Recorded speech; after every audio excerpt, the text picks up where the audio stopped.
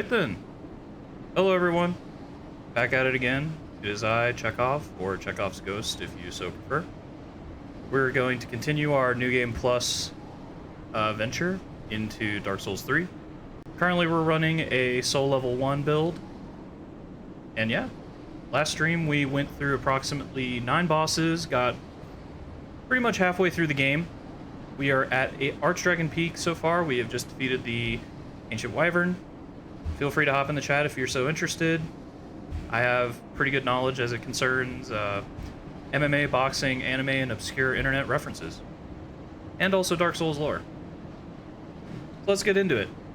In this stream today, I'm going to be covering pretty much Nameless King. We're going to go fight that boss fight, just get an introduction to him.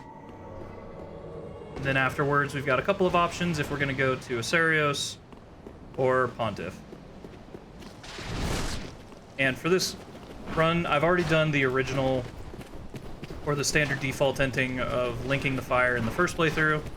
So with this playthrough, we're going to be looking to enter into the Age of Darkness. As a result, I have to go through Ocerios and Champion Gungnir. And we'll just see how far we get. Playing fast and loose, we'll just see what we have.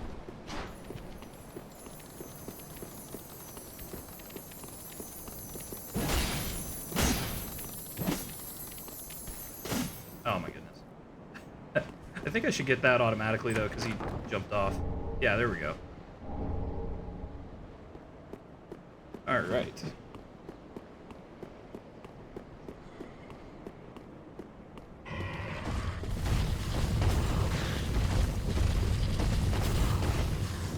Yeah, this part, if you're not careful, they can basically roll. The stone lizards can roll into you and knock you off. So, it can be a little bit of a pain. Yes, of course, a wyvern. Just what I want. He's gonna use his tail whip. Cool. Gonna go over here, get this guy to aggro. I'm actually fine with that. I can survive that, and we will roll over here. Excellent. Also, just as a reminder, so in the corner, I do have a little basically follower goal. If we get up to 20, I will switch over to using the Castus. Oh, I forgot he gets iframes while he's summoning. Oh boy. I've done this all wrong. Alright. I think this guy is gonna beat the snot out of me. Because if I remember correctly, he's really good at parrying. Oh boy. Oh my god, he hits hard.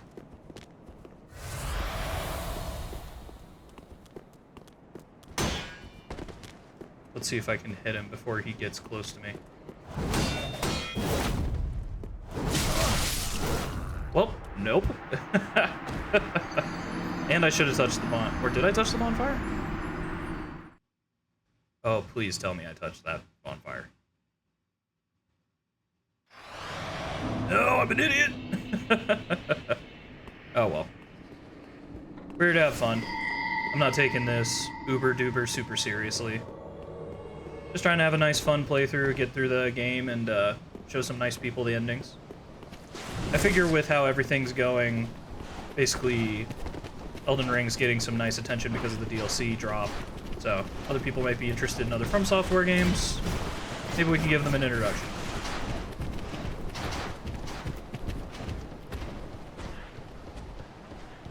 Alright.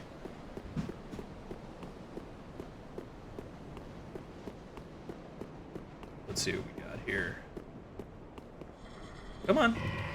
Silly little lizards. Occasionally you can get them to follow you back into the room, but you just have to make sure that they aggro and basically stop somewhere on the path. And as soon as they stop, it'll take them a minute to reset, and you can use that opportunity to get some stuff worked out.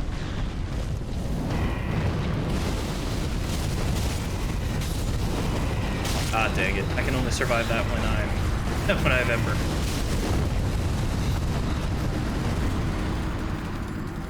Oh, that's fine.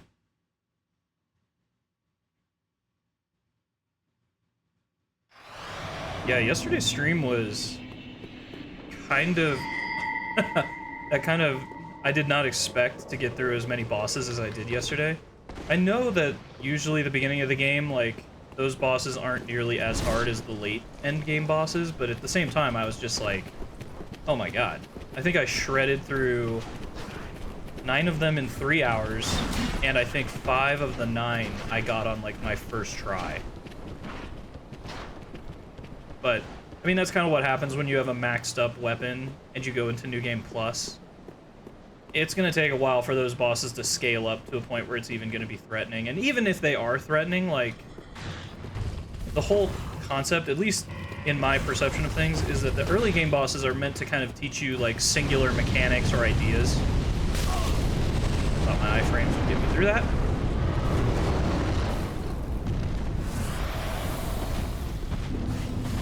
I actually don't know how this is going to work.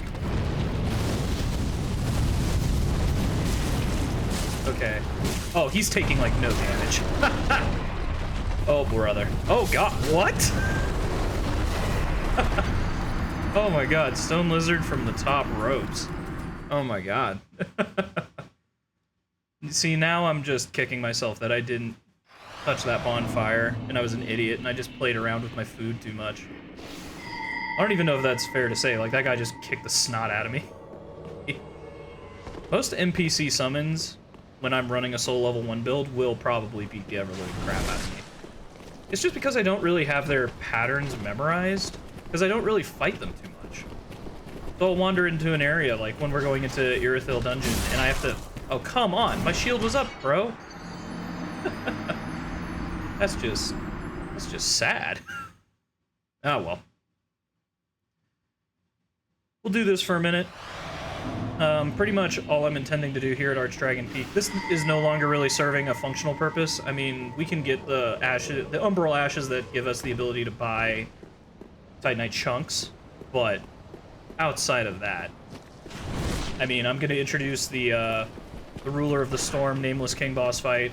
I'm going to show everyone what that looks like, because it's a really cool boss fight. I don't know if I'm going to hardcore commit to trying to beat him. I've tried doing it on New Game Plus 2 with this very same weapon, and the damage does seem to carry up pretty well. So, like, when I'm hitting his dragon, or his trusty steed, the damage I'm imparting onto him is pretty sizable, but just fighting those camera angles and, like, how frequently the dragon is causing me to, like, look around everywhere, I'm like, ooh, this could be a rough fight. I'm trying to remember if I ever figured out, like, a strategy for this. I don't think I ever did. Oh yeah, I remember now. My strategy was haul ass and try not to get hit. I don't think you know, I kind of wonder if you can use Flash Sweat as a soul level 1 build. My guess is no. So that would be filed under Pyromancy, which, if I remember correctly, I think scales off Faith. Could be wrong about that. Yeah, so the way that the Dark Souls lore, like, universe kind of rolls with it is that sorcery is based on intelligence and, like, rigorous design and basically science. And then, more specifically, anything involving, like, they're called miracles, but stuff like Lightning Blade or Lightning Infusement, like, these spells, miracles are based off of faith, and they scale with that stat accordingly.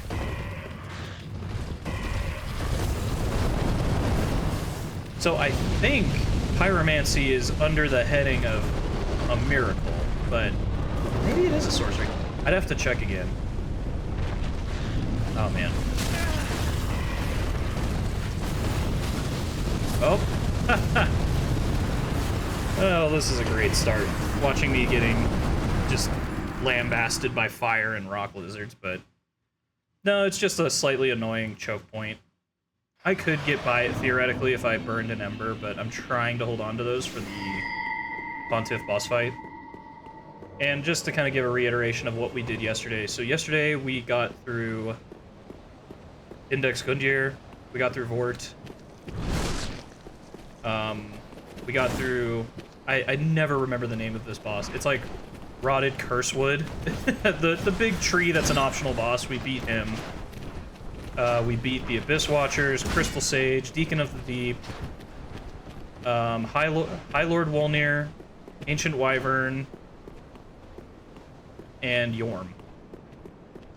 So, most of those bosses, like if you really look at their attack patterns, they're not layered in how they're expecting you to understand the game mechanics.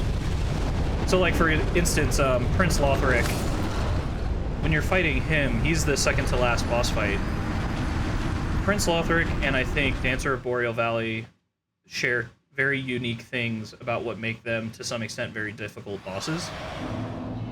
They are constantly changing up their timing. They are changing up how much information they're giving up with a telegraph. So, what do I mean by that? So, some of the bosses, whenever they go to hit you, they have a really big wind-up, and you're like, oh, I know, like, in 5 seconds. Not that long, but you kind of understand what I'm saying. I'm being demonstrative. In, like, 5 seconds, he's going to go for, like, a down slam. I know I have to be laterally to the side of him. Dancer of Boreal Valley will do those occasionally, but then that boss will also mix it into their rhythm, something that's like a very quick attack that has no telegraphing whatsoever, and you just kind of have to understand based on what phase of the boss fight you're in and what attacks preceded it. You just have to understand statistically it's likely. So you just have to drill it and kind of understand the attack pattern on a more, just on a more memorized level. Oh, good lord. Somehow this worked? Okay then. Yeah, I have been thinking through like the logistics of what a no-hit run would look like, and I have come to the conclusion that it would be interesting because I think I can take the boss fights, most of them, and do pretty well. But oh man, brother, there are some parts of this game where basically I think I would have to camp out and just start firing arrows into multiple stationed enemies in order to clear a path, because I can't just run through them. Because that's normally what I do, is I'll run by certain choke points and just accept the chance that I'm going to get hit, or the increased upside of, oh, I'm just going to skip all this. Alright, so I'm going to shut up for a minute. We're going to introduce the Ruler of the Storm, aka the Nameless King boss fight. We are at Archdragon Peak. We're pretty much at the very end of it. If you go up there, you can get some items like a ring and some other, I think it's like a dragon chest stone. But that's not really totally important. That's if you want to start getting into the Covenant that allows you to transform into a dragon partially. But we're interested in the Easterner's Ashes, which is an umbral ash over there that allows you to buy Titanite chunks. And this boss fight is right next to it. And it's a great boss fight. In a visual sense. Mechanically, it's arduous. But let's see. I've tried fighting him on New Game Plus 2 with a Soul Level 1 build in this exact loadout for my practice. I'm curious to see how much damage I can do to him on New Game Plus. Alright, I'll shut up for a little bit.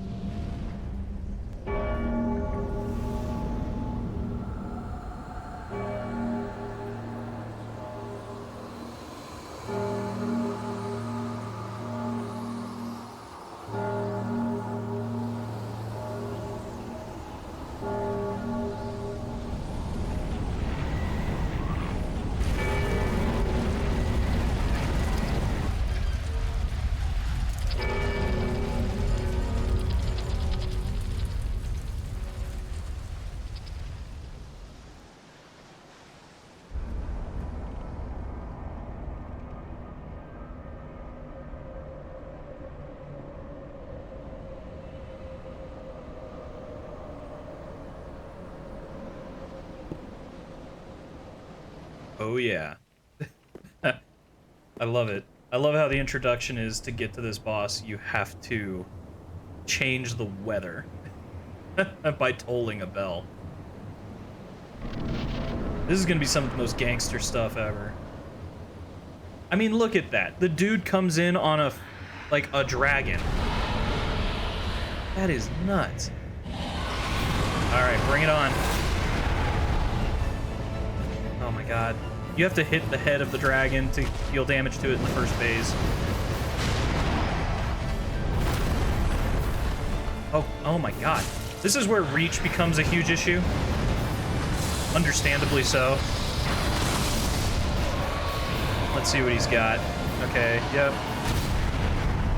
I'm gonna rush in, get my 2 hits off the land. And from what I can recall... Uh-oh, crap. We have to break the camera. Oh my god, I can survive this? That is insane. I should not be able to fight this boss. Like, tank some of these boss hits. Oh god, oh god, oh god. Yeah, so our prime strategy is we're going to be rushing in there, getting hits when we can, and then 2 hit minimum, and then we are getting the hell out of there.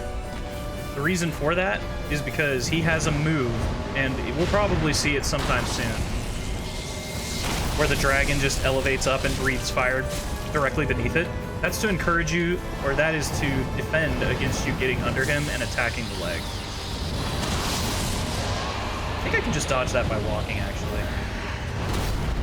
Okay, we're gonna run in, get our 2 hits. The only time we will violate this is if I can tell, okay, that's the violation. Oh my god, run! Run, dude! Okay. Just to kind of talk about that a little bit. So we need to be on the outside of this boss fight. We need to go in, get our 2 hits, get out, so that we erase the threat of him basically flying up and breathing fire down and killing us, because that's going to be an instant kill. The only time we will press forward into him after getting our 2 hits on the landing is if he goes to that fire attack that we just saw, where the dragon just kind of does a sweeping motion with breathing fire. That move is a giant opening, and we can get something like, depending on how much endurance you have or stamina, you can get a good 2, 3, 4 hits off. And for this boss fight, like, that's going to be really critical, because we're just trying to take down the dragon in phase 1. Come on.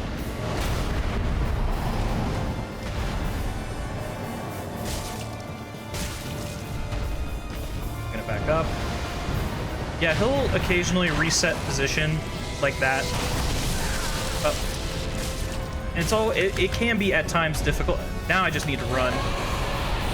Okay, I'm too far away. Yeah, normally I would run in for that one to get some free hits, but I was too far away.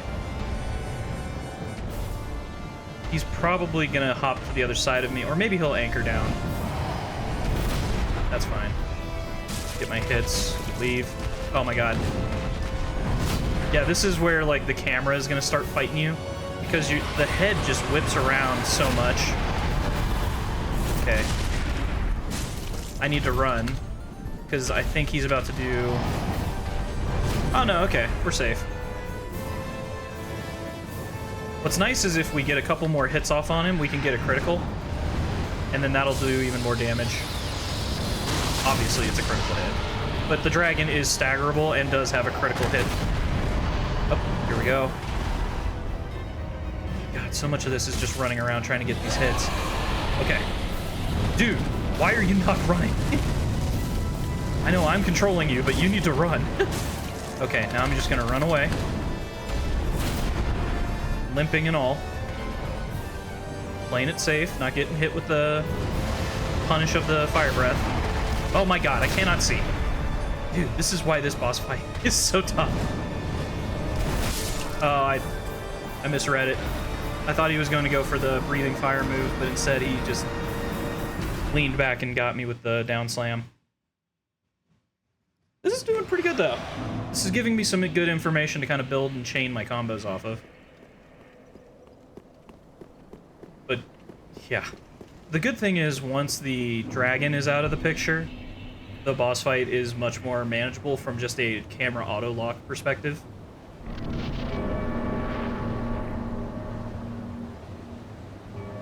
And yeah, after this boss fight, I'll go a little bit more into my loadout, just in case people aren't familiar.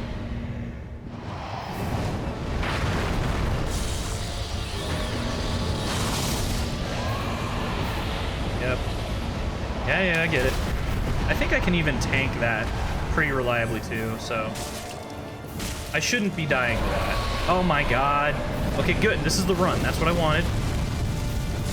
See, this is the problem though, is that if you get too... It's like pixels of separation. So if you get close to the head as he's breathing fire, you can attack him. That's what we want. The problem is that in the motion of attacking him, you're kind of moving forward slightly, and his dragon breath can still get you and clip you, and you will die, as I've just demonstrated. This boss fight is completely optional. I don't think, unless you're hunting for lore, there's anything relevant to this. If I recall correctly, I think you like underneath this platform of like clouds is where you'll find the armor set for Ornstein, which, if people aren't aware, he's a boss from Dark Souls 1. He's part of the Ornstein and Simo boss fight, and he's also one of the like foremost legendary knights of Lord Gwyn, Lord of Sunlight. And you kind of see what happened to him after the events of Dark Souls 1. Oh my god.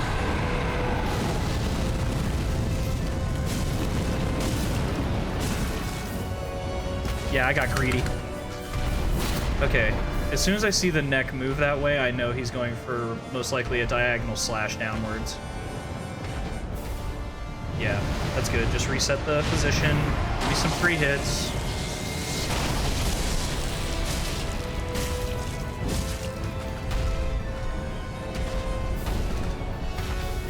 Okay, he's still... Oh my god. That scared me. Yeah, as you can tell, the reach is kind of a problem. Okay, we can block his attacks and not take too much damage. Take a sippy. Yeah, I keep dodging on instinct, but I don't think I have to do that.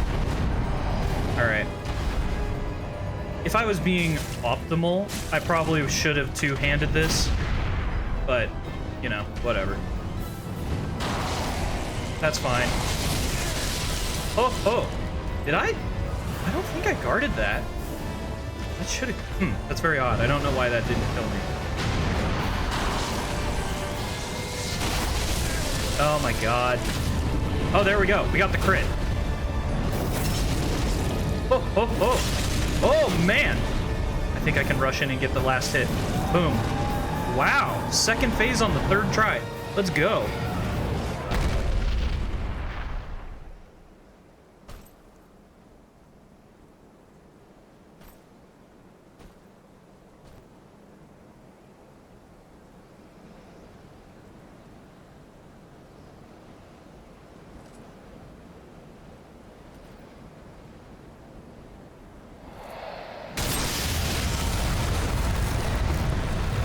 Here he comes.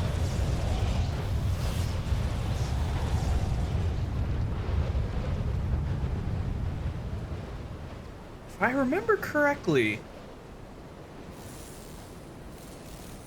Dude, you want to talk about entrances? As far as DS3 bosses go, this is pretty goated.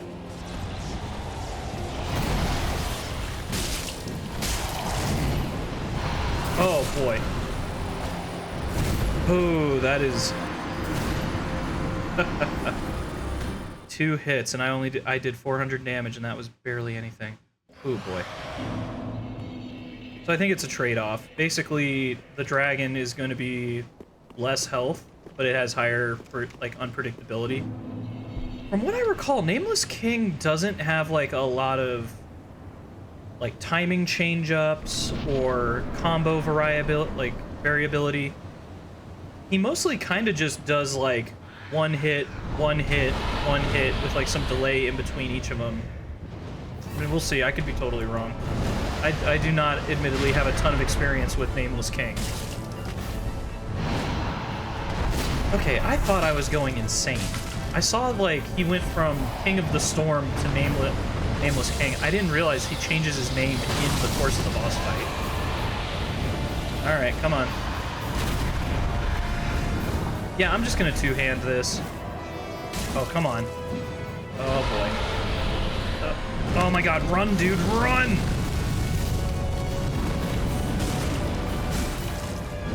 Okay, now we just need to get out of here.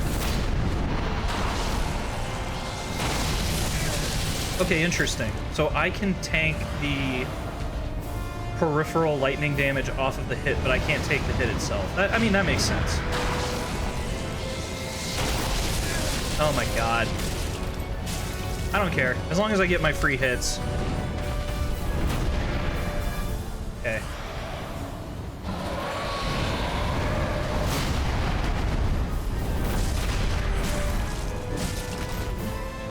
Okay.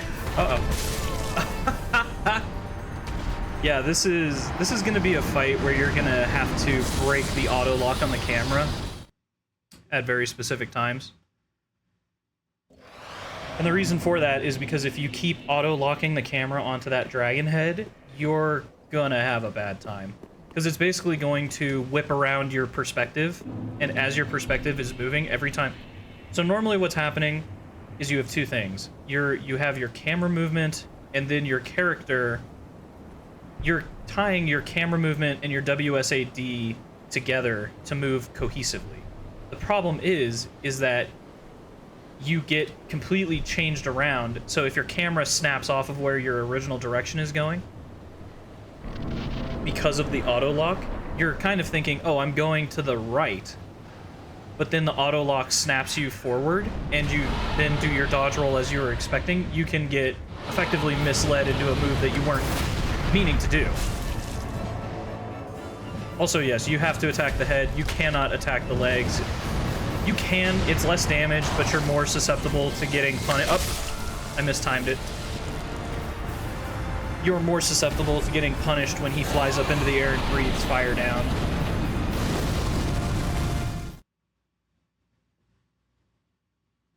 Yeah, so I guess I'll talk a little bit about the lore on this. I think I've brought it up multiple times, but, you know, who knows? People only tune into some streams or whatever. Basically, what we have come to, it is highly implied. I don't know if they ever technically validate it, but it is highly implied that this guy is the first son of Gwyn. Gwyn, the Lord of Sunlight in Lordran. He had a first son who was the Son of War, and for whatever reason, he got disowned. They never elaborate on what caused Gwyn to disown his son, but I think there's even some item descriptions in either DS1 or DS3 that say that Gwyn's first son basically fled to the east. And this dragon is actually much more of an Eastern-style looking dragon, so that's where the thing kind of correlates. The additional detail is that I was talking about Ornstein a little bit.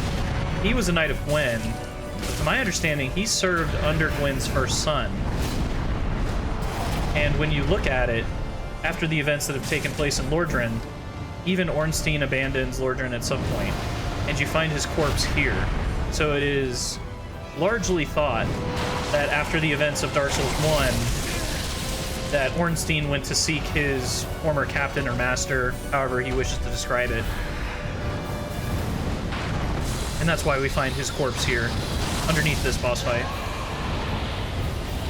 Now, why does he look so hollowed out, I have no clue. Most bosses in this game, or most gods in this game, aren't doing too hot by this time, with how much the first flame continually just is getting, like, flickering and weakening.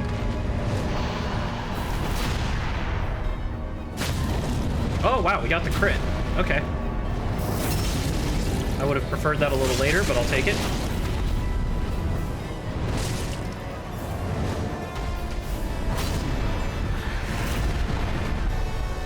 I don't want to get greedy. Let's flip back to the shield.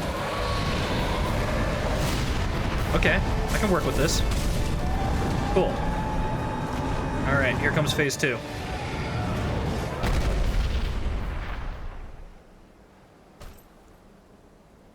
Yeah, I highly suspect that this is going to take a little bit, but the fact that we're consistently getting him down to the second phase gives me hopes that we can beat him.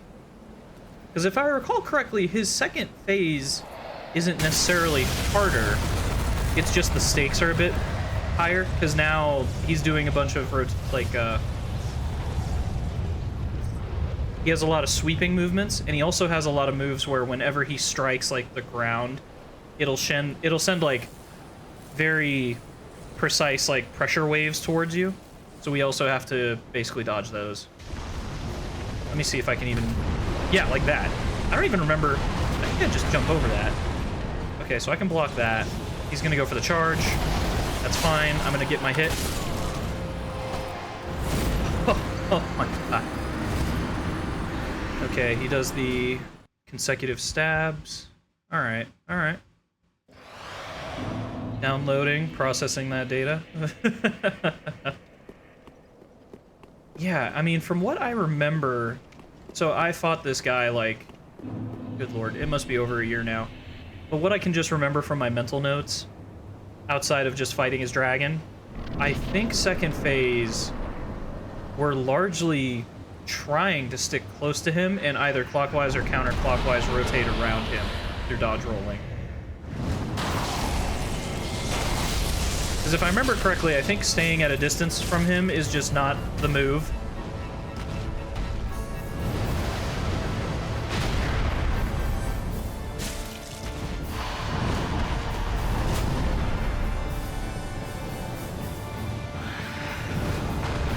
Let me see if I can just walk dodge this.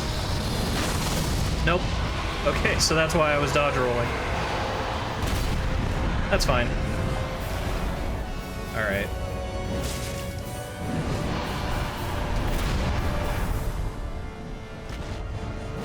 Oh my god.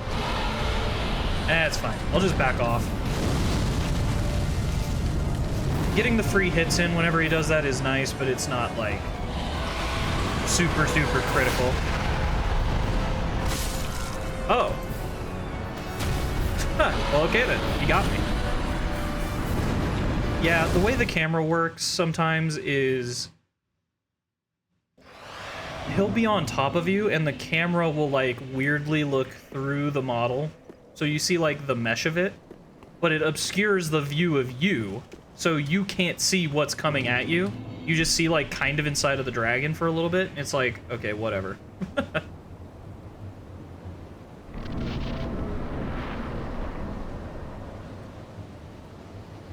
I mean, this is, I guess, interesting enough. We can fight this guy for a little bit.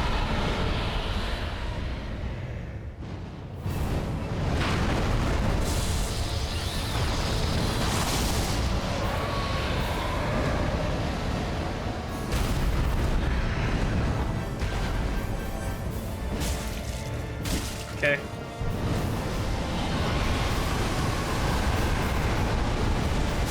That, wow. I don't know if I've ever seen that move before. I'm really trying to think. That's a rare one for me.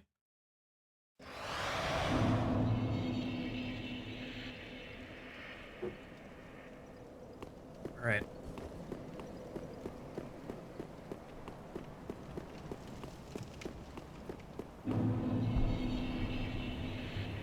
Yeah, this is going to be the fun part, because right now the bosses I have available to me are this guy, Ocerios, and Pontiff. And I famously do not like Pontiff. I don't... Technically, I could go fight Dancer or Boreal Valley. We could do that too. But we got 4 options. None of them are particularly easy. In fact, it's really funny. There's a couple of YouTube channels where they'll take bosses and, like, pit them against each other. And I think Nameless King literally bodies every single DS3 boss. Sans DLC, like, very easily. Like, I think Soul of Cinder tries to hit him with, like, a lightning attack at one point, and Nameless King is just like, what? And just, like, smacks him out of the way and kills him.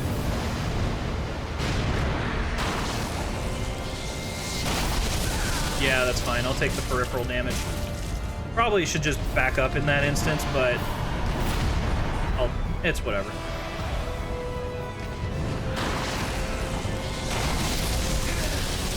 Yeah, I don't know if there's going to be a way for me to 100% just dodge that.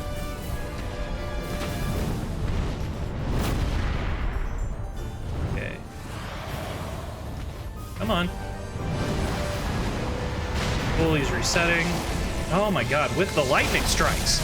Dude. We get it. You're like, your whole thing is lightning. And yeah, for those who don't know, when in Dark Souls 1, when this guy was still Gwyn's son, before he was disowned, he was the one that founded the Sun Bros Covenant. So all those lightning miracles effectively originated from this guy. Well, I don't know if they originated from him. That could be a misnomer, because I know Gwyn is the one who made the original lightning bolt. Oh my god, just die. I didn't even get a crit. What is this? Alright, let's see if we can keep alive past 2 hits. Oh, brother. Oh my god. Thank god I have decent reflexes.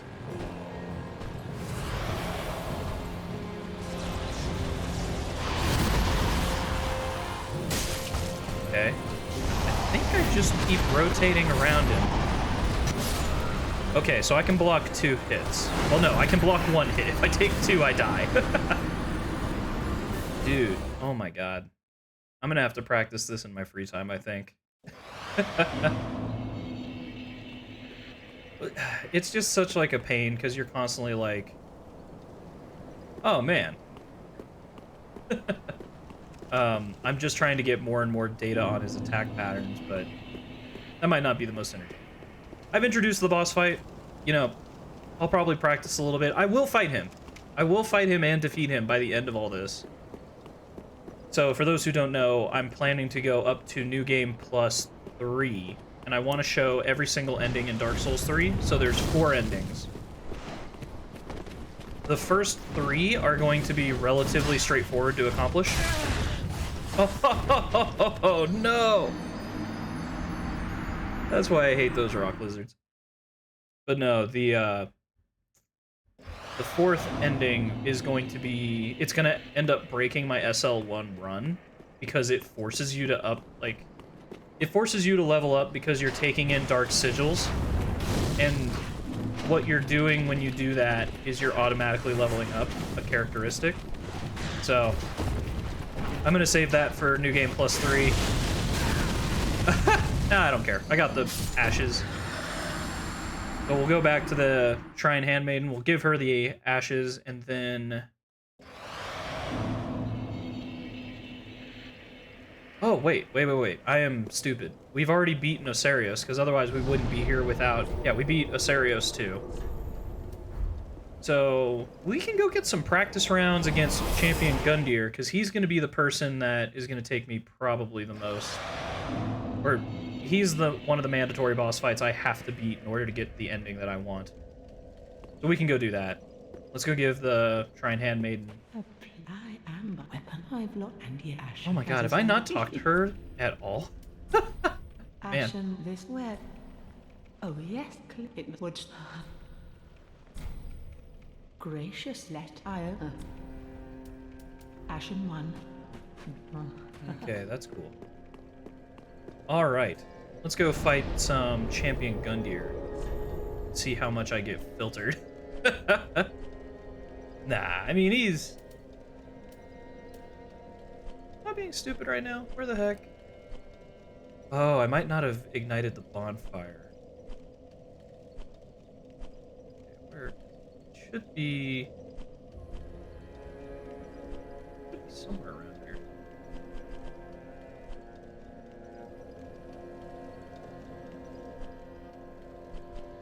I feel like I'm being completely stupid right now. Where the heck? Oh! No, we haven't beat Ocerios yet. I just used the gesture because we're in New Game Plus 1. That's why I kept saying Ocerios. Okay. The world still makes sense. So we actually... Oh, man. So we're going to have to go through Great Dancer in order to get there. Oh, boy. Oh, my God. I'm an idiot. I didn't actually touch the bonfire next to Vort. Oh, my God. This is what I get by trying to be a cool guy and speed through this. Yeah, I killed 9 bosses in 3 hours on a New Game Plus SL1 run, but at what cost? Oh, that's fine though. We'll just go back to the bonfire. We can start fighting Dancer of Boreal Valley. I've got enough reps with her. I'm not too afraid. Yeah, Nameless King I'm afraid of.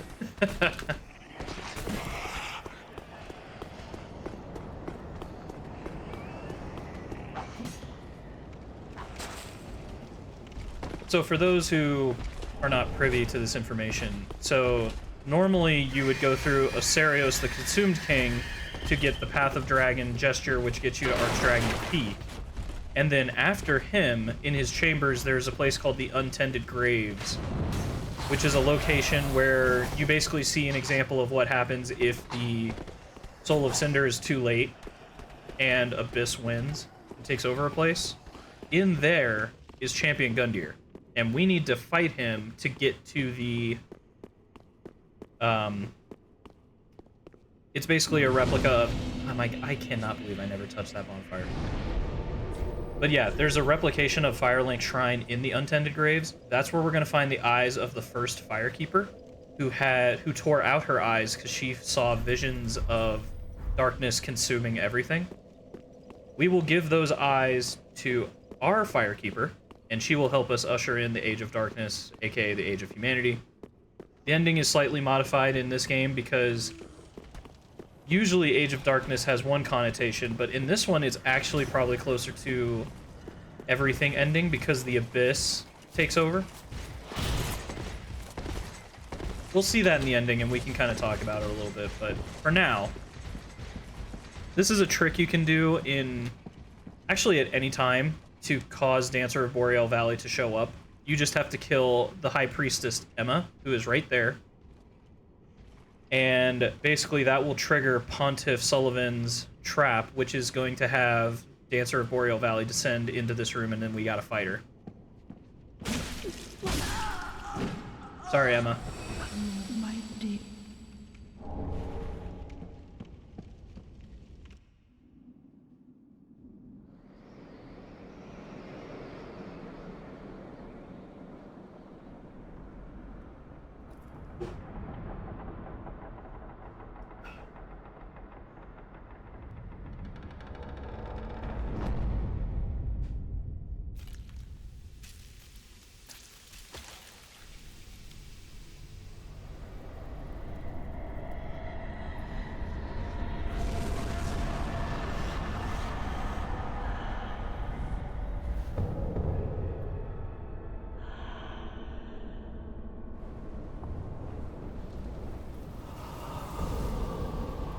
All right, let's do this.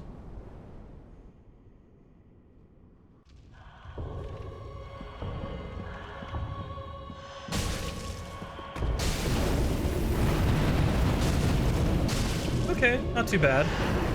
Our damage seems to have carried with us pretty well. Yeah, this is probably one of the harder boss fights, I would say, in the game, because she has a ton of different attack patterns. She has 2 phases. She relentlessly drains your stamina. Like, this boss is by no means easy. Especially if you're running like a delicate SL1 build like I am.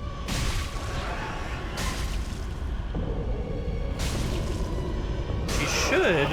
Okay, there we go. Okay, we're gonna let her spin out for a bit. We need to create some room. Cool. Get our 2 hits, and then we run. I chose incorrectly. I probably should have elected to retreat to the other the other direction around the pillar, so that there would have been a little bit of a stop. Her swords can clip through at parts of the pillars. I don't know to what extent. So I don't know if they can, like, totally go through like the center of the pillar, or if they can just kind of like clip the outer radius of it. But I do know that they can partially get through. So don't think pillars are going to keep you safe when you're fighting this boss.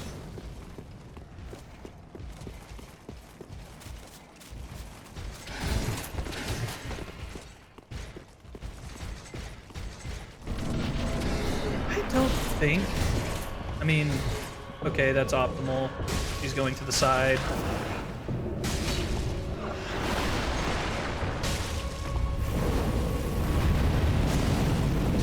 I need to be managing my stamina better. What I really need to go do is go get the Chlorothy Ring +1, because I can go get it. It's right next to Church of Yorkshire.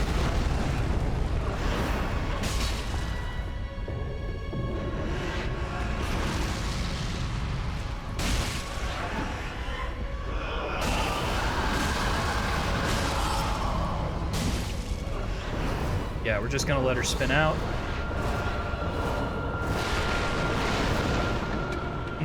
I might be able... Okay, I think I can still get my 2 hits. Alright, we're gonna back up.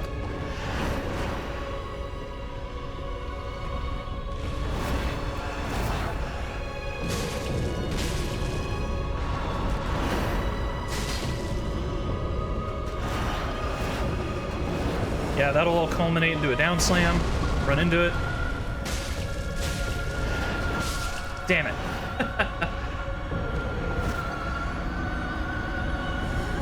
Yeah, we might need to equip the Karthus Blood Ring for this.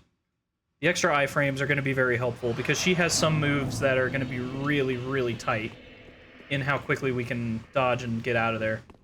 For the most part, the general rule is don't get greedy. She has some moves that you can dodge roll into and take advantage of, but for the most part, when she's in her second phase, we're going to let her do her attack combo, we're going to get our 2 hits, and we're going to use just physical spacing to largely be the buffer and mitigate risk. So when you get those 2 hits, when she's in her second phase and has both swords, we need to escape to the larger part of the room, because she will cover distance very quickly.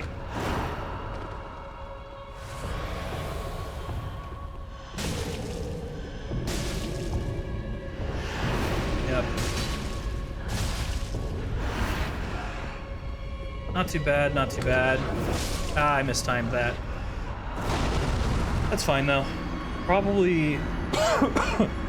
what we can do real quick is we can take a quick detour, Church of Yorkshire, go grab that Chlorothy Ring +1, equip the Karthus Blood Ring for increased iframes, and we can probably go from there.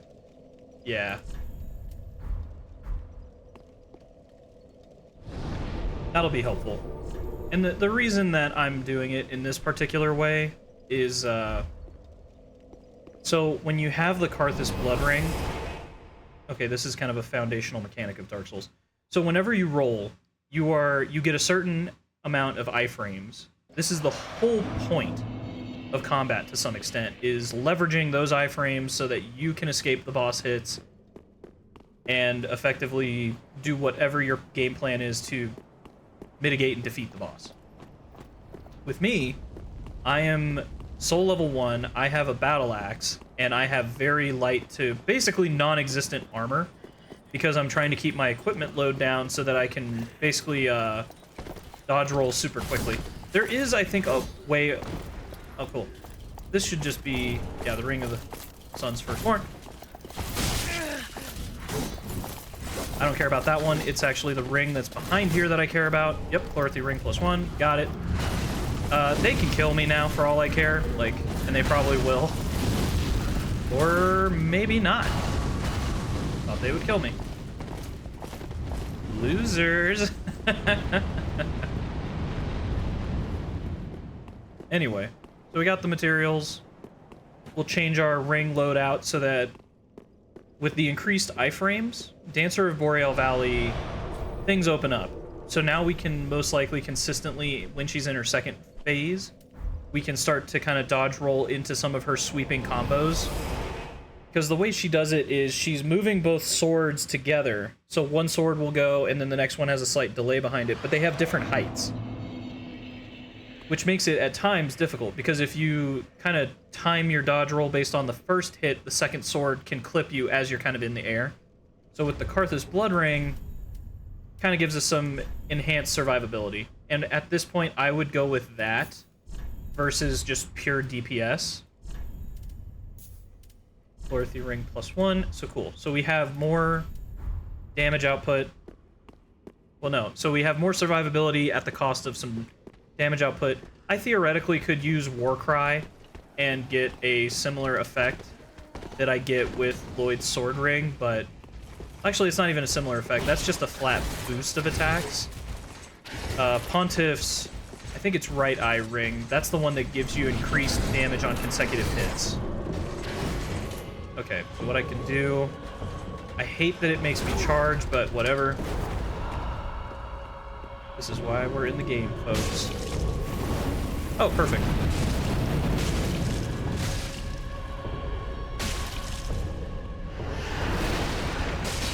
Not ideal. I don't want to be here, but that's fine.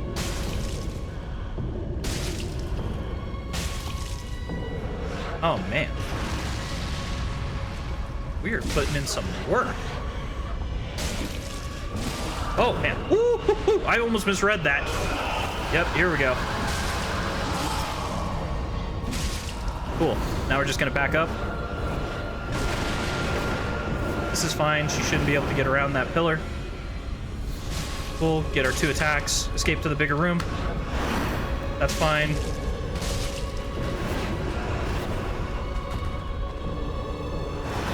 Oh my god. I cannot get away from this woman. Oh no. Oh! Ah, dang it.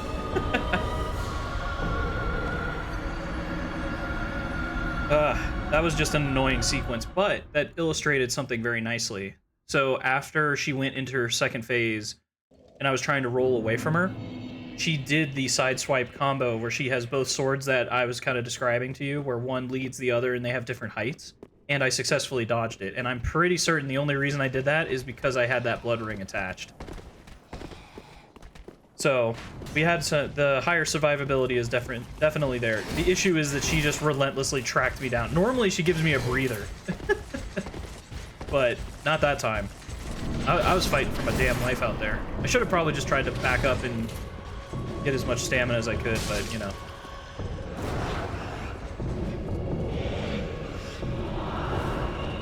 Yeah, that grab attack, you can just roll through it. Oh my god. Oh, I'm boned. Oh. Well, now, what? Okay. I am, like, surprising myself with some of these dodge rolls.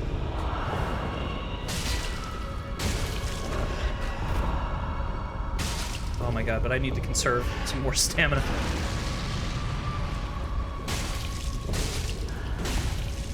Yeah, this is the fun part about the first phase of this boss fight, is you can kind of just tee off on her with, like, not much fear of her course. It's the second phase where we have to be much more, like, mind our manners. Oh, good lord. I wish I could have, like, an extra ring slot.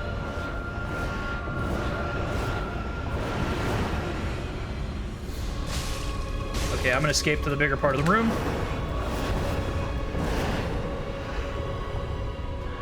Oh. That's fine. Get my 2 hits. I should have gone for a third because she was staggered.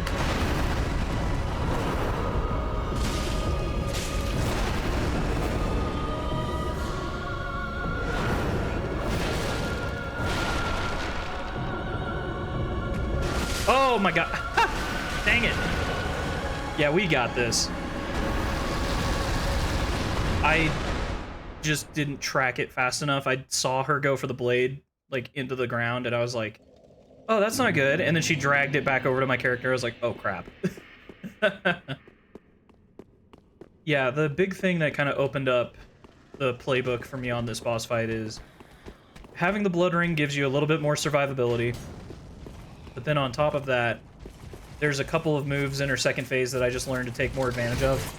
So, for example, if she takes both swords and, like, slams them down, and that's her initial move, there will always be a vertical slash downwards with one of the fire... I think it's, like, the fire sword, like, immediately afterwards. And if you know that, you basically rush in and know that you have to chain 2 dodge rolls together just to escape to her side, and then you can tee off on her.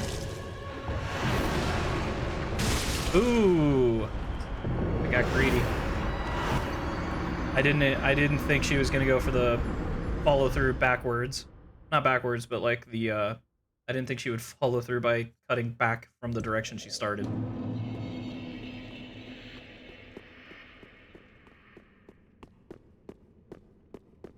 Yeah, this is definitely where like having some increased DPS would be preferred. I'm hesitant to swap out the life ring for it. I mean, it's probably not a bad proposition if I go for DPS, survivability, and everything. Because right now, I'm basically trying at my absolute best to not get hit. And if I do get hit, I'm generally not blocking. But I don't know if that takes my chances from, like, surviving a hit down to, like, not a chance of surviving the hit. So. But yeah, even have, like...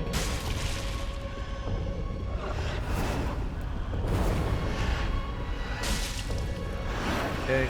Oh, I got greed. Ah, dang it. I know better. I know not to do that. I get a little confused sometimes in the first form because I'm usually just so used to like melting through it.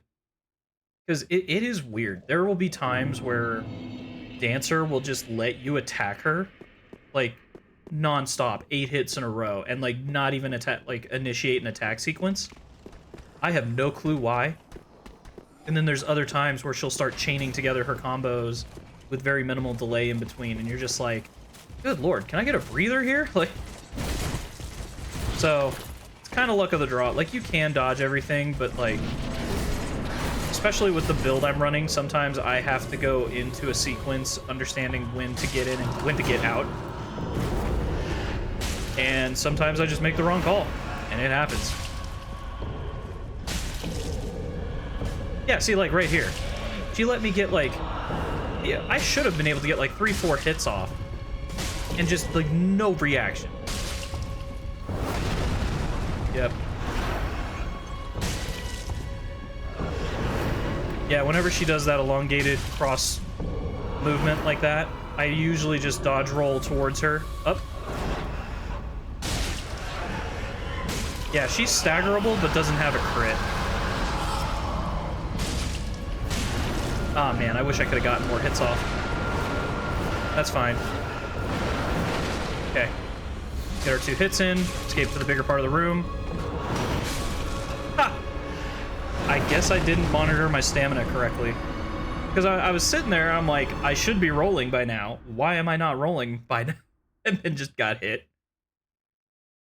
That's fine. You know, actually, screw it. We got time. We can experiment. I am going to go with... Let's go with Lloyd's Sword Ring. I'm fine with taking the decreased health on this.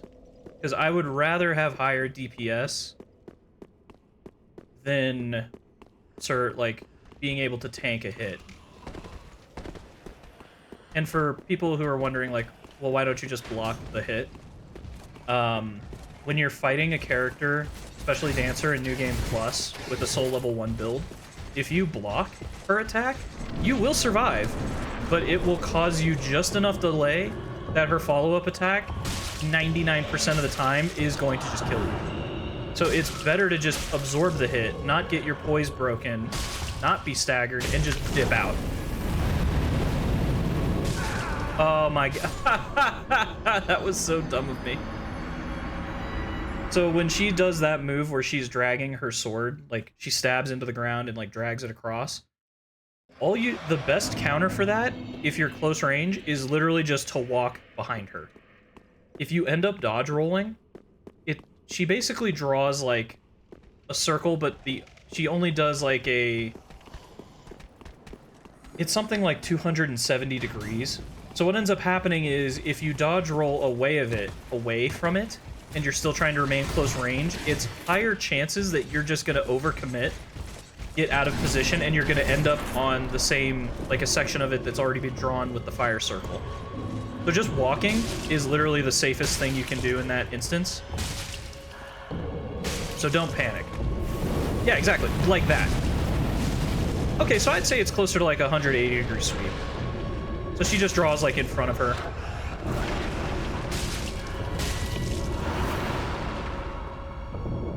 Also, these church benches are going to be extremely annoying. They will bug you because they will block the camera and they will stop you from dodge rolling as quickly as you want. Uh-oh.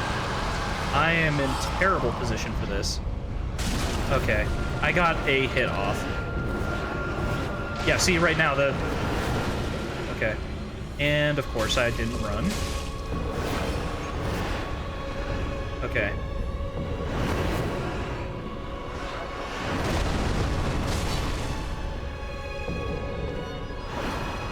Just let her tire herself out. She's gonna go for the down smash. Yep. And now we're gonna run.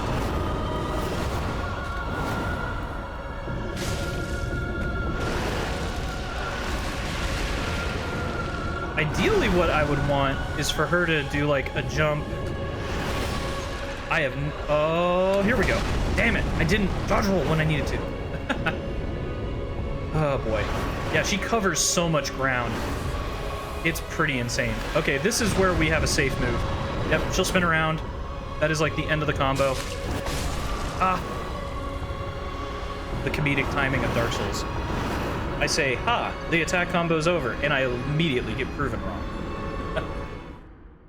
I would say like 9 times out of 10, when she like jumps up and down like that, and then does the flame ignition and then into the, like the spin with the dark sword, you usually get 9 times out of 10 like a free hit. Like her combo is done. But I have seen in some instances where I think if I'm positioned more in front of her, she will just go for that immediate downward smash afterwards. So that was probably my bad on positioning. I felt it like in my instincts. I was like, why do I get the feeling I'm gonna die? And I just look up and I'm like, well, that sword's coming down pretty fast and I don't think I can dodge it.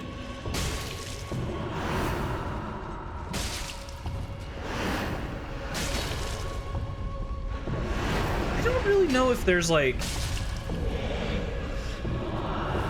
I thought to myself, would I prefer to counter dodge roll directionally, or would I prefer to roll into the attacks or away with the attacks?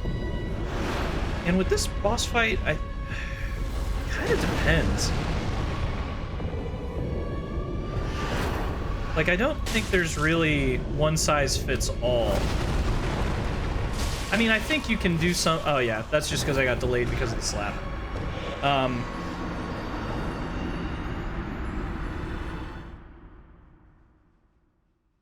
I mean, in a super ideal sense, in her first phase, we're just trying to get to the sides of her. Basically, hip pocket. You want to roll however which way you can. Normally, I'm always counter-rotating to get to her right.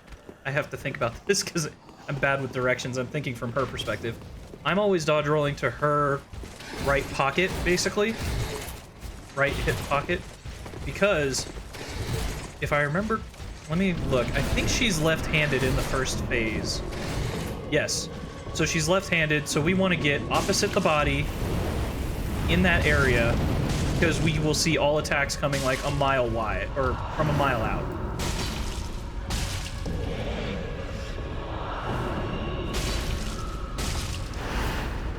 Yeah, that grab is kind of like menacing, but then once you realize like you can very easily dodge roll through it, you'd never take it seriously like ever again.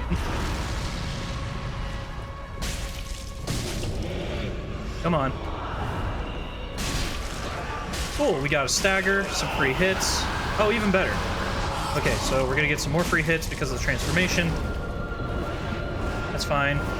Let herself spin out. Cool, rush in, get our 2 hits.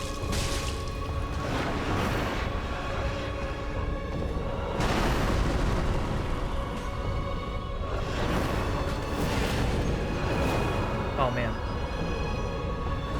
And for those who don't know, your stamina regeneration rate is, it basically does not regenerate as fast if you are actively blocking. Oh shit, I almost broke my own rule. Remember, folks, you only get 2 hits. If you miss, that's on you, and you run. Okay. Okay, she's going into the spins. We need to create some room. And I'm stuck behind a pillar. So I have no idea how I dodged that. Okay. Okay, this is fine. This is a predictable pattern. She'll go into the down smash. Cool. Oh my god. I want my hits.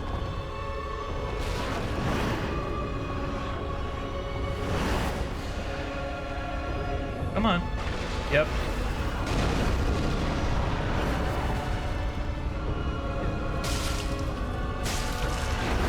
Oh, this is good. All right, get our 2 more free hits. Run.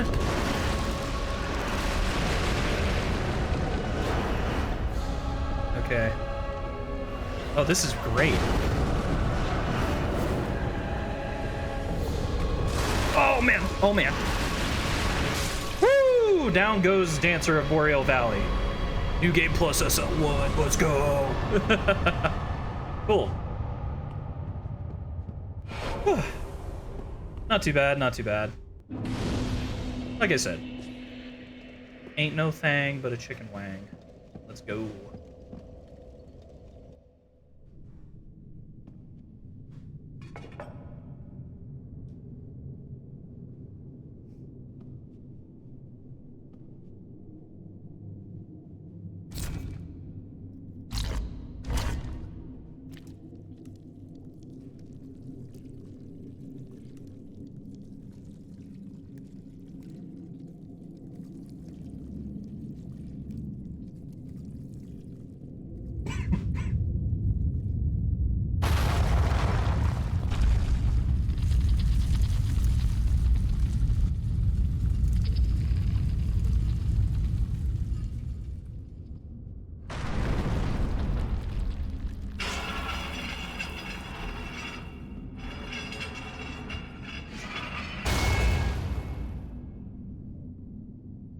Yeah, if your question to me is, was that blood and how can a statue bleed?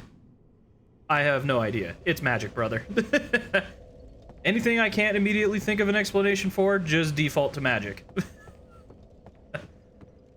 That is such a gangster way, though, to make, like, the access to your castle. You have to basically make a soldier knight, like, kill himself and bleed into a basin. That's insane. I'm just gonna... Loser. I think there are some times where he can, like...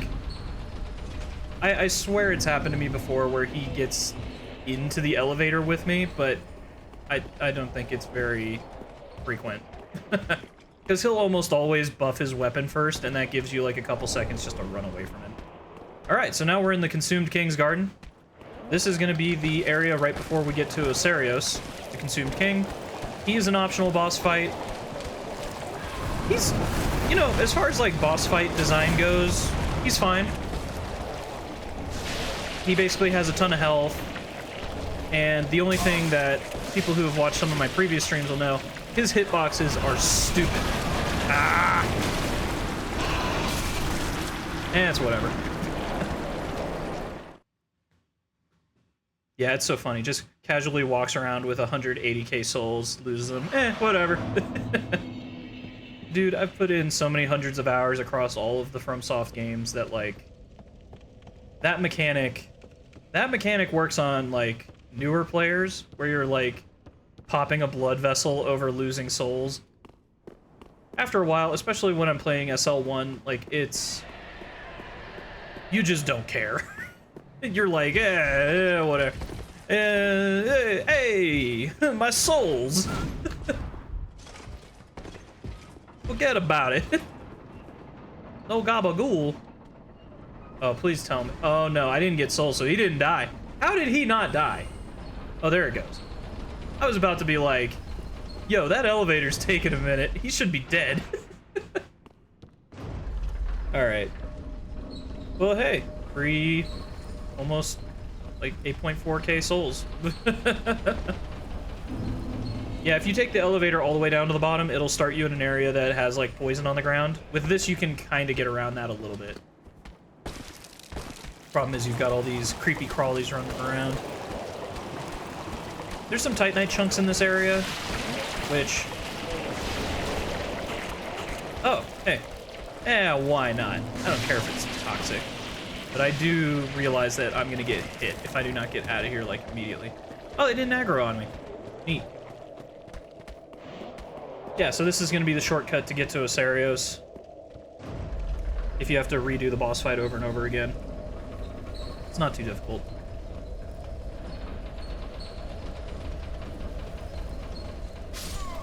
What? Oh my, I'm an idiot. I didn't check my health because of the toxic. Oh my god, that's just embarrassing. Ah well. We're cruising on vibes right now. I know I was cruising on vibes last night. I was drinking some soju. Those things are dangerous, brother. It's basically sake, and it's non-carbonated, it's flavored. You can, I think, just get straight up sake, but the ones I get are usually the flavored ones. Dude, it tastes like flavored water. It has no carbonation, it's smooth as hell, and like there's no real discerning taste of like alcohol in it. And you can, and they're like 12%. So you can very quickly get messed up on those. Can't hit me, loser. I always have to be careful with that. As soon as I start mocking, like, the enemies or something, they usually get, like, some hit on me. And I'm like, well, that's just karma. I deserve that. Okay, let's do this again. And remember that toxic is a thing.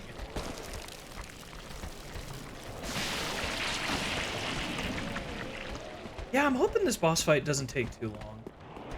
Ocerios basically has a ton of health, but outside of that, his patterns aren't really that varied. He just has, like, really stupid hitboxes. And I'll, like, elaborate on that the more I fight him. Basically, his character model is so big, and his attacks have such reach, it's generally advantageous for us to basically roll under him. So in his first phase, he's standing upright. In his second phase, he will be on all fours. When he's on all fours, we're constantly going to be underneath him, like trying to attack him, which is fine. But where you run into issues is that he has some attack patterns where he'll just like, I don't even know how to explain it. He doesn't really telegraph it, but he'll just like sprint. Like he'll just, it doesn't even look like he's gearing up for a sprint. His whole model just like fires off like a rocket, like accelerates really, really quickly. And if you're anywhere near his knees, you're gonna hear me complain about this a lot. If you're near his knees, you get clipped by any of that, you die immediately. And I hate it so much. And I get the logic of like, hey, that's a giant creature. If it hits you with your knee, its knee, like you're gonna feel some pain. Sure, headcanon accepted. But at the same time, I don't like it. It's annoying.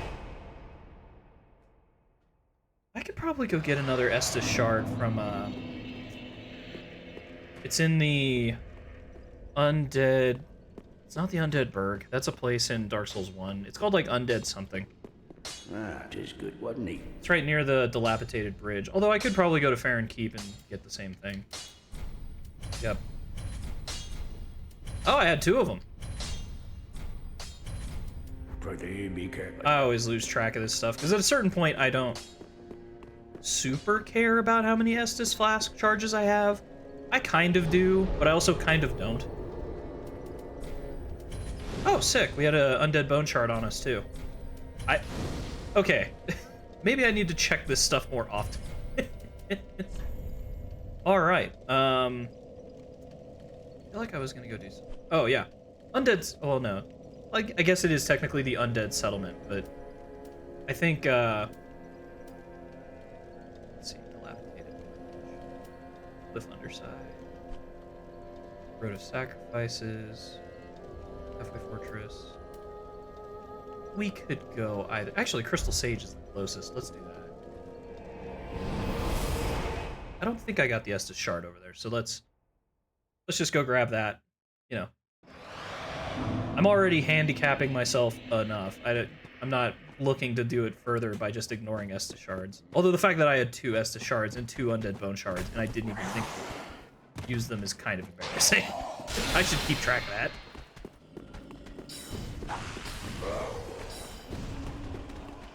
Yeah, we're just gonna run by all these guys. Like, so the Estus Shard is gonna be on our right, but it's gonna be in the back.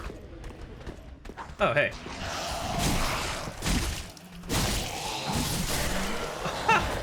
Okay, I didn't think he was gonna take that long to kill. And I saw the guy next to me, obviously, with the sword, and I was like, I think I can kill this guy before he gets over here. No. Answer, no. Man.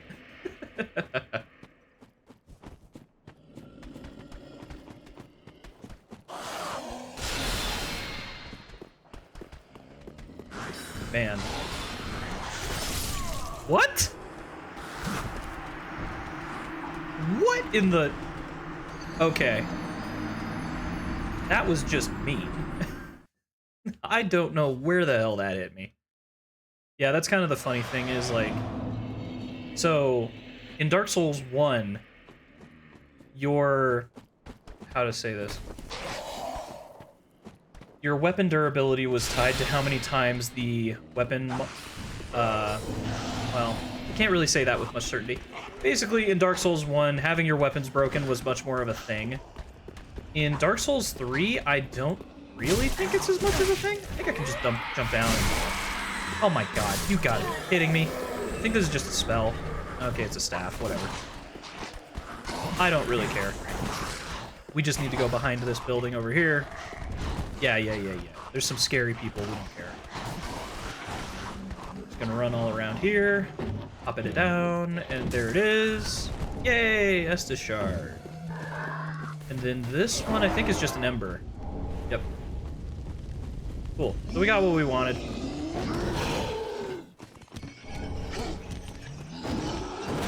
Oh, that's right. I still need to go fight Ocerios. Okay. Let's go do that. We're gonna keep bonfires closer. Let's go over there. Damn. Yeah, there's some scary people chasing me, but I'm gonna do the pro move of just ignoring it. If I can't see you, you can't hurt me. Yeah, they eventually de-aggro. It's not a thing. Alright. Cool. So we're gonna go from here to... Dancer of Boreal Valley. Ooh, got a good crack on my neck on that one. Alright. Well, I'm pretty happy. We took down Dancer faster than I anticipated. Oh boy. Champion Gundyr. I think that fight's gonna be tougher because I just don't know what... I don't know when to parry him. I don't know what moves are parryable. And I could look it up real quick, but... it's not that fun. I'd rather practice him a little bit. Who knows? Depending on how fast I get through Ocerios, I might just be like, well, let me just look over here real quick.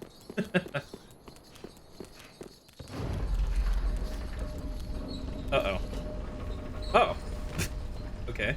Problem takes care of itself. Yeah, on New Game Plus, I think there's a ring here. Oh, okay. It's just the constant location of it. Okay. For some reason, I thought it was the location of a +1 ring, but nope. Down. Kill. 777, my lucky number. I hate these knights. They look cool. Like, very Crusades-esque, but at the same time, I'm like, yeah, I don't care. I'll shut up for this.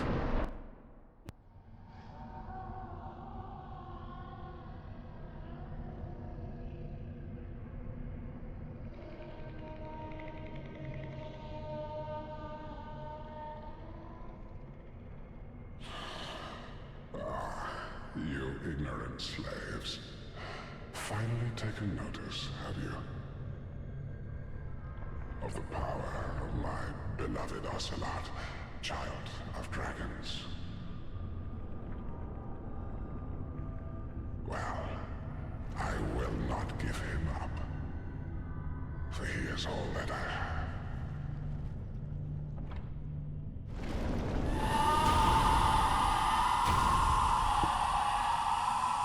You know, I would have to check my references, but I think that boss has the record for probably the most dialogue interaction of any Dark Souls boss. I mean, that is like an insane amount of dialogue. Normally the bosses don't even talk. They're just much more on a... Oh, word, we're fighting now? Uh-oh. Yeah, you're supposed to be scary. Oh, wow. Damage scaling actually is doing pretty good. Where have you gone? Are you hiding from me? Yeah, whenever he goes for the ice magic, we're just gonna chop at his tail. Don't be afraid. Uh-oh. You were born a child of dragons. What could you possibly fear? Oh, no. The same attack. Whatever will I do? Show yourself, Ocelot. Yeah, I want him to go into his second phase. Oh. Man, I thought he was gonna go into it. Oh. Mistimed that. Oh, and now he's going into it? Come on. So, effectively what I'm trying to do is I'm trying to make it so that when he is going into... So, he goes into his second phase around like 60% of his health. I think that's usually a pretty consistent number. I don't know if I've ever seen him go down to 50% before and switch over. Which, knowing this game, my next attempt, he'll do it at 50% and I'm gonna look like an idiot. But, ideally, what you want is for him when he's doing his whole monologue about Ocelot and he basically takes the baby, supposed baby he's cradling and crushes it into the ground. You use that time to basically tee off on him.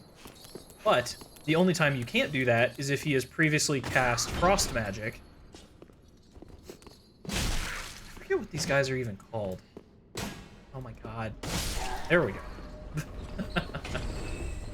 And stay out.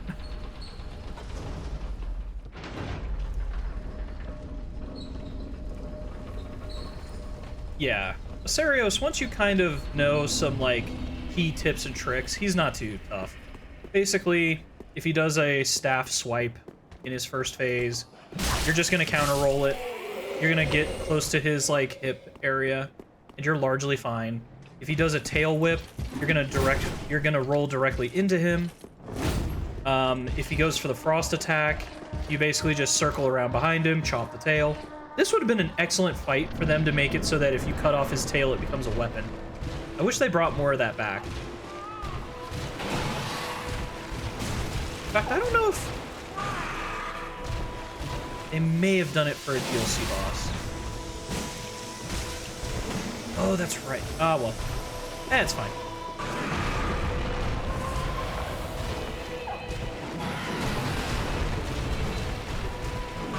I'm trying to remember if I've... Sorry, I'm kind of like bouncing all over the place in my head right now because I'm trying to remember if in the DLC I've ever beaten Freed on Soul Level 1. I think I have. Oh yeah, and he's got like this down smash where he goes into the air. He's got like some weird timing delay with it because he kind of like floats up there for a minute. Very dragon-esque. Okay, cool. I don't care. We're just gonna take some free hits. Uh-oh. Oh no, I mistimed it.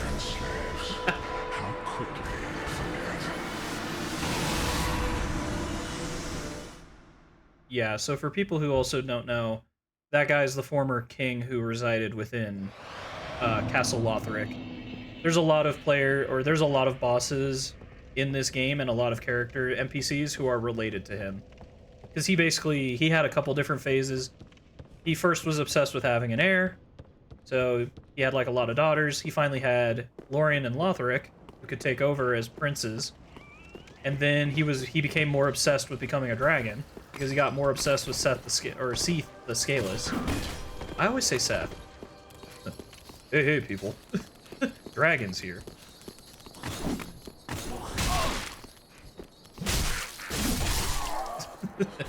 I was too amused by my own impression of Seth. But anyway. So you find out that some of the daughters that he fathered, one of them is highly implied to be Dancer of Boreal Valley. That's why she's so giant. Lorien and Lothric are just... They're princes. Nothing really too weird going on there. And then, you know... So you can constantly hear, like, a baby crying in the Ocerios Consumed King boss fight. And I've seen rumors that if you have a certain stat mix, that you can perceive Ocelot, but I don't know what that is indicative of.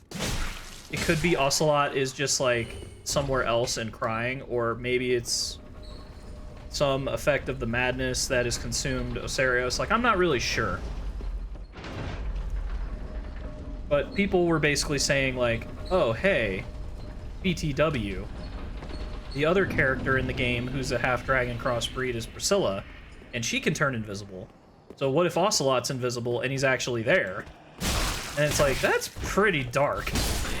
That Ocerios is actually cradling Ocelot and then just like crushes it. That's pretty brutal. I don't know. I'm generally under the impression that Ocelot either died or isn't here.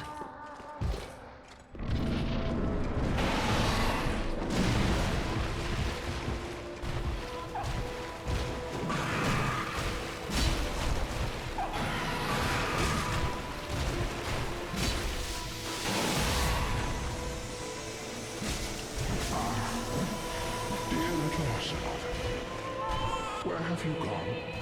Are you hiding from me? Come out. Come out.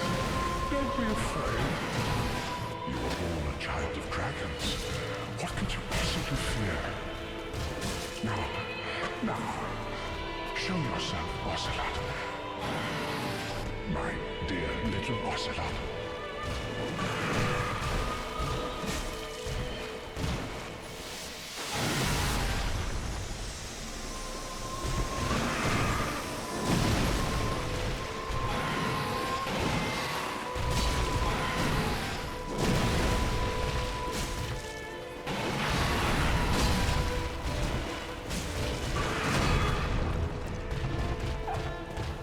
Uh-oh. Ah, man. Dang it. Yeah, this boss fight, it's a little... I don't know. I've complained in the past that I don't think this boss fight is particularly fun. Because... mostly he just has a ton of health, and you're just kind of like, okay. And he has the same, like, 4 or 5 moves. And you're like, okay. And it's very easy to just get bored of his first phase and be like, well, I don't really care anymore. But also, I'm starting to see his health scale up, and it's causing, like, it's straining my DPS. Which, I mean, I've buffed it about as much as I can. I could probably do Warcry, but I don't know. Yeah, probably. Actually, that's probably a smart thing to do. The only problem is with the Millwood Battle Axe is that when you do Warcry, so for example, Warcry on different weapons will have different animations and like casting times. On the club, for example, which the Depraved starts with, it's like immediate. It takes effect immediately. With the Millwood Great Axe, you basically charge for like 3 seconds and then it activates.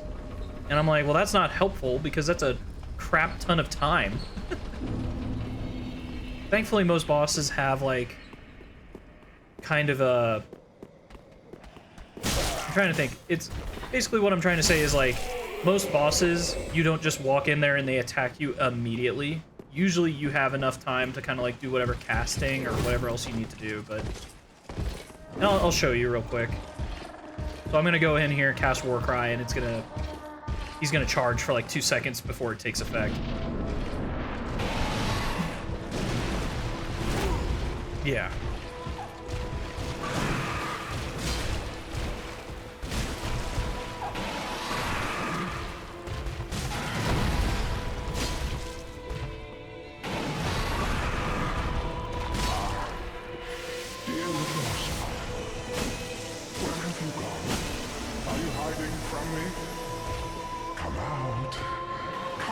Yeah, this is not a great positioning location. I want him to walk further out into the center of the room. There we go. Here he comes. Alright. Because what I don't want is for the camera angles... Oh my god, I totally mistimed that. I gotta lock in a little bit more. I'm locked out right now. But yeah. No, it's fine. I think I am just like I've practiced with this boss fight a lot, and I'm just getting, like, bored of it. I need to, like, really focus in and actually, like, pay attention. Because Dancer of Boreal Valley is, like, that's just a non-stop stream of constant info you have to take in and process. And then with Ocerios, it's just, like, the sampling time is like, okay, every 2 seconds check, like, look up and see what he's doing. He's like, oh yeah, okay, he's going for an attack. I know what attack he's doing, we can just kill him.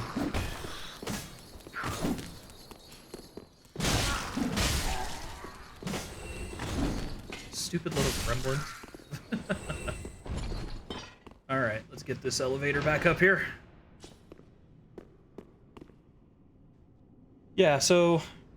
Oh man, this is kind of sad. I haven't gotten him really into his second phase yet to show you guys. So in second phase, he gets on all fours, and he basically just does like a bunch of blitzing attacks at you. He'll occasionally fly up and do some like crystal dragon breath that has some curse damage on top of it, but it's whatever. Like, basically all I'm trying to do is once we get him down into second phase, things get a little bit dicier, but not necessarily more difficult. Like I said, it basically becomes a game of stay out from under him, like to the best of your ability. Because you're gonna wander in, you're gonna be like, haha, I can get some damage on him if I just stay under him. And then he's gonna like slightly twitch, and his knee is gonna touch you, and you're gonna die.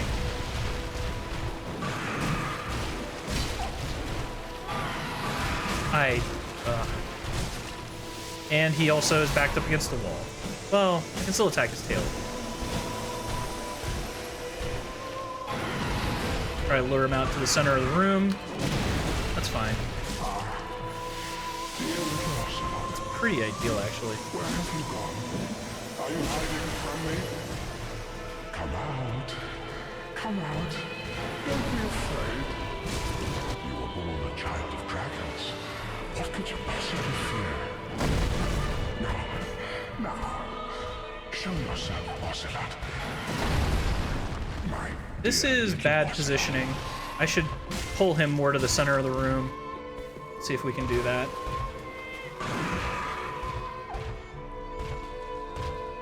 Come on. Any day now, brother.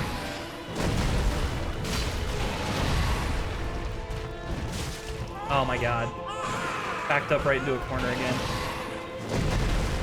Yeah, he's one of the few bosses that will, like, very frequently... You can influence his walking direction by getting close to him. Because a lot of his moves inherently push him back. Oh, here we go. Okay, we're gonna tee off on him. Recover some of our stamina. We're gonna counter roll. Great positioning. And now we need to stay out of his way, basically. See, like that right there, I was by his knee, and I only got lucky because I blocked it. Oh my god. I love when he does that. Oh, brother. This is gonna take a lot of time. I don't got that DPS, though. Oh my god. Get out of there, dude. Uh-oh. Come on. Oh my god. It's fine.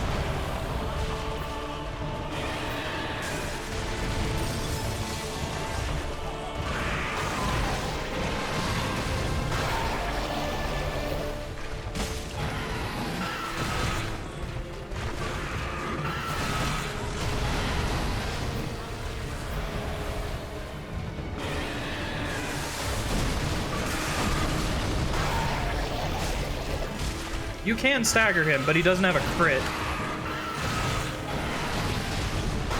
Come on. Oh, I mistimed it. Okay, well, we're kind of seeing some effects here of, like, what I was talking about. We want to stay out from under him, but what he does is he, like, just scrambles all over the place, so it becomes a little irritating to deal with. Let me check to see if I have some gold pine resin on me. I do not. But I have a lot of soul. Let me go see if I can buy some, because that will be a good addition to have. Just, I need higher DPS to, like... I don't need it, but it's kind of nice, because I just want to kind of expedite this boss fight a little bit. Like, I get it. And the longer he stays up, the more chances there are that he could just crit me. Not crit me, but, like, just hit me, and I'll die. Okay, yeah, cool. I don't know why she only has 3. I thought Ashen one.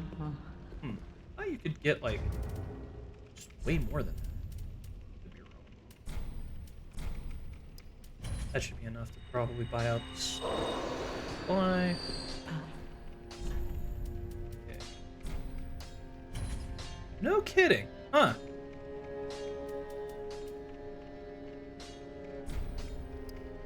See, but the problem is he's resistant to poison. So even if I get that rotten pine resin, it's gonna do like nothing. Oh man, I can buy a ton of those souls. Ashen one. Or a ton of ember. Just do that real quick. I think this will get me a pretty good chunk of souls. Oh, 40k. Perfect. If you're asking me why they have 2 separate, like, things for it, I have 0 clue.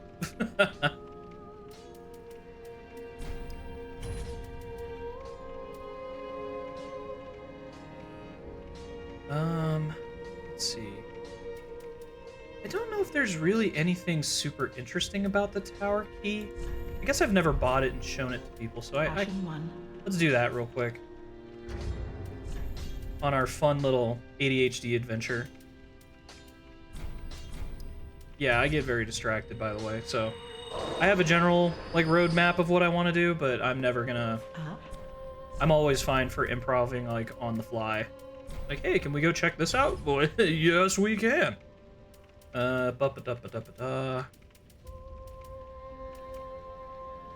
okay.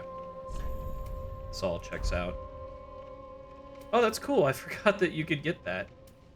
Do they have any, like, light pants?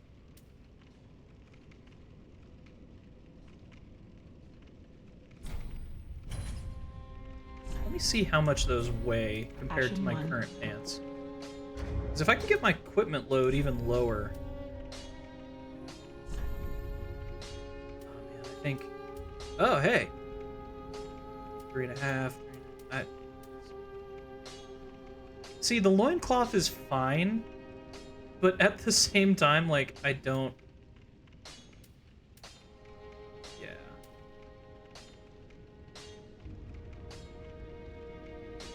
Am I reading that right? 42%? Okay.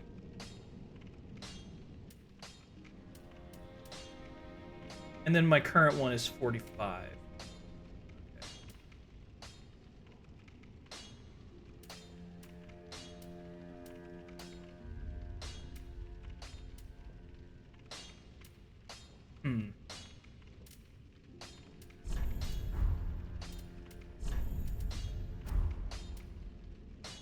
Yeah, I don't think these have any weight associated with them. How much does this weigh? 4.5?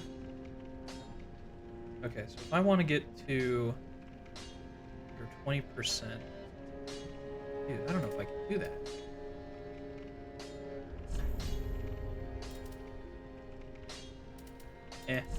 That's fine. We'll figure something out later. Pretty much I was trying to see if I could get my equipment load, like, a little lower. So that I could... Because I think this is, like, just standard dodge rolling. I don't think this is, like, super lean dodge rolling, which you get, I think, under 20... This is awesome. You have to, like, go up here. That fog, I don't know why it's there. Like, at all.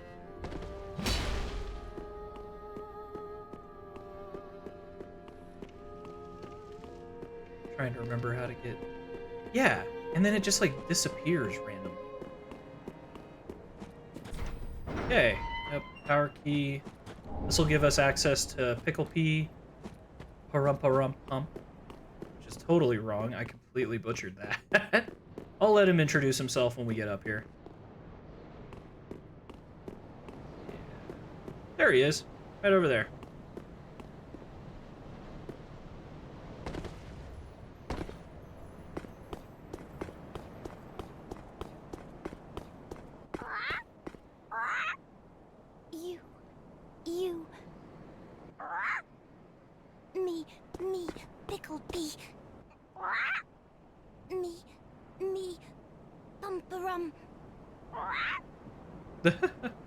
Yeah, so if you leave items here, you can actually get items back, because Pickle P will take it and exchange it for something.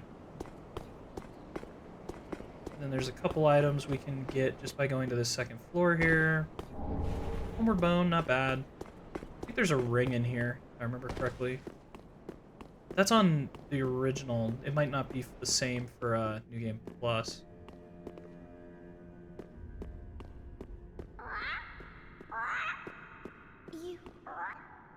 Yes, yes, Pickle P. Oh, hey, Estus Shard. Sick.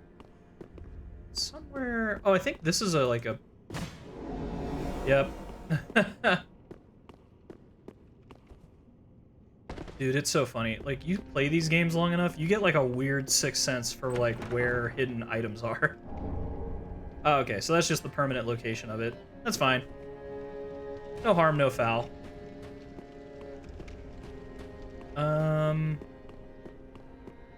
Oh, that's right. I still said I was gonna go to the tower. Let's go do that real quick. I don't remember there being too much of interest in there, but, you know, that's the point of this, is that we're going around and exploring and figuring stuff out. Oh, and actually, we could take a slight detour, because Pontiff is still alive, so I can go get the Dragonslayer axe from an invader if I do the Cirrus questline a little bit.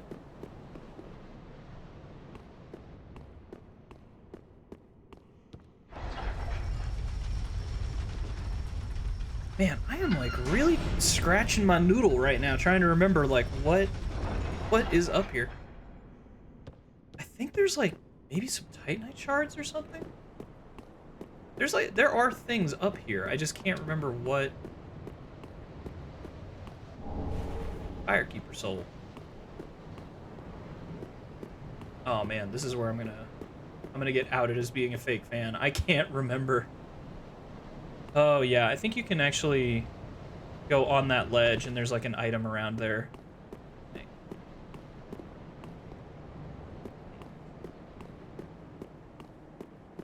Let's see.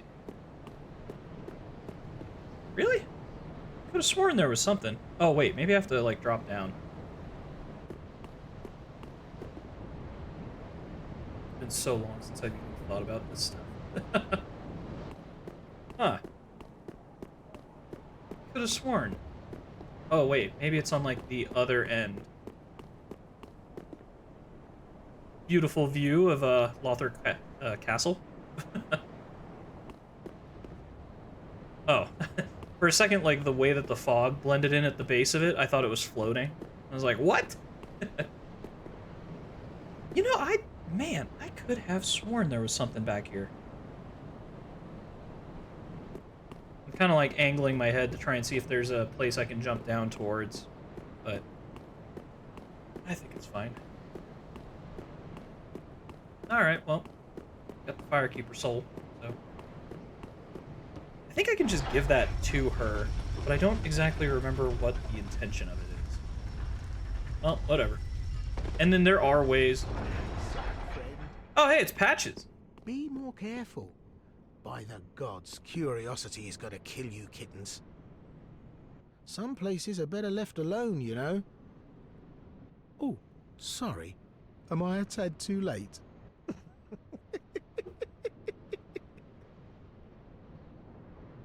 Have no fear. Besides, you're surrounded by by stripping every last... You're gonna make some lucky customer very... So, I do vaguely recall there's a way to do this. There's like a certain sequence you have to adhere to in order to jump down there. Let's see if I can do this. Man, it's been so long since I've tried this. I think I've already chosen wrong. Maybe not. Hold on. Let me cook. Okay. Not bad. I didn't get that item up there, but not bad. Thought I'd die to that. I'm gonna go whip that dude's ass. I think this guy is gonna kill me. Actually, I might be able to get it back. Nope. Crap. Right as I went to come... Oh. Get off! Haha! Hee hee hee hee hee hee hee. Next time, don't stand there, big guy.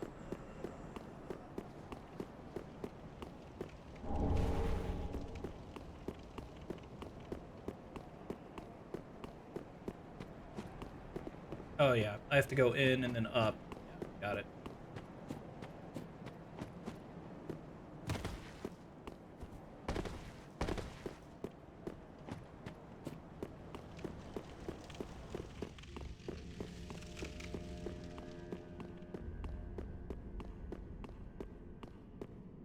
Patches, you knuckle-dragging cretin. I'm gonna beat the ever-living tar out of you when I get my hands on you. I don't think he's still up there. I think he disappears, but... if he is still up here... oh, ho, ho. Yeah, I think he's down in the, shrine. That mofo. He's all up in my hood, doing no good. Oh, is this a shortcut? Oh, yeah, cool. Anyway. Just gonna conveniently ignore that. I think he's over here? Oh, hey, buddy. Ah, oh, you're alive. Now, hold your... oh, come clean. You get these... you know what I mean. You're alive. Oh, no. Whatever. I want to see what items he's got. Okay, it's not bad. Human pine resin. That's fine. Got rubbish. Oh, he's got Chezkov's armor.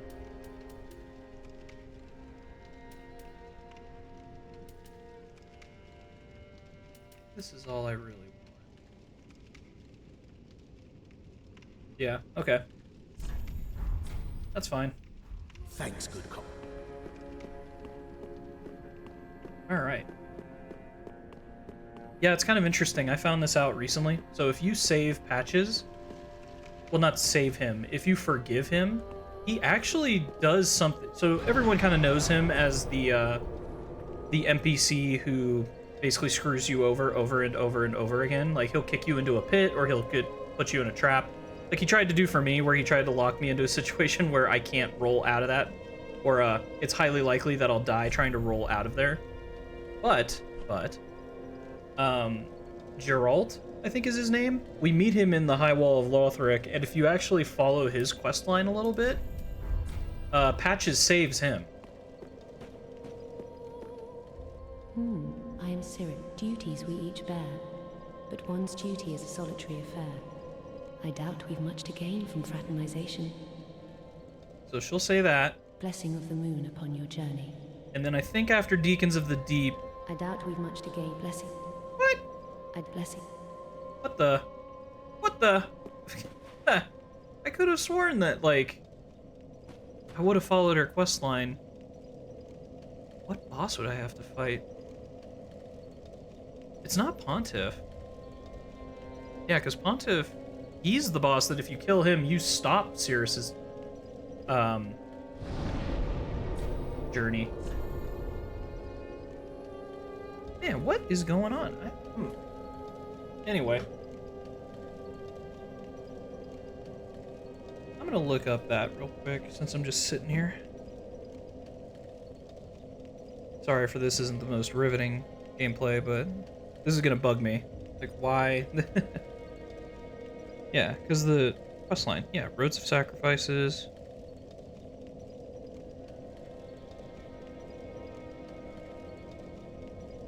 I thought I gave her the Dream Chaser's ashes.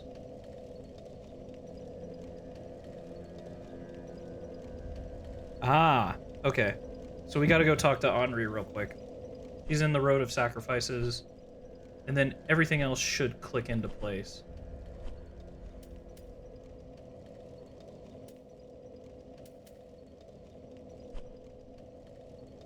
Here we go.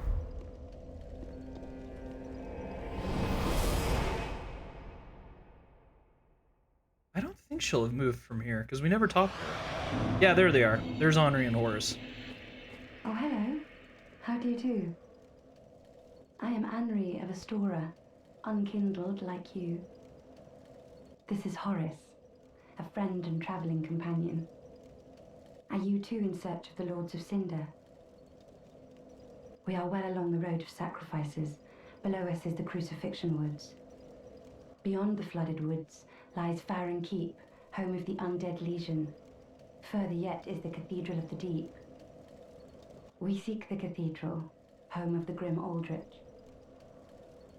We may go our separate ways now, but we are both seekers of lords. The next time we cross paths, one may find the other in a time of need. May the flames guide your way. Yeah, she's pretty goated. You can actually get her as a summon for Pontiff, if I recall correctly. Oh yeah, and that's Horace. He doesn't talk. You find out that, like, both of them were planned to be sacrificed to Aldrich. Oh yes. And they Horace. escaped. He's not very talkative. But don't think ill of him. He's an upstanding, kind-hearted knight, a fine partner for this grueling journey. Without his help, I would have cursed this onerous duty long ago. We are well along the road of sacrifice. Beyond the flood, we may go the next. May the flame. Okay, cool. So that should open up the Sirius questline.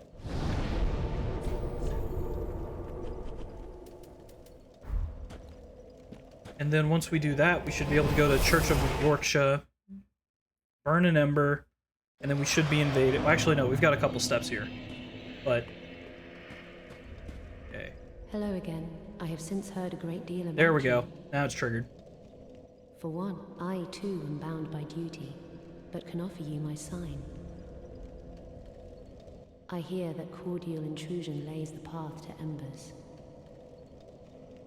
If I can be of help, by all means, do call upon me. Blessing of the moon upon your journey. If you should acquire blessing. Okay, so now we're gonna go to the bridge that's just in front of the entrance to Irithyll. This is gonna be the next section of her questline. We're basically gonna help her fight somebody. And then if we succeed in that, we're gonna see, oh, what the heck is his name? I don't think it's the Holy Knight that we fight, but we'll see. Anyway. We're basically helping her kill her grandfather, but BTW. So it's a little dark. I don't think I have to be embered for this. Maybe I do.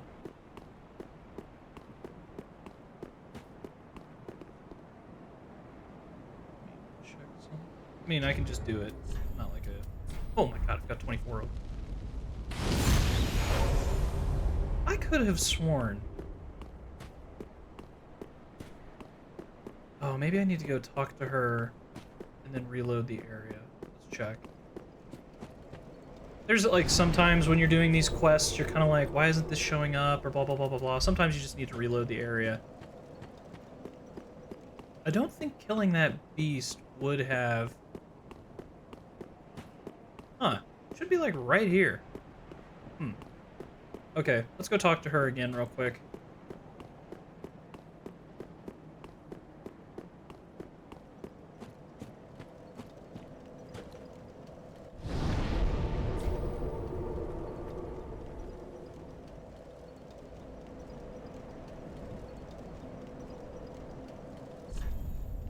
Yeah, because we should be...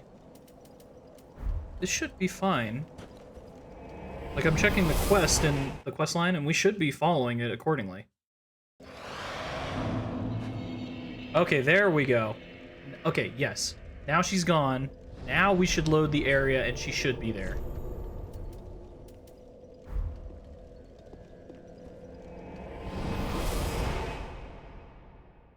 And we've already killed the monster that's on the bridge, so this will make this relatively easy.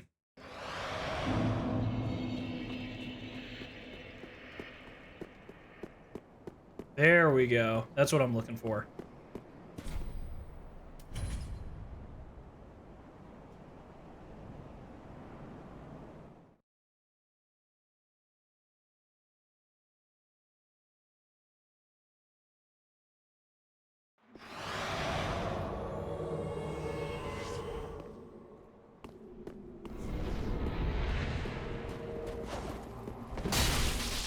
Oh, that's right. Creighton.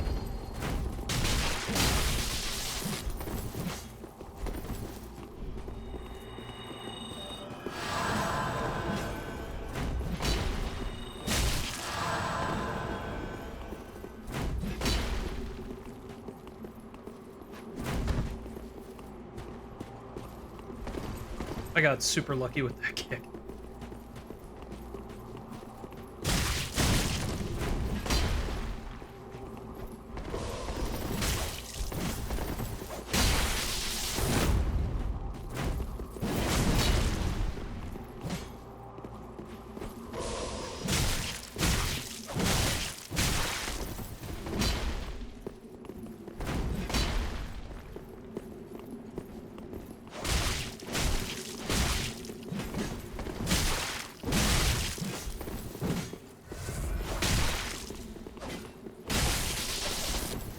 Yeah, he has the Dragonslayer axe. It is one of the best weapons you can get for soul level 1. Oh my god. That's fine. Yeah, it's like literally one of the best weapons you can get for soul level 1 run, because it hits like a truck, and you can also get lightning. It has inherent lightning infused on top of it. It's a great weapon. In fact, I might specifically use it to go fight Pontiff.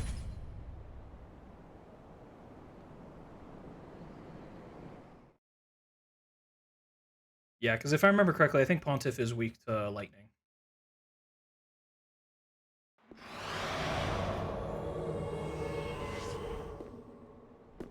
Yeah, it's kind of interesting. You find out she's the granddaughter of the Shrine Handmaiden. And I'm pretty certain his name is Holy Knight Aldrich, who is her grandfather. And you actually help her, if you follow her questline to the conclusion of it, you end up fighting Aldrich.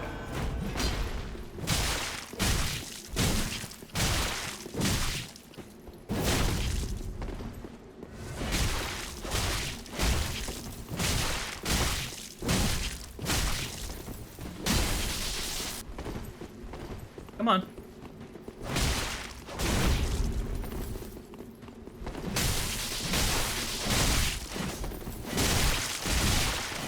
Yeah, thank God there's no friendly fire. Look at how many Estus charges he has. I think he has 3. Problem is if he hits me, I'm dead. Ooh, we got the backstab? Let's go!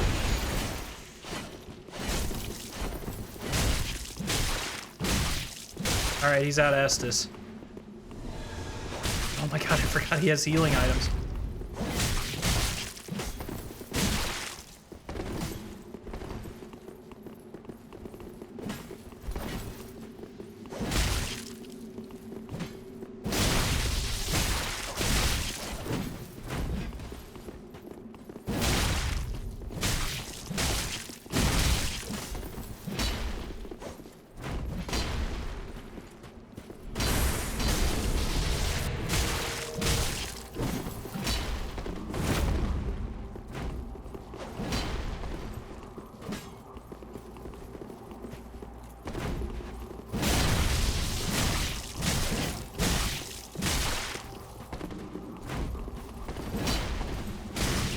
Get him. Oh no.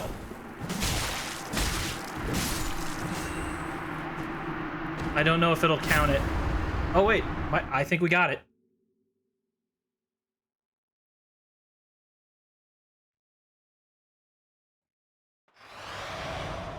Okay, so it counted. Oh, do I not lose my Ember status if I invade? I didn't know that. Okay, so we should go back.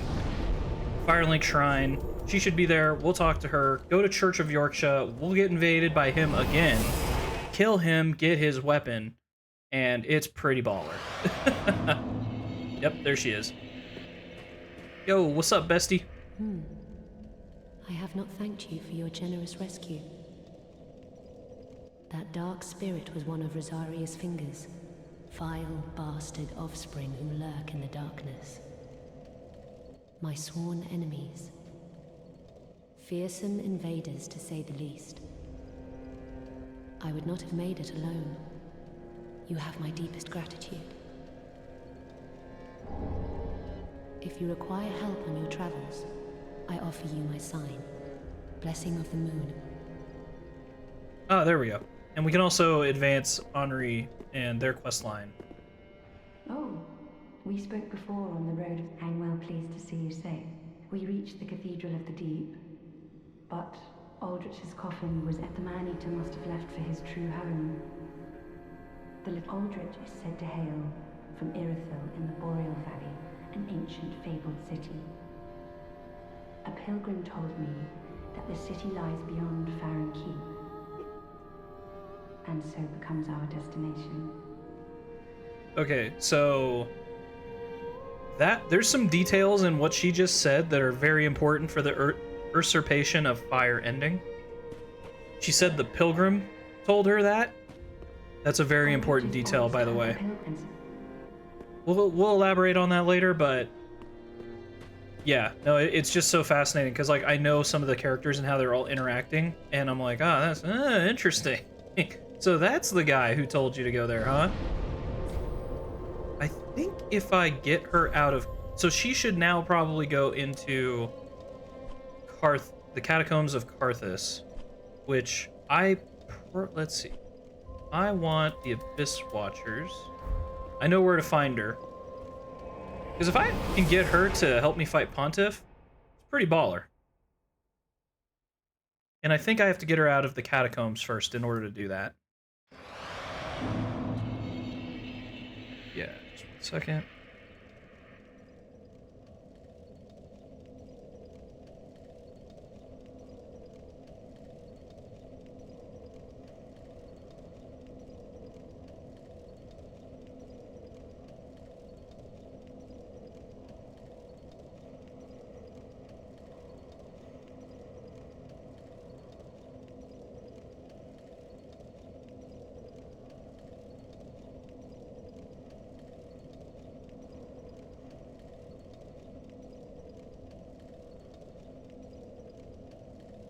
Let's see. Sorry about this. Once you return to the area... Okay. So we've already killed High Lord Wolnir. So I'm pretty certain all I have to do is get her out of the Catacombs of Carthus, and then she'll show up at the Church of Yorkshire bonfire. And then after that, and we exhaust some dialogue out of her, we should get her as a summon for the Pontiff fight. And then I think that actually summoning her doesn't exclude Goddard, so we should be able to summon him too. Ah! Skill issue.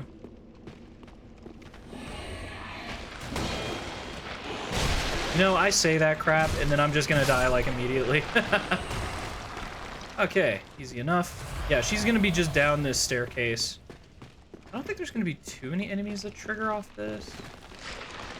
And then they leave me alone, if I remember correctly. She should be down here? There she is! Yo! What's up, bestie? Yeah, she's kind of distraught. Oh, hello. How very fortunate. Have you seen my companion, Horace? To my shame, I was snared by a trap and we've become separated. I've not been able to find him since. Yes, I see. Horace is a valiant knight. He can look after himself, no question. He's probably searching for me right now, with twice the resolve. If you happen upon him, please tell him that I remain in the catacombs and will lay prism stones to guide him, as always. Please send him my word, I beg of you. May the flames guide your way. So, I'm gonna need to check some things, but I'm pretty certain... Oh. Oh my... Ah! Now whatever. Oh my god. Nearly fell off the edge. Not too bad, not too bad. Yeah, so she's here. We've already killed High Lord Wolnir, so I don't know if she's gonna be right near him or not. Oh god. I hate skeletons. It's fine. This doesn't, if anything, they did me a favor, because now we'll spawn back.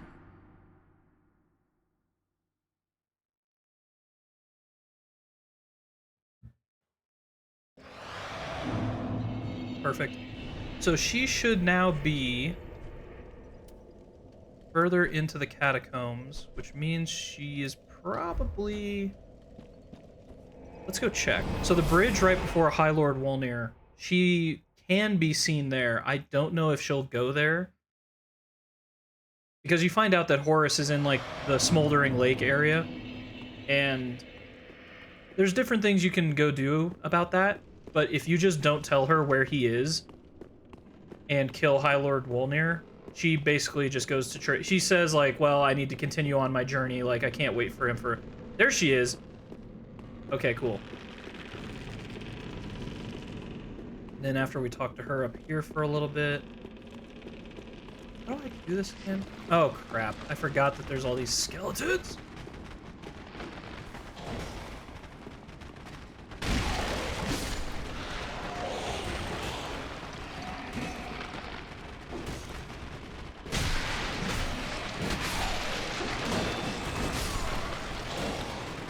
I cannot recall if there is a quick and easy way to get to her. I think they might just back off if I get to a certain proximity to her. Like what happened with the last thing. But, yeah, we're just gonna speed up to her and talk to her.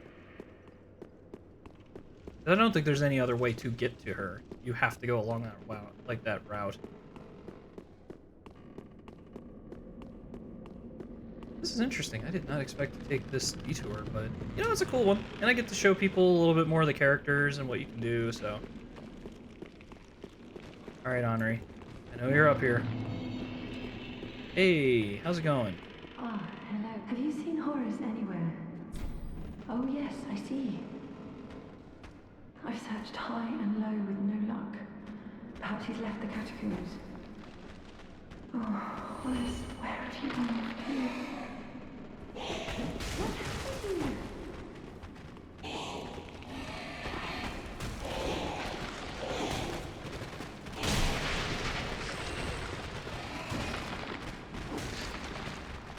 Screw this. We're going full hack and slash.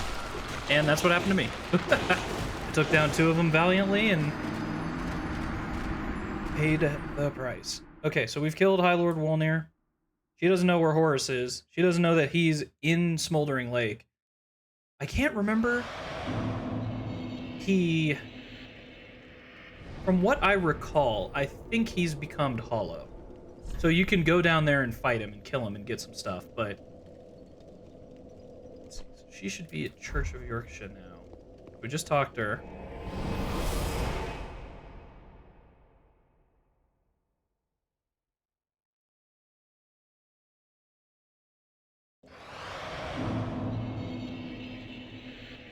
There she is.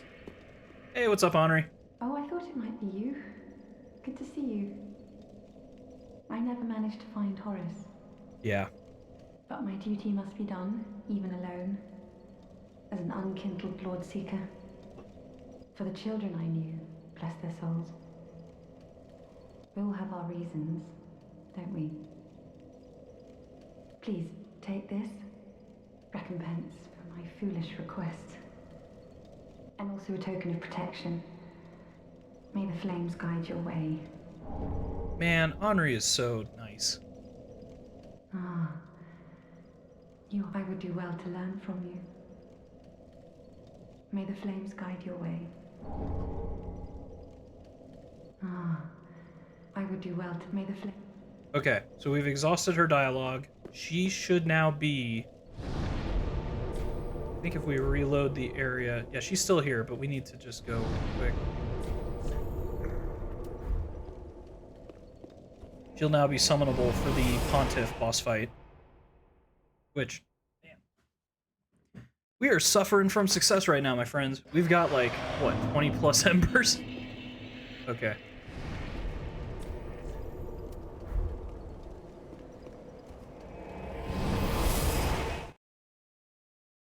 Yeah, I was about to open my dumb mouth and be like, oh, her. Henri is like one of the only female NPCs that has that much dialogue, and that's completely wrong. There's so many NPCs that are all women. Yeah, no, I'm being stupid. Because there's Priscilla, there's a ton of the witches that you can encounter. They're literally almost all women, now that I'm thinking about it.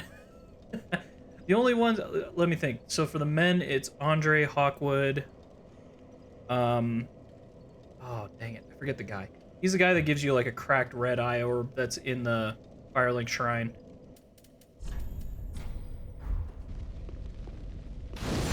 Okay, we're gonna go do two things. Ember restored. We're gonna go use my Estus shards, because I never, like, I always forget about those. So before I forget, we're gonna go buff up our Estus flask.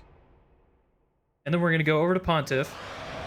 And I'm gonna gank him with 3 people, and we're just gonna kick the snot out of him.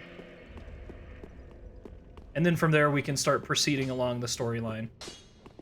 Actually, we could... Man, he's like the only guy that's really kind of in the way. It doesn't cost anything to reinforce his flasks. Do that. Pretty be careful. Easy peasy. Cool.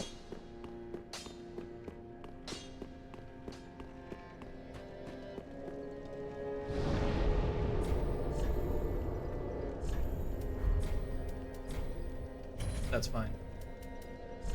We're gonna go here. I just want to see what this looks like. I don't think I've ever summoned Henri for the Pontiff Sulyvahn boss fight. It's almost always been Blackhand Goddard. Man, I gotta read up on his lore again.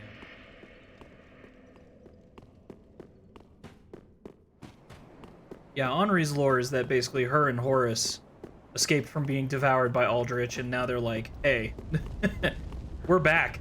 We lived, bitch. And that's why they're hunting after him as much as they are. I think there's like a dialogue option that comes up if you beat Aldrich.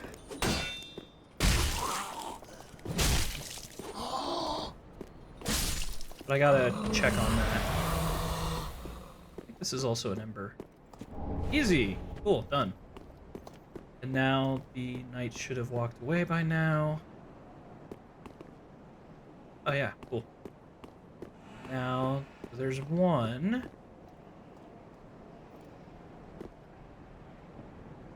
So he's here. Where is... Oh, there she is.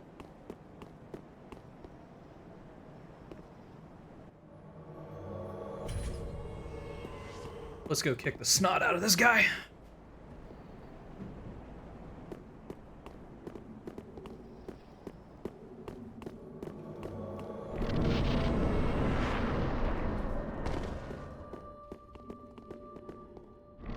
Then I also have some gold pine resin that I can use.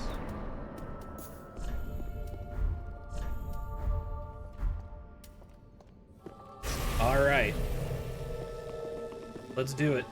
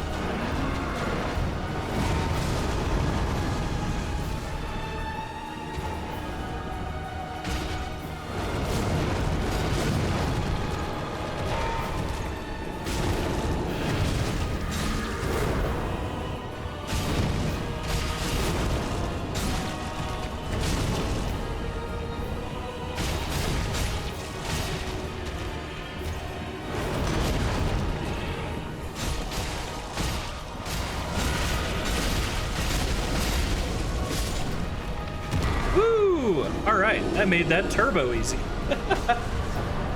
Wow, I am honestly a bit dumbstruck. I didn't realize you could summon 2 people to do that boss fight. That is, wow. That made that super easy. Hey, I'm not gonna take crap because I'm beating all the other bosses so level 1. So this is my compromise. Pontiff is like the one boss fight I prefer not to fight alone. You're not doing it in the spirit of the hardest way possible, so your run's kind of not invalidated. Yeah, whatever. Yeah. I don't know. The Souls community gets a lot of crap for gatekeeping, but I think people, the cool people, are more often just kind of like, hey man, you're level 1, you beat the game, you know, you used everything at your disposal to do it, you're fine. But yeah, let's go whoop up on every... And I've beaten multiple optional bosses without any help, so... I don't want to hear it.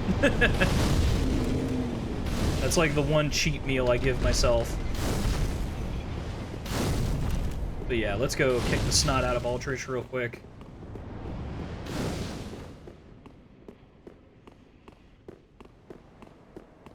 He's usually not. So right now, the only boss fights that got me quaking in my boots a little bit is Champion Gundyr, and kind of about it.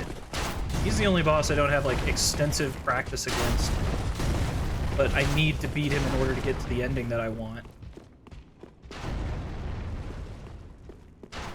This should be another Ember. Cool. And FYI, the knights will not follow you through that crypt in there.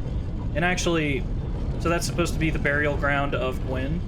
So if you, this is an illusion. You don't really need to know about this area unless you're doing, oh my god! What? I've no, what? Yo. Yo, what? Oh my god, it glitched. I've never seen it glitch like that. Oh, you gotta be kidding me. Oh. That is annoying. Oh, we can go get the Ring of Favor now. Huh, I almost forgot. But dude, I've never seen the game glitch like that. Wow. Well, alright. Hey, every day you learn something new. Or you should at least strive to, I think. Doesn't have to be much, just like one thing. Oh! Ah, my god, I'm an idiot. Okay, so let me think about this. We have beaten... So I did Nameless King for a little bit. Then I tried fighting Ocerios. Then I backed off because I wanted to go get... Oh, no! Crap! I can't get the Dragonslayer axe now because I killed Pontiff. No! Damn it. Oh, well. We at least got Pontiff out of the way. And I can go fight Dragonslayer armor and a couple of other things now. Okay, so... 2 minutes, 20... Or 2 hours, 20 minutes, we kill one boss. Not great, but the second half of the game is always, like, the difficulty spikes. That's not a linear graph, that's an exponential graph. Yeah, I would say, depending on how you play him, one-on-one, Pontiff is a pretty difficult boss. Dancer at Boreal Valley can definitely filter out some people pretty hard. Prince Lothric is kind of a difficult boss. It's hard because my sense of difficulty scaling is like way out of whack now. Okay, so I am going to do... Cool. I'm fine with that. And actually, now that we've beaten Dancer, I don't even need that anymore. Alright. Doing great.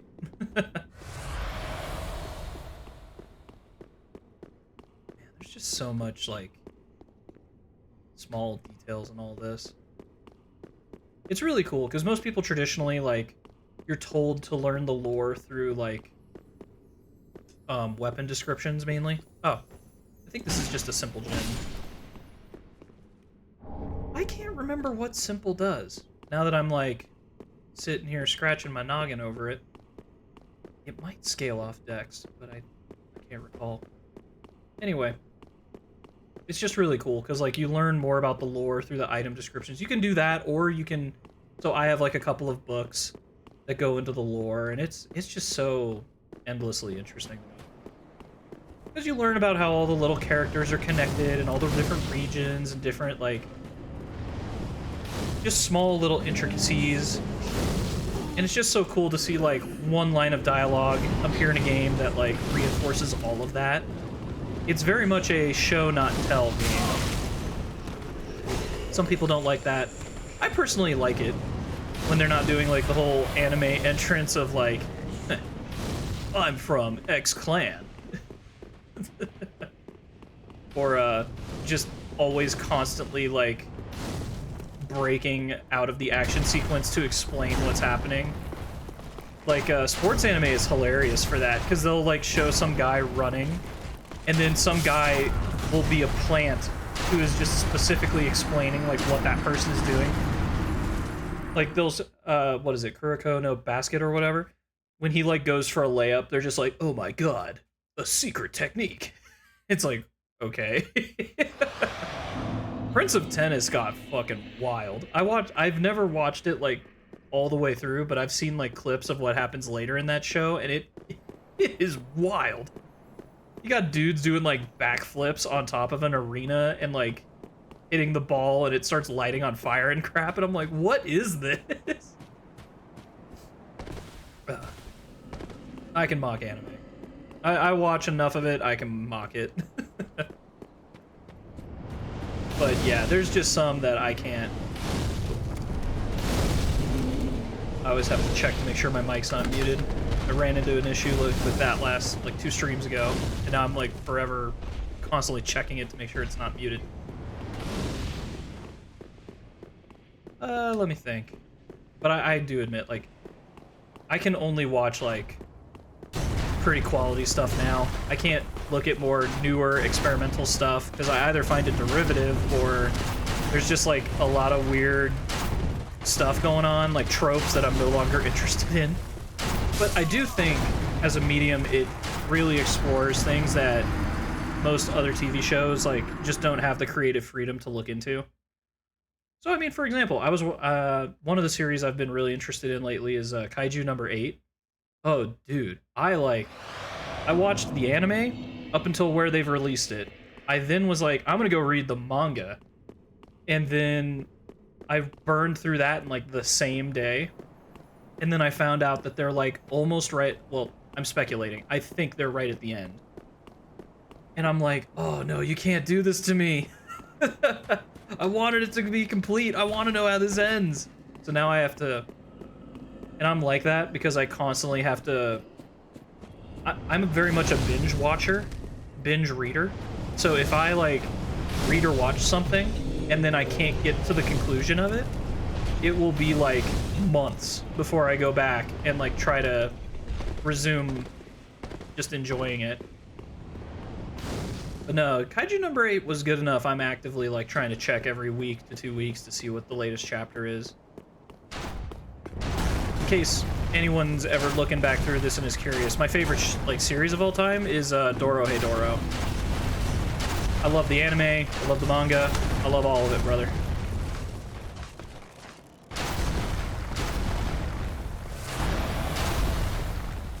Yeah, and Q, the mangaka for Dorohedoro, she came out with something new recently. And I read through some of it, and I'm like, this is weird.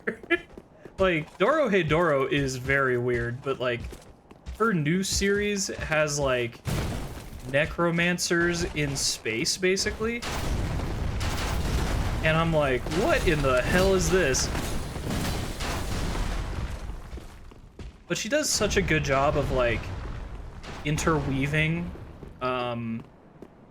like dark, serious moments and just straight up comedy. That's what I loved about Dorohedoro, is like she fleshes out the characters enough and you see them in enough like just general settings that you kind of get an idea of like, oh, even the bad guys in this, quote unquote bad guys in this, they're not necessarily evil for evil's sake. Like, they're much more complex than that. And you kind of get to a point, I did at least, with like Shin and Noi are my favorite characters in that series, but they literally are like hitmen. And you're just like, oh wow, this is like, these are scary, these are powerful dudes, but then you like see them just kind of interacting, and they're not like bad people. They just do work that they're good at. They've had rough lives. And you're just kind of like, oh, you never get to a point where you like hate a character because they're being inordinately evil. Like, it seems very grounded and like they're generally good people just doing bad things. And I think that is dope. Oh man, anything that like juggles very serious moments with outright comedy, I think is just like a masterful display of writing. I could be totally wrong on that. I will die on that hill, because that's the stuff I like. I like something where it can go from just like a very serious, tense scene where like everything's on the line and people got to get serious to, I don't know, they're making like fart jokes in a kitchen. Like, if you can play that kind of balance, I love it.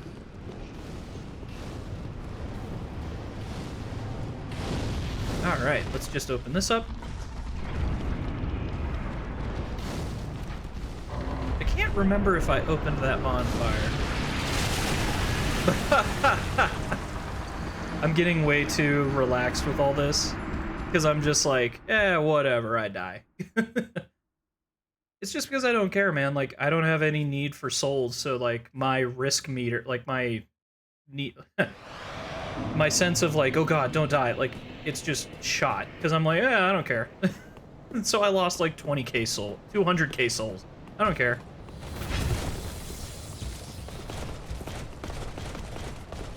All right, let's go focus on what's important and go whoop up on Aldrich. Oh, and by the way, so when I previously was playing through this, I was discussing it with somebody that his second phase, I was talking to Beaver Tom about this. So in Aldrich's second phase, he has an arrow attack. If you have 30 faith points, you can learn a spell called Vow of Silence, which prohibits him from casting spells. And that's what he's doing with that arrow spell. I thought I dodged that. Guess not. Yeah. So just general FYI, like, there are several bosses that you can hit with Vow of Silence and like limit them like substantially. For example, Soul of Cinder, he has several stages where he can cast magic. You can cast Vow of Silence on him. I'm sure there's other bosses, I just can't immediately think of them at the moment. Alright, so got through Pontiff, get through Aldrich, get through Dragonslayer armor.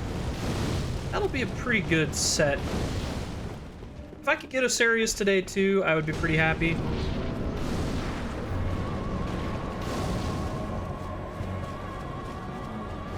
Yo, what's up, brother?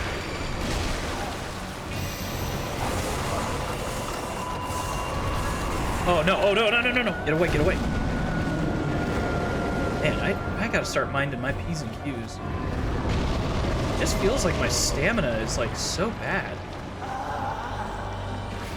Yeah, so that's what we want. We want him to do these attacks that expose his body. He has a very large hitbox, and we're just gonna chew him up. And then, if you're wondering about his general character, like, AI, he'll basically go to the opposite side of room of where... Okay, good. Get all that arrow crap out of here.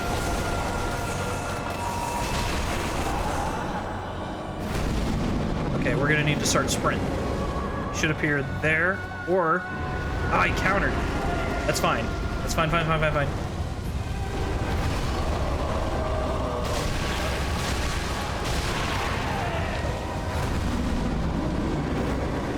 Okay.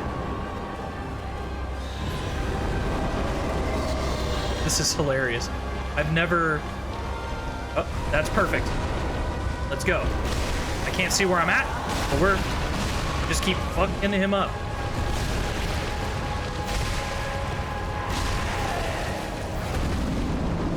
Oh my god, I was so close to getting hit.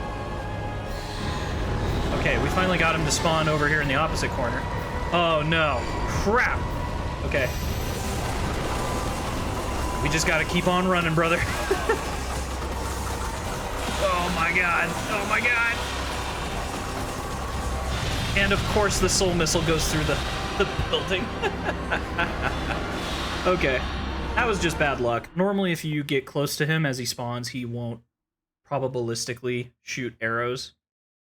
That's why we're taking advantage of his spawner mechanic, where he'll just go to the opposite side of the room that you are.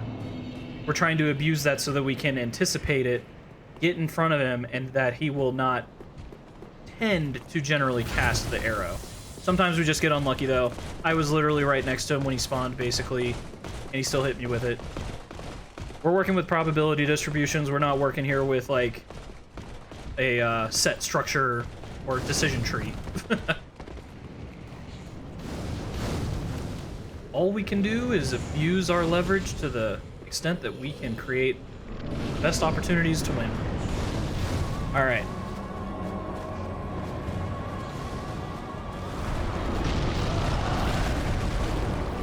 Oh, I'll take that. Uh-oh.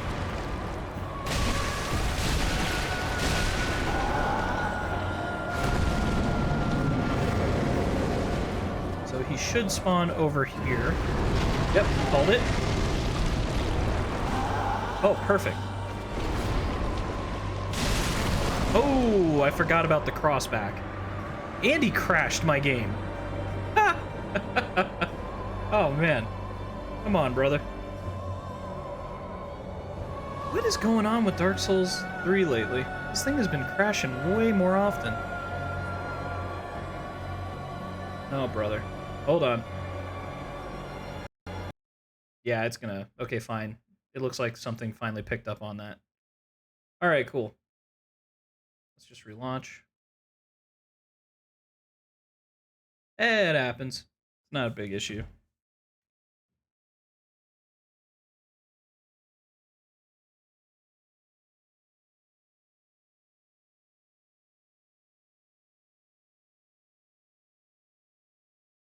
Oh my god, of course my friend is being degenerate inside our Discord right now.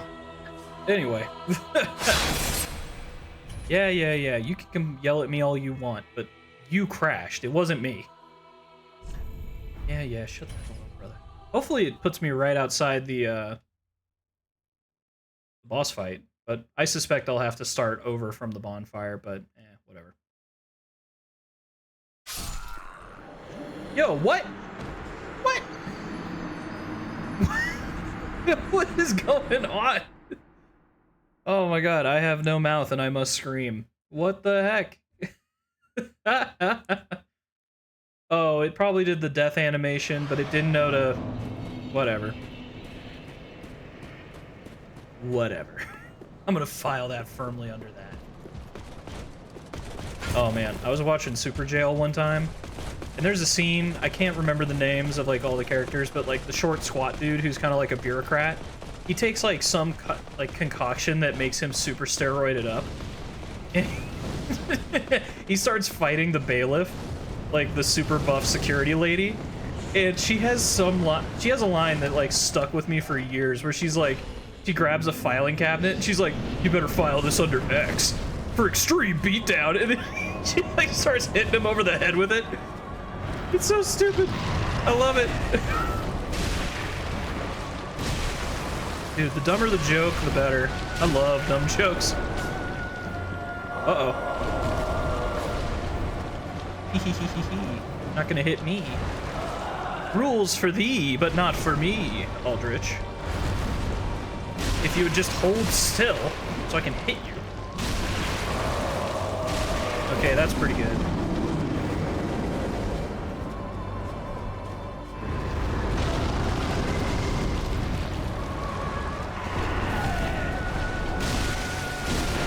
Uh-oh. Oh, man. Oh no, we're boned. Oh no, please, please don't do it. Okay, I'm fine with that. I'm fine with that. Except I'm in fire. Uh-oh. Uh-oh, uh-oh, uh-oh. Uh-oh. Oh my god, this dumb fire.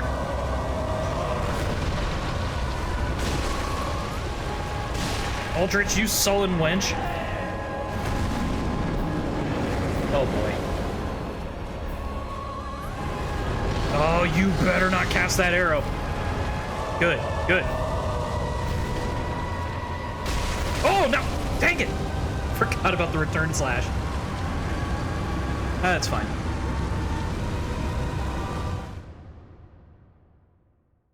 Nothing to see here, folks.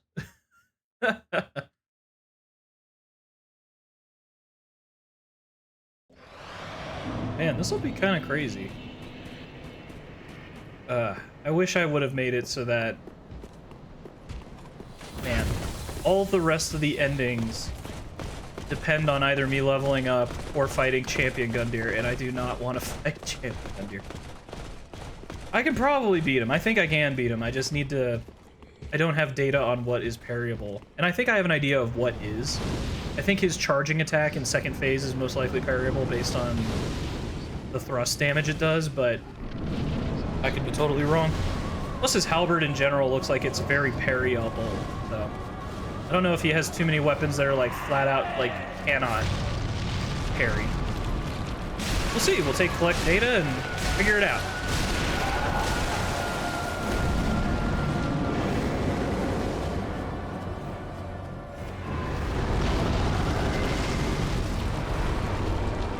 Good. Get that crap out of your system now.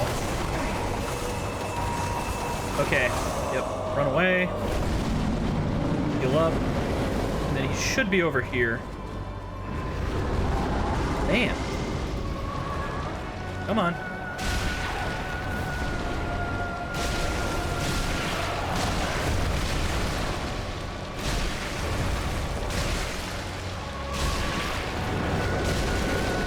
I got some good hits off. All right. Come on. Oh, no. I felt it. I felt it when I went for that dodge roll. I was like, something ain't right here. It's because I kind of rolled into his model, so I didn't cover the same distance as I was expecting. Dang. Could have also been mistiming, but... Also, in general, I think it's easier to roll with the Life Hunt Scythe versus roll against it. Not confirmed, I don't have too much data on that, but my instincts are kind of telling me that.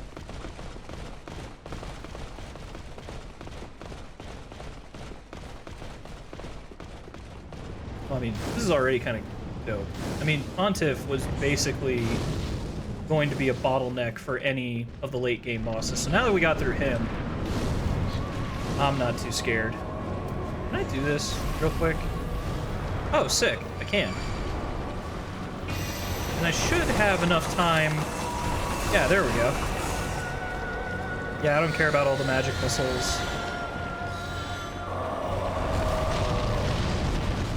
And then...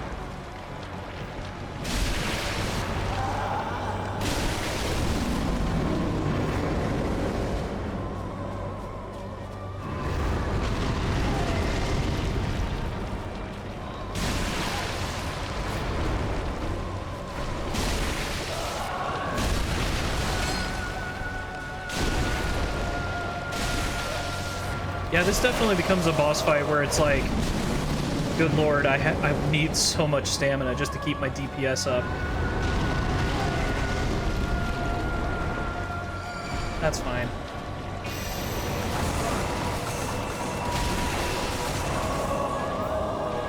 So he should go into his fire state now.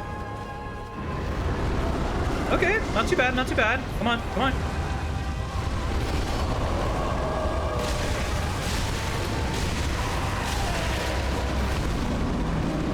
Oh boy. Oh dear. This is gonna not be good. I don't think I can get to him in time. Oh no. I mean, it helps being far away from him, but it's at the same time I'm just like, good lord, man.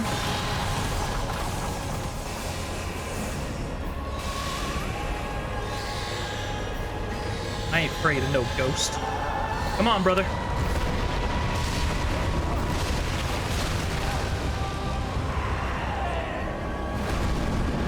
Oh my god, it's such an annoyance.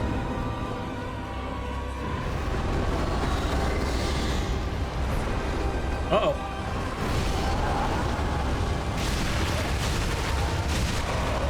Oh my god, back up, back up, back up, back up, back up.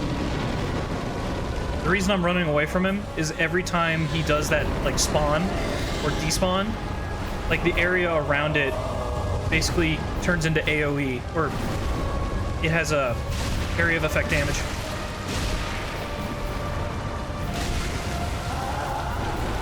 Oh my... Ah! We're so close. We got this now. Oh, that's so annoying, though. I just feel like I constantly do not have stamina in that fight, because you're just running so much just to get to him, and then from there you're running on fumes just to do damage. It's not... That's not... It's a fairly easy balance, but at the same time I'm just like, God, I hate this. I just wish I had so much more stamina.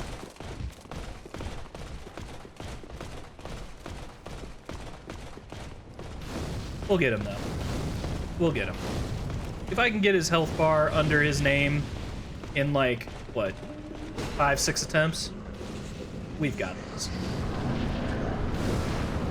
And like I said, his AI is roughly pretty predictable.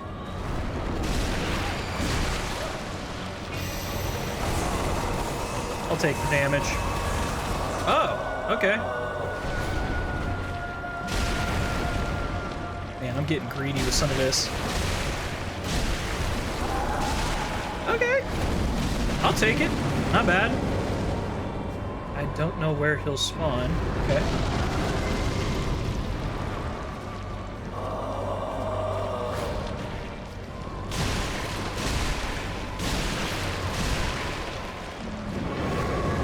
Okay, he'll probably go into a cindered state now. Yep, there he is.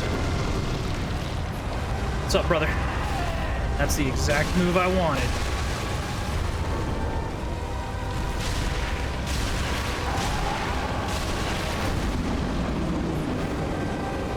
Oh my god, run, brother. Come on. Come on, you know you want to.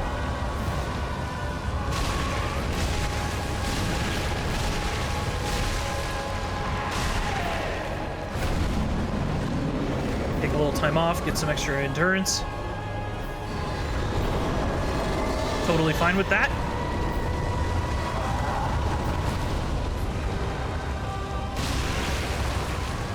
If I could see where he's at. Uh-oh. Run. Take the time, heal. We got this, we got this. I did not expect to spawn there. It's fine. Come on. I'm fine with that too. Woo! And down goes Aldrich. Boom. Let's go.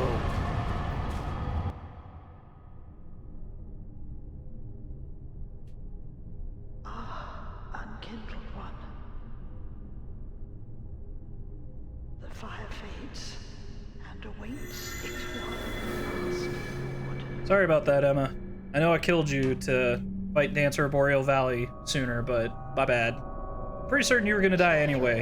Is in your hands. Alright, so we have collected all but the last soul of Cinder. Please Prince Lothric. save his soul.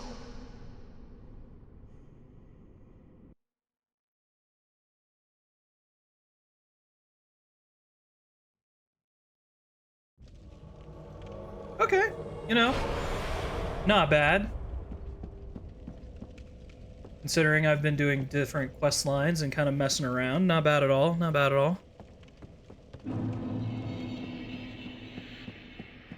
Let's go see Night Slayer armor. Go kick the snot out of him. Or we could, well, let's just do... I want to give people something to look at. The Ocerios boss fight is just so boring. At least the Dragonslayer armor boss fight is really, like, visually interesting to look at.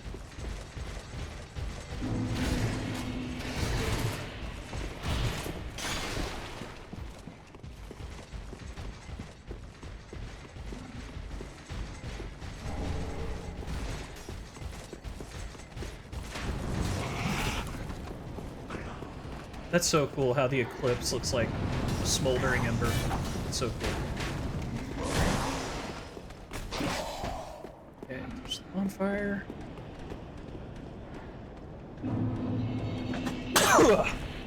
Sorry about that, had to sneeze. Man, I hope I'm not getting sick.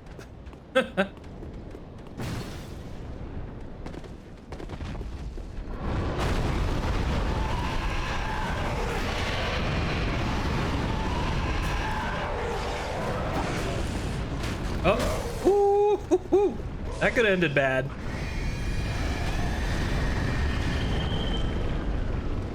Alright. Oh my god! Woo, survive! I don't know how many people have watched the movie, but Tropic Thunder is so awesome. The opening scene where, like, Robert Downey Jr. in blackface is like screaming at the sergeant. He's like, survive! Oh, it's so great. Yeah, so all we're doing here is we're gonna unlock the shortcut for the Dragonslayer armor boss fight, which is right there with the fog gate. Yeah, collect our sunlight metal.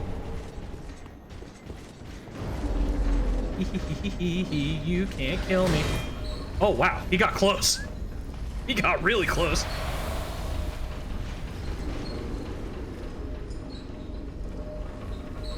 Theoretically, I should go spend this extra dosh while I have it, but there's nothing I want to buy. Like, the weapon I wanted to get when I killed Pontiff made it, like, not possible to get that weapon anymore. Yeah. So, Dragonslayer armor. This boss shouldn't be too hard. It requires a lot of clockwise, counterclockwise rotation around his attacks. He has very wide sweeping attacks. It's kind of important to have audio for this fight. Oh my god, he's still here. Well, he won't be able to get me inside the fog of war.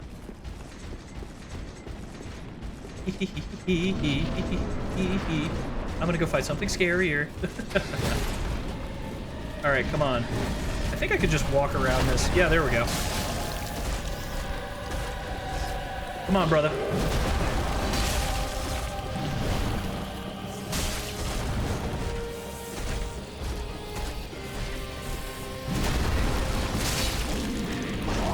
Ooh, easy money.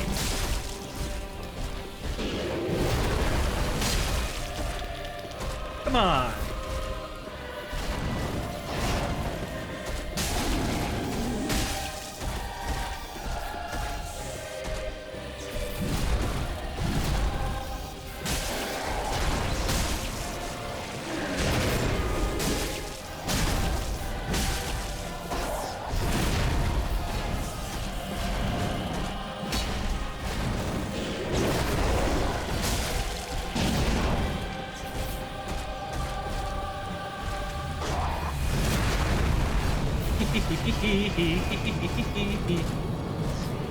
So I'm listening to the background right now because those, I don't know what they're technically called, those dragon things or whatever. Uh-oh. Dang it, it interrupted my timing.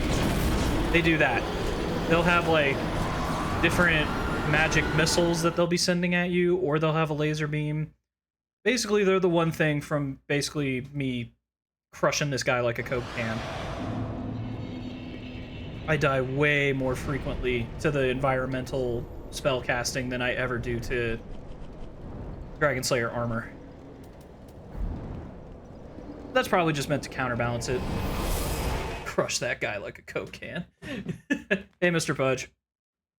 Welcome. This is going to be a fun boss fight for you to watch, by the way. It's basically just a bunch of dodge rolling all around him, and it's pretty nice and very high-paced. I'm so ready. Nice.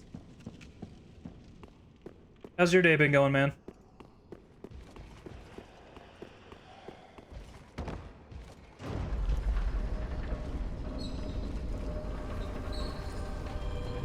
All right. Crack neck. Time to lock in.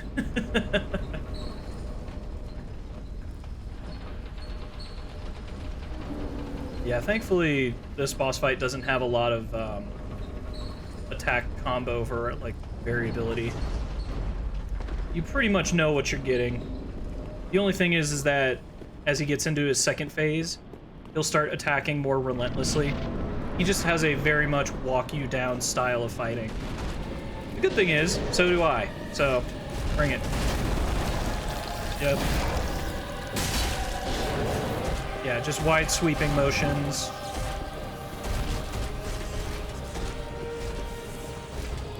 Come on.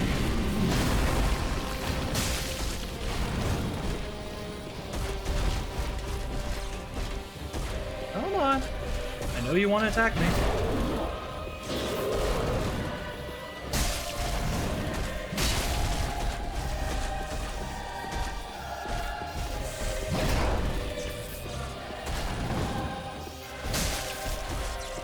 Oh, easy money. Yeah, whenever he does like a vertical down smash like that. Ooh, almost hit me. Let me just, okay. Oh, nice. Sorry, I'll reply better when I'm not focusing on this guy. But Chezkov, you need to answer me now. This chat interaction is terrible. Come on.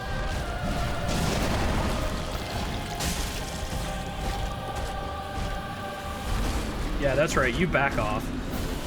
You know what I'm capable of.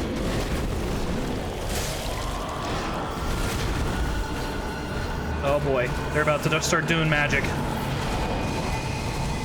This guy hates his fans. Oh my god. Okay, so that was the laser.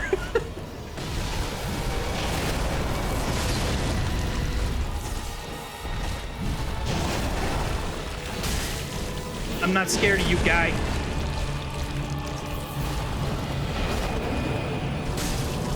What else you got?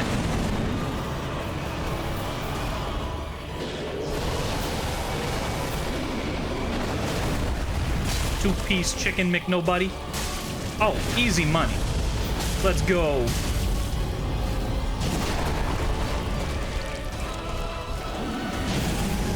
Yeah, now I'm just trying to bait him into constantly charging me, because he has very specific movesets that he'll commit to that I can just counterattack him pretty easily. Uh-oh, uh-oh. Ah, dang it.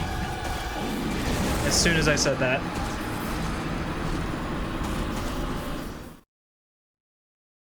Oh, but anyway, man. What stream stuff are you planning to get done? Now that I can actually, like, take my eyes off that for a split second. Oh, also, I've got some, like, microphone tutorial videos to show you. I don't know if you'll use them or anything, but I found them pretty helpful. Pretty neat. You can apply all kinds of different, like, creative filters that will dampen or amplify certain frequencies in your voice. I was like, oh, neat. And you can do, like, high and low pass filters so that, like, certain noise or like higher frequency equipment noises like AC get cut out. Tough break. And sure. Yeah, I'm gonna try and make some graphics and stuff. Oh, dude, nice.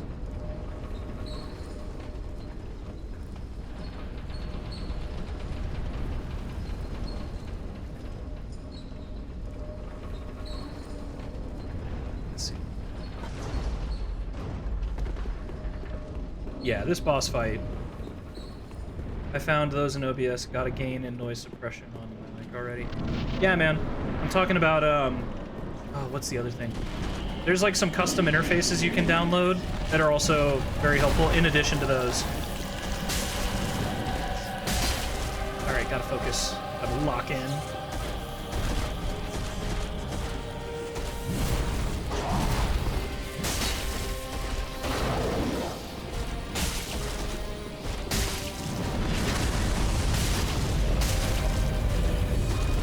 I could have gone for a third hit there.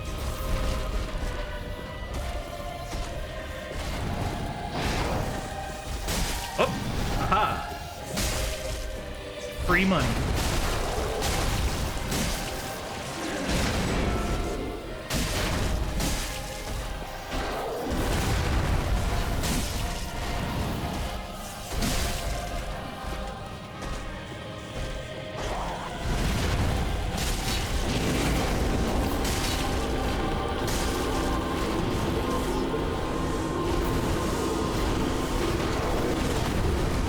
Uh-oh. Directly in the path of it. Back up, get some stamina. All right. Oh, hell yeah, we staggered him. Oh my god. Yes! Yes! Oh, but I have no stamina. Come on. Uh-oh.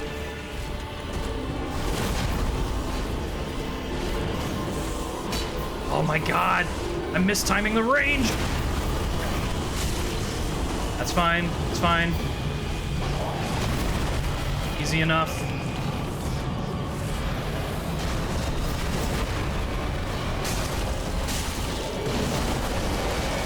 And it's over! Boom! Does one of them make me sound kawaii?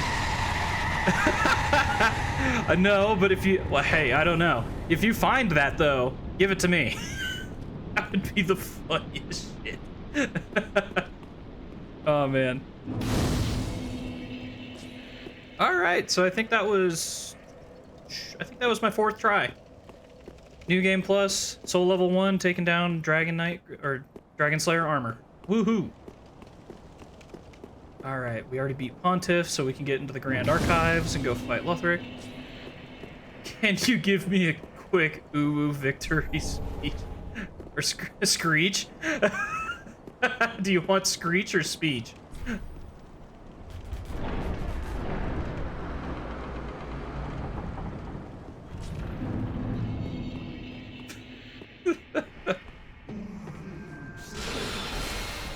Screech. I know the SpongeBob one. I'm trying to think of how I can like ooh-ooh-fy that.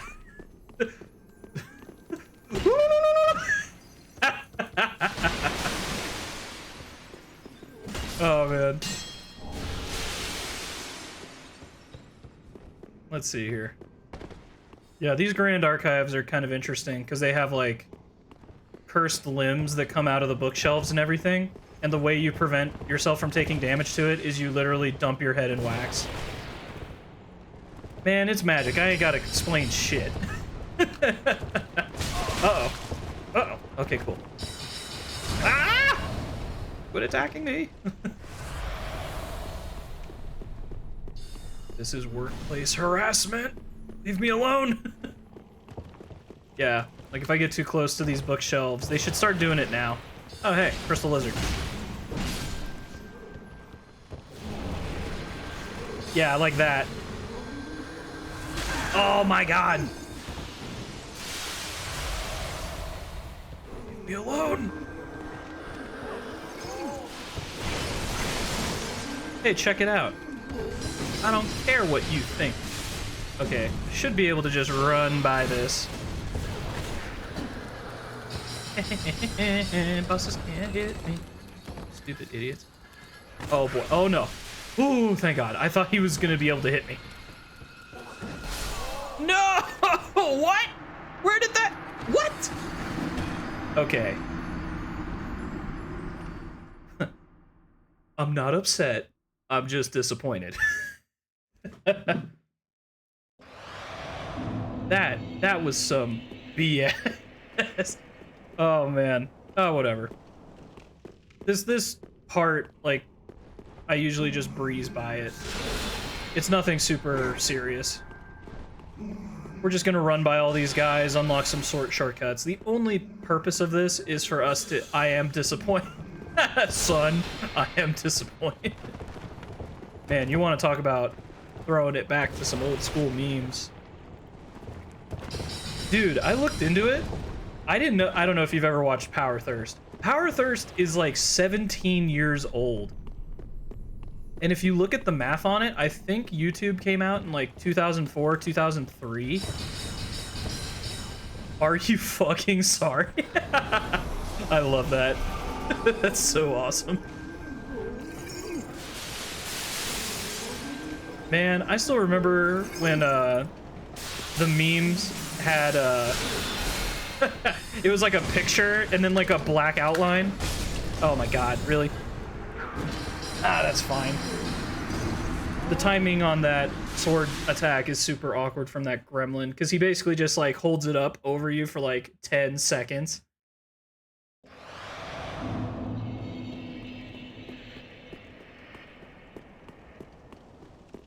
God, I still can't believe Power Thirst is... Oh man, I feel old. I don't think it's college humor. I could be wrong on that. I think it was just like...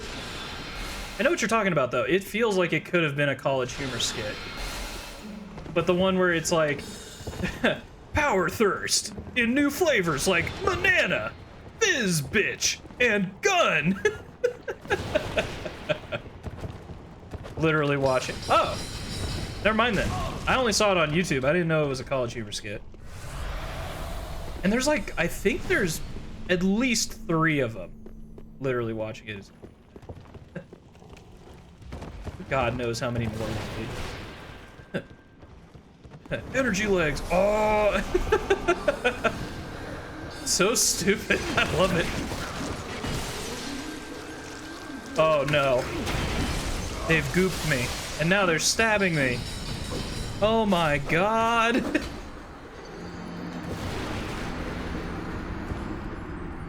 Damn. Get gooped. Yeah, man. It's hard out here in these streets. The mean streets of the local library. Oh my god, I haven't even thought about having a library card in like years. I'm so unread, so uncultured. That was also weird too, because like in elementary school, they showed me around like the library, and like I never figured out when I was allowed to go in there. So I never used it. Like we spent like one day in like 3rd grade going to the local, like not the local, but the school library. You can't say streets, you're suburban white. Ah!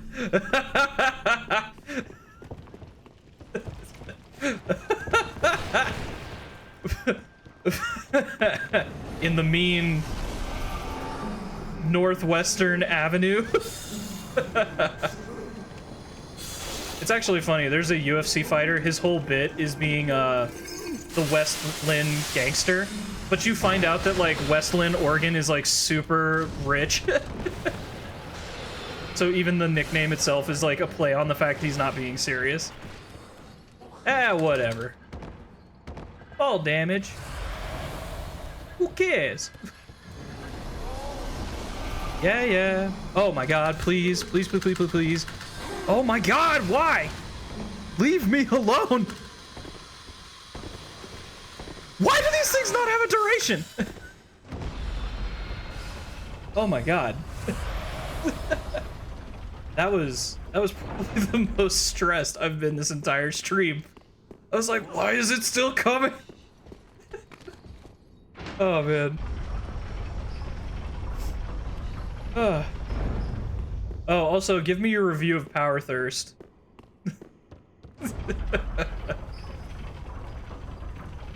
Power Thirst. It'll give you so much energy, Mother Nature will be like, slow down. And then you'll say, fuck you, and kick her in the face with your energy legs. It's scary how much of that I think I can probably recite from just, like, memory.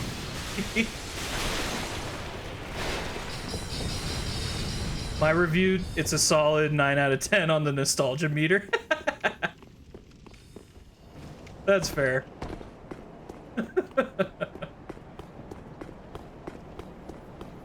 Man, this is such a very interesting stream. I'm talking about power thirst while doing a Souls challenge. Oh, I knew it! At least it's not cringy like seeing old Rage comics. It's still funny. Oh, dude. Oh, man, I don't even want to think about that. It's so funny, too, how, like, Rage comics had their own, like, Genesis, Explosion, and then, like, Survival of the Fittest. We're only, like, what is it, 1 or 2 of them stuck around? I can't even remember the last time I've seen Trollface really used. And now it's just complete. It's actually evolved into Soy Jacks. Internet nature took its course and made the next evolutionary step. And we all paid the price. Trollface has hopefully died for... Oh, dude. The one that I hate the most is, that stupid Trollolo song. I hate that. I never found that funny, and I never found it, like, pleasant. It needed to be drawn out back and yeah. Oh, man.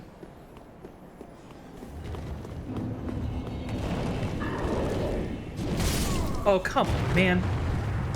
Yeah, see, the problem is, now that I'm on New Game Plus, and I still haven't leveled up my character, like, environmental enemy... No, it's not environmental enemies, but enemies that I could previously walk by and get hit and still, like, just kind of tank it and keep moving on. Now they can hit me in one shot and kill me. So I'm, like, forced to constantly just go back and back and back, and I'm like, ugh, so annoying.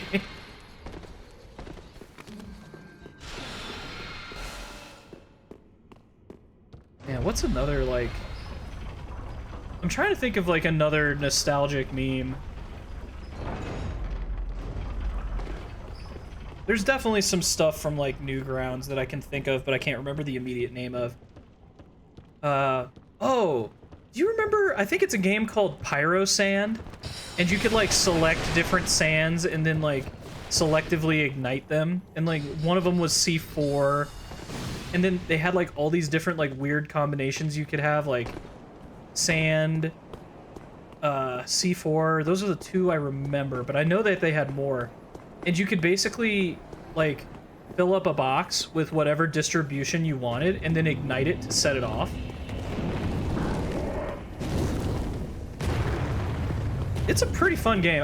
Man, that game's probably lost to the sands of time. But you never know. I know that Newgrounds, like, went through a whole effort of translating, I think it's, like, either the file format or some of the programming. Are you talking Lost the Turtle? I don't even know what that is.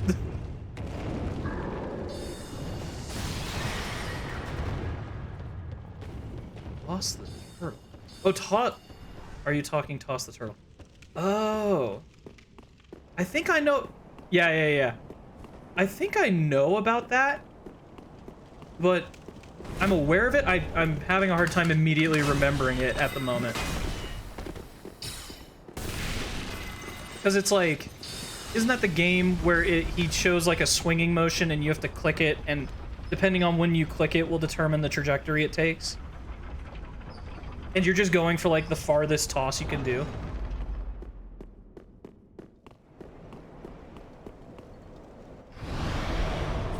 Man, this is gonna bug me. I gotta look up Pyro Sand later. I am pretty certain that's the name of it.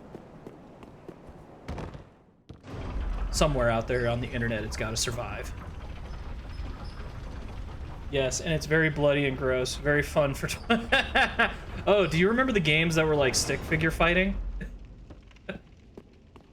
Oh, man. There's another game I played on Newgrounds a lot where the character you're playing... I don't even remember the name of it.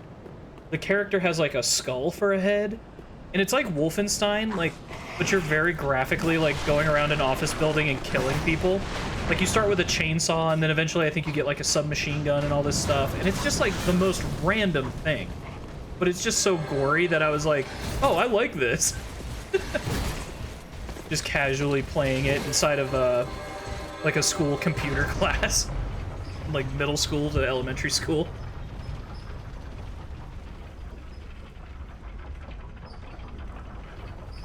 Oh, yeah, dude. It's kind of funny. I was watching, Oni go back, and he was looking at, like, old... We got away with it. We got a lot. Yeah. Dude, it's so funny. Like, I remember just different computer classes, like, they didn't really get wise to blocking sights until I think we were probably closer to high school. Oh my... Okay, seriously? Whatever. I got the shortcut, so it doesn't matter. But yeah, and then they would occasionally find, like, a site to block, and then you would just find another adjacent site that does, like, the exact same thing. Okay, so we just unlocked the last shortcut that's going to get us to the Prince Lothric boss fight. He is the second main boss fight. Or, sorry, he is second to last in terms of boss fights for the main part of the game. I have grinded a ton of hours on this guy. BRB. Ah, got it. Anyway. Yeah, so the Prince Lothric boss fight should... This will either go really well or really bad. But then once we beat him, we still have to go fight Ocerios and Champion Gundyr. Oh, for like 3 hours 14. Okay, not bad, not bad. Yeah, thankfully, Dragonslayer armor, I know like the back of my damn hand. So I'm not... I knew that fight was going to be quick. And even Dancer of Boreal Valley, like, the fact that I think I got her within, I want to say, like, 10 to 15 attempts. We're doing pretty solid right now.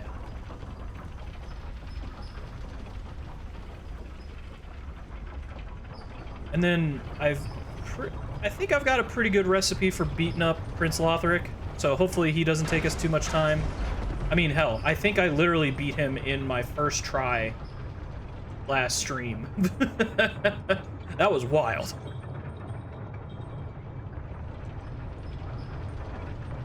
So beat him, beat Ocerios, beat Champion Gundyr, get the Fire Link, get the Firekeeper Eyes. I mean, depending on how well this goes, the only thing that would stop me from finishing the game today is probably Champion Gundyr. He's gonna be the guy that's just gonna basically filter me for a minute. He's beatable. I don't know... I just don't have enough info on his attack patterns. Like, I have the instincts and I know his attacks, but I don't know... Like, I need some more wrinkles in there before I can really start crippling him.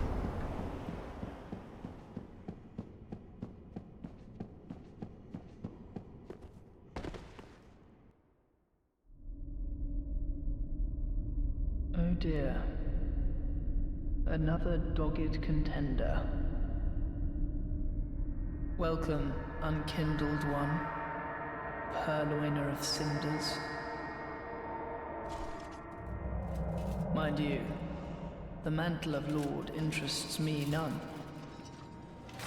The fire-linking curse, the legacy of lords, let it all fade into nothing.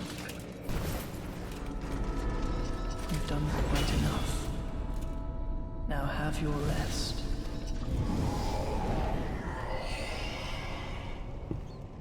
Alright, time to whoop this guy. Let's go!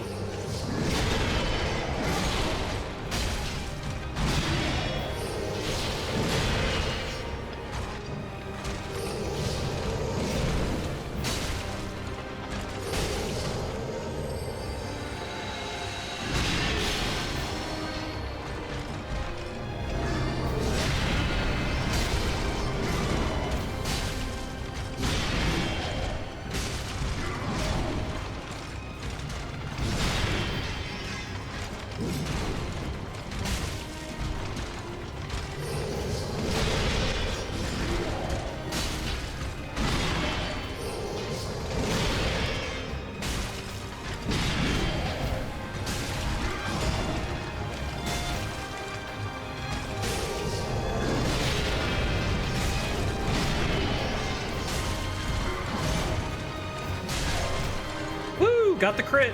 Let's go.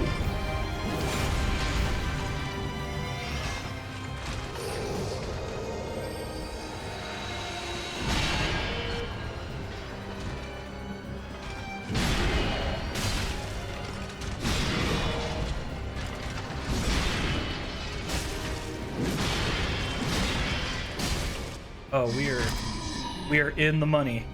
We're in the money, chat.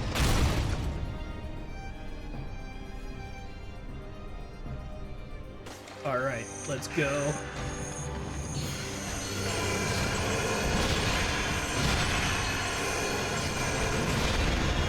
All right, first objective down. What? Oh.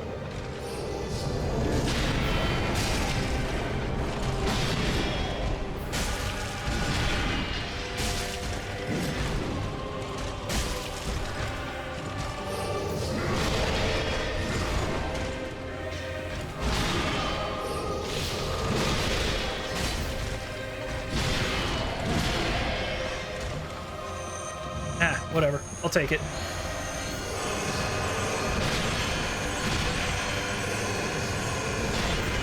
Cool. Let's go. What? What? No! Okay, my game stuttered. That was not me. I saw that. No, we got this in the bag. I've burned this dude's attack patterns into my brain with such fervor. I'm not intimidated by this guy. If that game hadn't stuttered, I would have crushed this dude. This is interesting. So right now, I mean, the only fight that's really consistently been kicking my butt has been Ocerios, which is so weird. He just has a lot of health. But, oh my god, I forgot to reset the... That's on me. That's on me. I should have reset the elevator.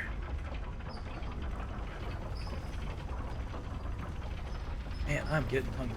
I could go for some Costco. Actually, I've got some hot dogs. I'll probably make those.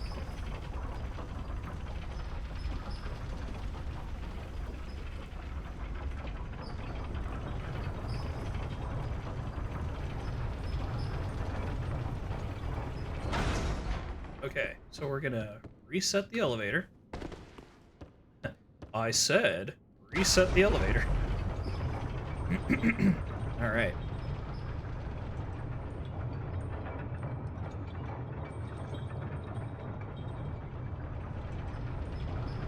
Oh yeah, this boss fight's toast.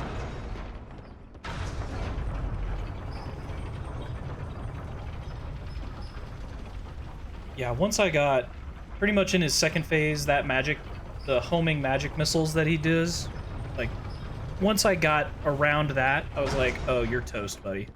I know all your moves before you even do. Let's go whoop up on this guy.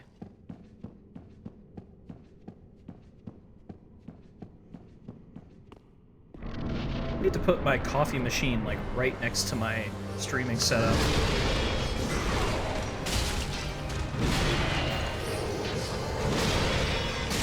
Alright, come on.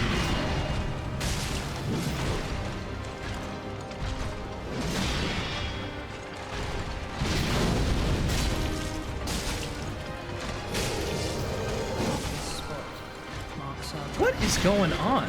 Okay. I'll accept that, but I saw that game stutter for a second. Man. That was weird. This game has been acting so weird. I wonder if my graphics card is having like an issue or something. It might be because I'm running multiple things simultaneously. Because I'm capturing the game feed from it. That might be doing it. Ah, well. I mean, if I'm streaming this and it crashes like once every 5 hours, it's not huge to do.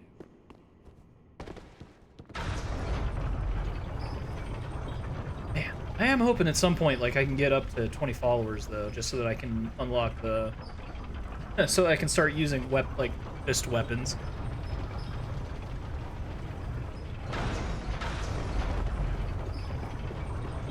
I still got to go through my Saturday VOD and make sure I've got all the things timestamped and updated. It's uploaded to YouTube, it's just private at the minute. I'll probably do that all after this stream.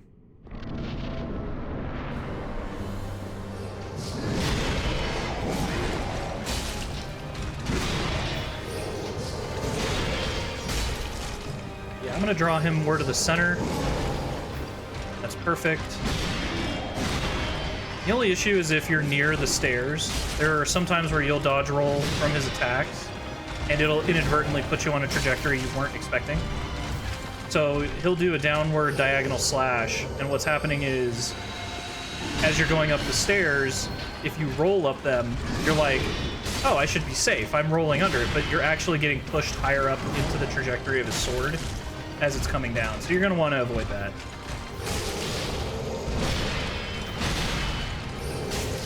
Just general tips and tricks on this boss. You're going to always want to counter oh, I got lucky there. You're going to want to counter rotate to his attack. So if he swings one way, you dodge roll the other. Because you're trying to get to his back.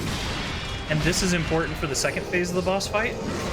Because when Prince Lothric is on his back, the boss fight ends when you kill him. And you can only hit him when he's on... You can only hit him from the back, or if you kill Lorien.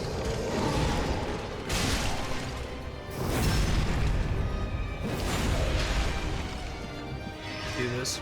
Bring it on, brother.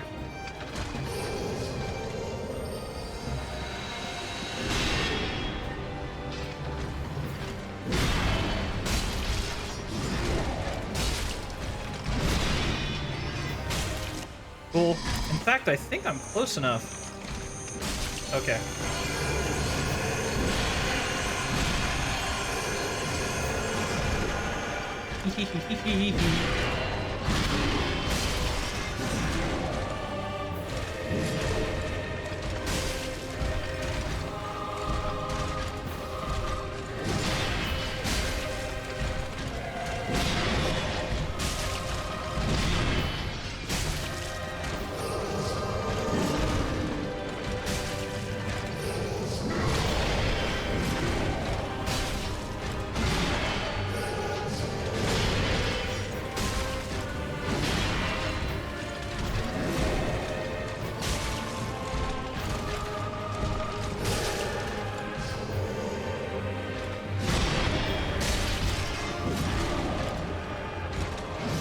Welcome back.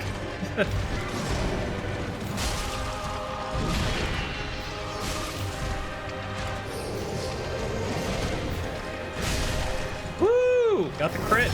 Let's go. All right. Oh, wow. That was actually really lucky. Now I've got full stamina to go chop this guy down. Okay. Took advantage pretty well. Don't get greedy. Okay, bring it on.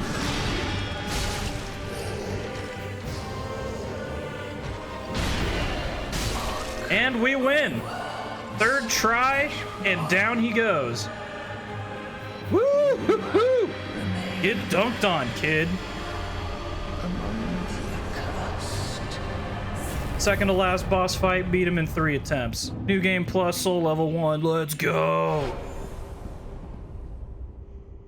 Yeah, so in this boss fight, the younger brother only appears in the second part of the boss phase, and because he's constantly on Lorien's back, he's harder to hit.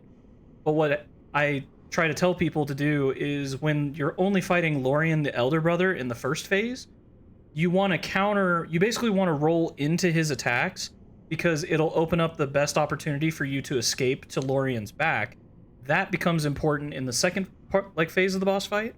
Because now that you've built up the habit of constantly escaping to get to Lorien's back, now his brother's there, you hit him, and the game's over. You don't got to focus on Lorien. And we did it. Yay. Alright, so... we can go watch the cinematic real quick for getting to the Soul of Cinder, and then I've got some... I need you to make a TED Talk on Dark Souls 3. Dude, half the time I'm talking about things, I'm like, yeah, if you look at the probability distribution of this attack pattern, it will go this way if you do this, and if you actually subtly influence it by walking away radially, you can do this. Dude, for whatever reason, this game, like, triggers my autism. Ah, well met. How may I? That's why I was like, if there's one game that I can use to prove to people I'm not an incompetent mess, it's this one. Alright. Gracious, let this ash bestow nourishment. I only Throw in some Calc 3. Oh, man. Normally, the closest I get to, like, using math to describe things, I just talk about, like, literally what I just said, like probability distributions.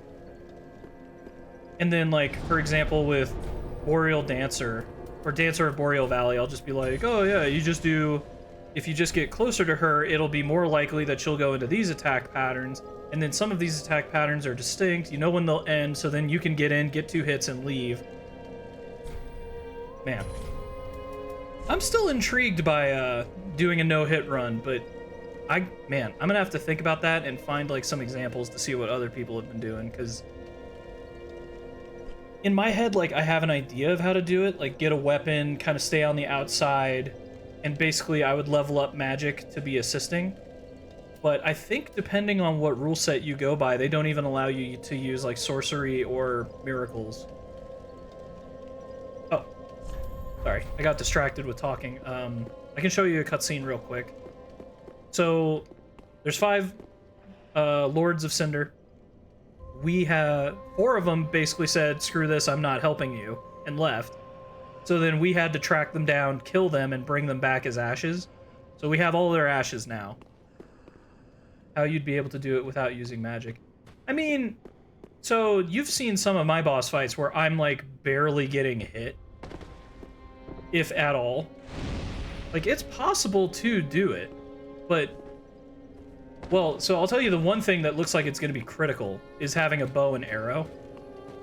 Because there are some parts of this game that are intentionally made to be bottlenecks and very frustrating so that you can't run through them.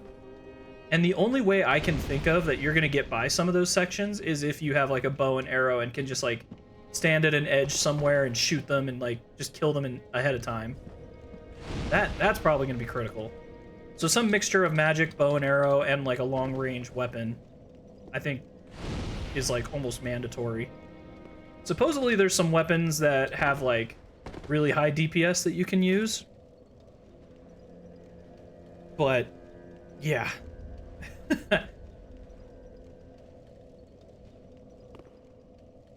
So we have returned the ashes of all the Lords of Cinder. They now sit on their throne. We, as Unkindled, now have the right to become a Lord of Cinder ourselves. And this is what we'll be doing with this cutscene. So I'll shut up for a minute.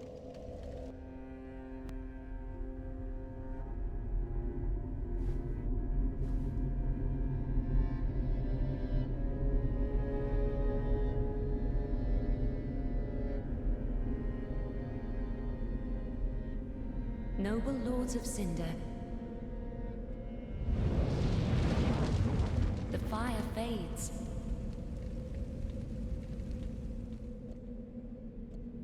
And the lords go without thrones.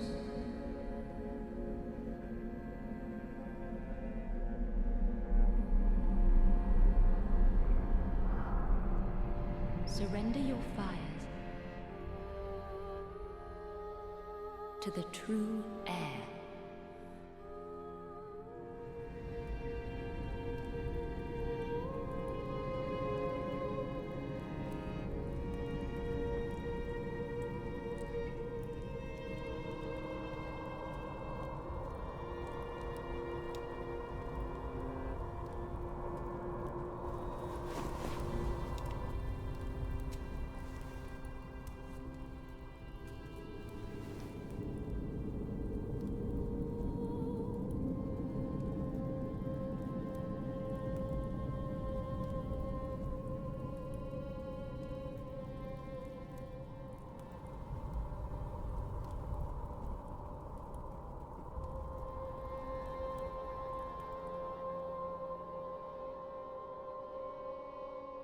Let him grant death.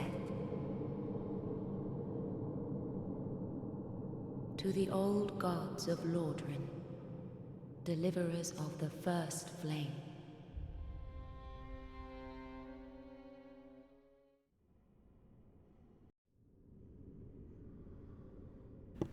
Alright, there we have it. Kiln of the First Flame. So this is where we'll be able to perform the ritual to relink the bonfire, or relink the First Flame, basically sacrifice our soul and energy into it to continue the Age of the Gods, or, alternative ending, we don't relink it and send the world further into the Age of Darkness. However, annoyingly, to get that ending, I have some optional bosses I have to go fight. So let's go do that now. There's 2 bosses, one of which I've beaten before pretty easily. Not easily, but one of which I've beaten before, like, a number of times, and then the other one is going to take a minute. You choose the ending you want. Yeah, so... Okay, if you don't do certain things, you're locked into only one ending. You will only be able to rekindle the flame. If you go with some extra steps and kill 2 extra bosses, you unlock up to 2 more endings. And then the 4th ending is actually the most complicated one, and that one requires like talking to a lot of NPCs at very specific times so that you can perform certain rituals before you get to the final boss. I've done none of that, so I'm pursuing the Age of Darkness ending right now. So we need to go to here and go fight Ocerios, the Consumed King. Fight him, kill him, and then we can go to the untended graves, which are behind him.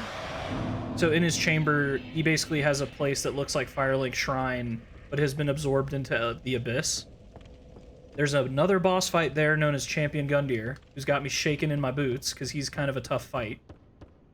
And then after him, we go into the Firelink Shrine contaminated with Abyss, and we can find an item to give to the Firekeeper, and she will allow us to plunge the world into the Age of Darkness. And that item specifically is the Eyes of the First Firekeeper. And in case you're wondering, so basically the Eyes of the First Firekeeper are important because the First Firekeeper had a horrible vision of an unending darkness, and it disturbed her so much that she ripped out her own eyes, and it's become ceremony for every subsequent Firekeeper to do the same, so they don't have eyes. But the First Firekeeper, her eyes are an item you can get, and if you get that item, you'll give it to your current Firekeeper.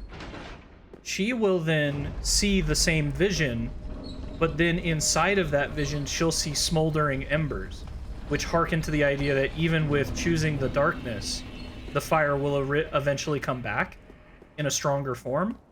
And once she sees that, she'll elect to help you plunge the world into darkness. But we need those eyes. And to get those eyes, we got to go through these guys. I kind of wish it was like the first Dark Souls game. So in the first one, you get to the Kiln of the First Flame, and you either relink the bonfire or you just leave. Like, you're forced into one of those 2 endings. But for this one, it's a little irritating. You have to go fight extra bosses just to get other endings. Not unheard of, but I kind of wanted the option to do both as default.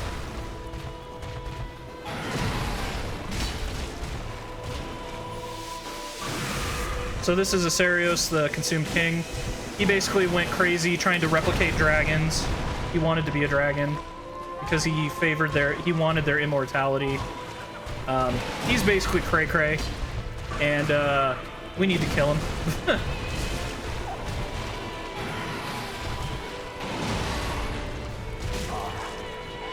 Dear little Ocelot, where have you gone?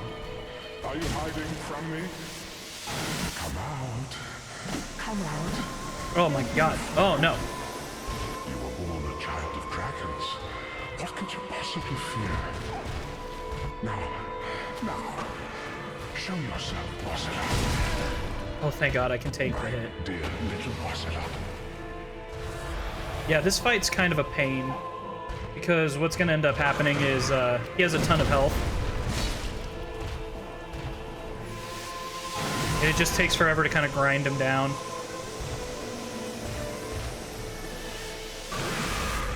Oh my God. Stop doing that and come over here.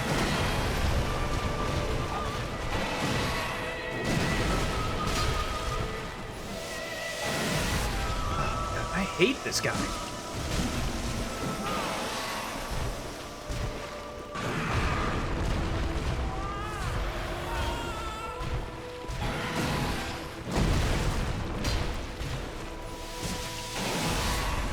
That's fine. Can attack his tail.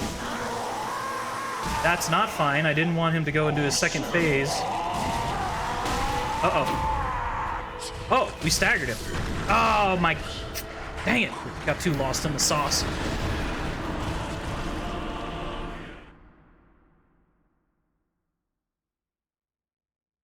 Okay, so I can talk about that a little bit. So, with this particular boss fight, he is going to have a lot of health. His first phase is relatively easy. He only has like 4 or 5 moves that are standard, and he only has one attack pattern that he does 2 moves consecutively. All the rest are usually one-offs. His second phase is irritating because he basically just launches himself all over the map, and if you get remotely in his way, it's an insta-death. And yeah, considering how I play with my axe, I have to get close to him in order to do any damage to him, so I'm constantly in the line of fire of him just like nudging me with his knee and just killing me instantly.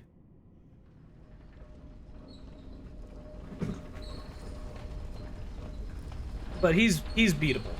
If anything, I criticize him for kind of being like too boring of a boss fight, because once you know, like, just don't get nudged. Yeah.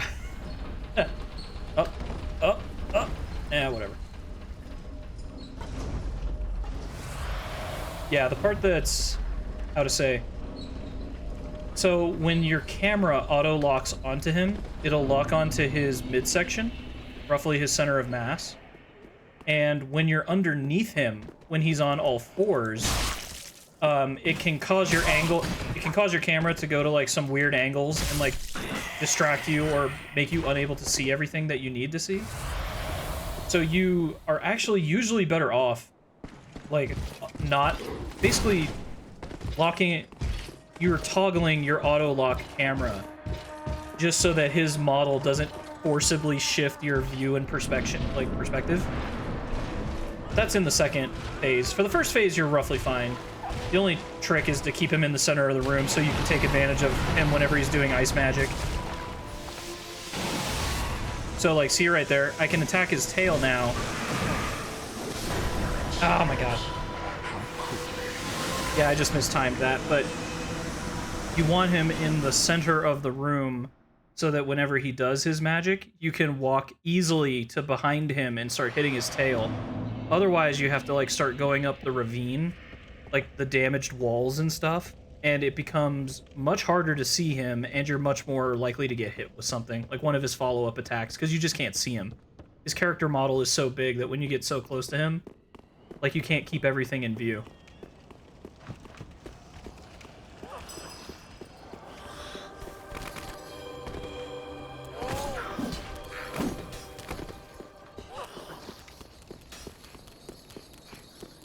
Yeah, this is actually kind of funny. I think Ocerios is the one boss that is taking me the most time.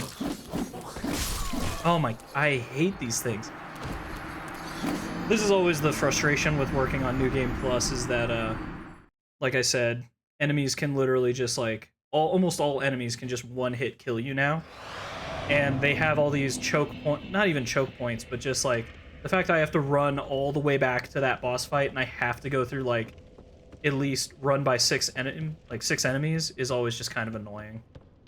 But that's just part of the game. That's Dark Souls games in general.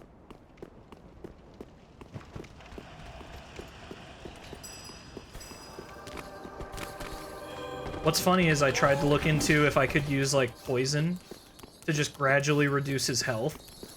But I found out later he's resistant to poison, and I'm like, well, that's just great. So now I can't even, like, passively lower his health either, this boss fight. But I do have some gold pine resin, so that should give me a little bit more of a buff. Usually dragons or dragon affiliates are weak to lightning. And there's historical context for that too. Basically, the way the dragons went extinct is because man and the gods banded together and used like lightning miracles to kill them all.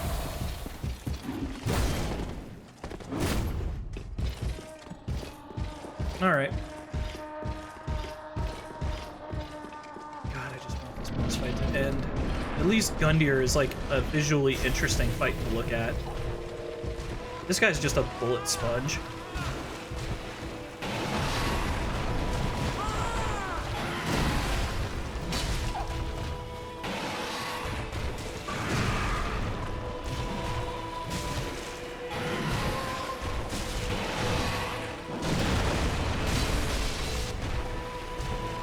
To draw him out a little bit more.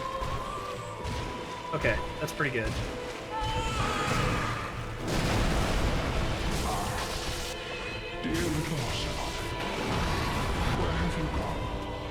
Yeah, the annoying thing is every time he attacks, he backs up.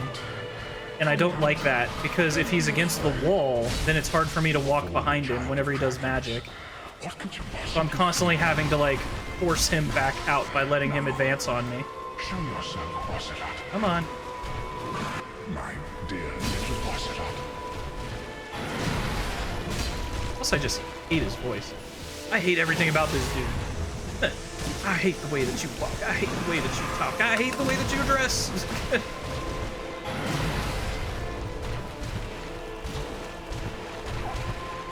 Come on.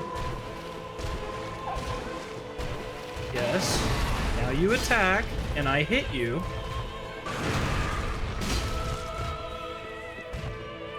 Okay, pine resin seems like a good idea. Oh, and I have none. No!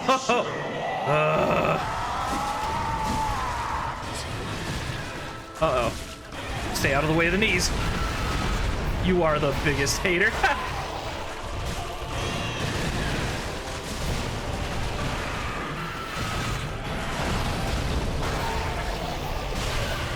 Oh, do we stagger him? Hell yeah.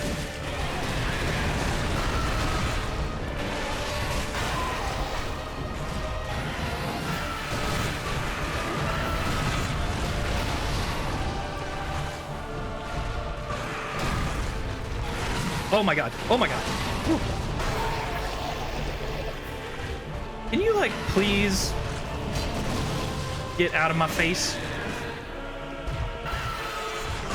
Oh no! Dang it! Ah. Okay, I've got the recipe to get him down. Ugh. Yeah, I just forgot that he has a slight delay with that bite. I would have been better off just tanking the hit, or just blocking it, to be completely honest. Why the heck am I out of gold pine resin? Oh. Because the Shrine Handmaiden can only give me 3 right now. Which makes no sense. Like, there should be more. Oh, maybe the Easterner's Ashes make it so that I can get it unlimited. Let me go check that. Because if that's true, that's dope. Screw this. I've got a faster method. Yeah, I've got like 12 of these.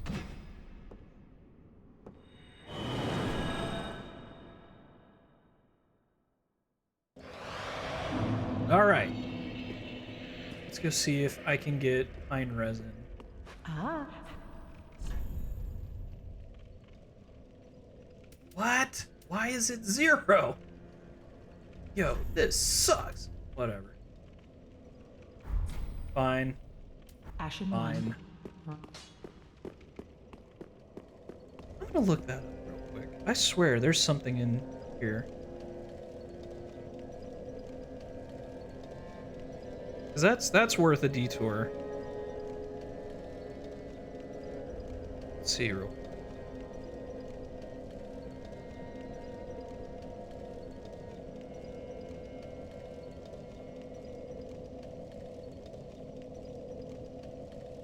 Oh, interesting. Oh, okay. I know what to do now. So I got these on the last playthrough, I think, like, either on stream or in my practice build by complete accident. I just was wandering around and I was like, oh, hey, ashes, I'll take those. We need to go... What's the easiest way to do this? I guess Irithil Dungeon. Basically, there are ashes you can get that make it so that you can get gold pine resin at infinite amounts. And yeah, I think I was literally getting like an extra 100 damage when I had applied gold pine resin to my weapon, so that'll make that fight way easier. We just gotta take a small detour to go get these ashes. That's crazy though, I never knew about that. And of course I'm an idiot who never opens that damn door. Okay,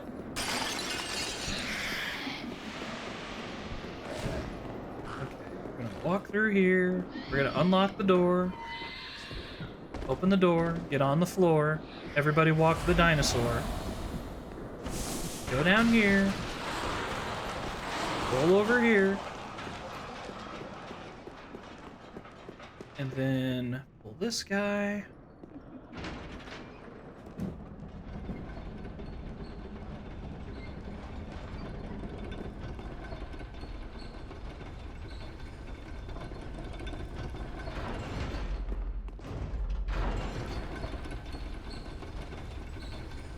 Oh, hey, by the way, Mr. Pudge, if you think of someone for me to raid after this, just let me know. Just send it to me over Discord. Otherwise, I'll just, like, raid a random DS3 streamer. Okay, so the ashes are gonna be over here.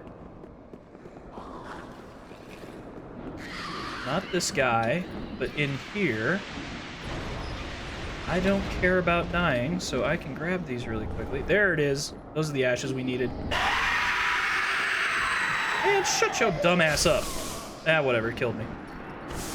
Actually, that did me a service, because I was gonna need to get back to the bonfire anyway.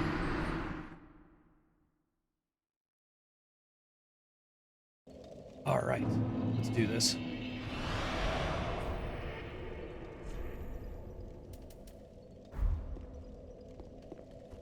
Now we're gonna be swimming in gold pine resin, baby.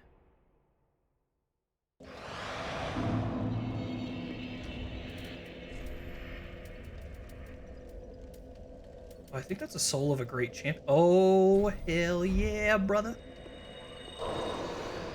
Let's do this. Ah. Graciously, I only... Yeah, lady, whatever. I want all the gold pine resin. Hell yeah. Let's go. I think on my practice account, I bought like 160 of them one point. Alright, now we can go back over there and start whooping on that dude.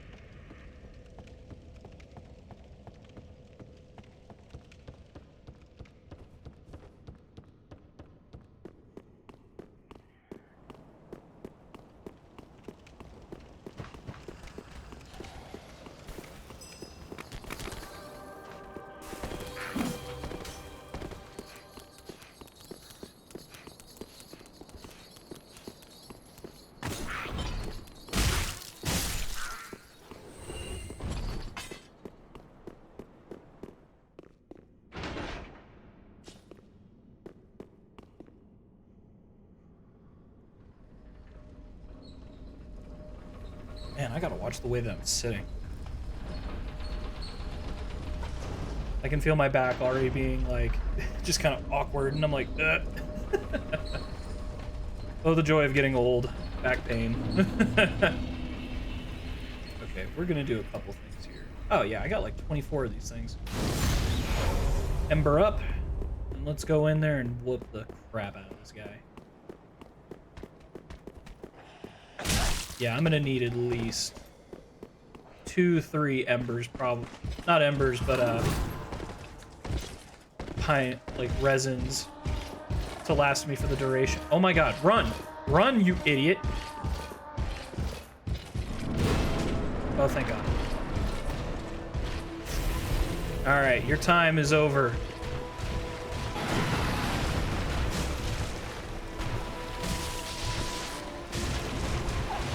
Come on. Walk forward.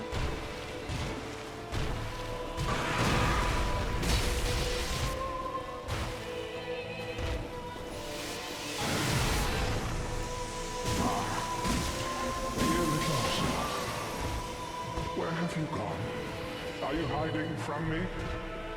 Come out. Oh man. Oops. Don't be afraid.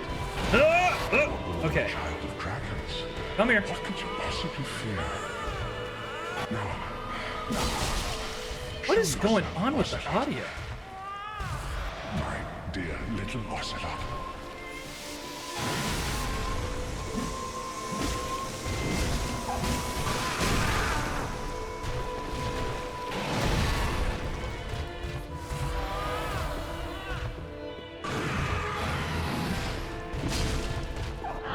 There we go.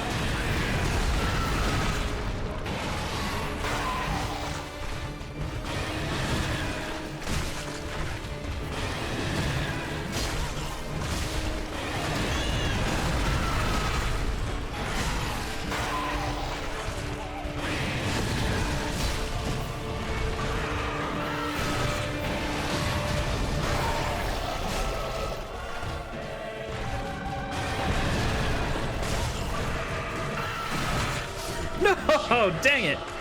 Oh, man. Oh, this boss is so annoying. So much fucking health. Yeah, and it's just constantly being like that didn't even look like it was anything. And it just like, these hitboxes can come from anywhere and just instant kill you. And it's like, really?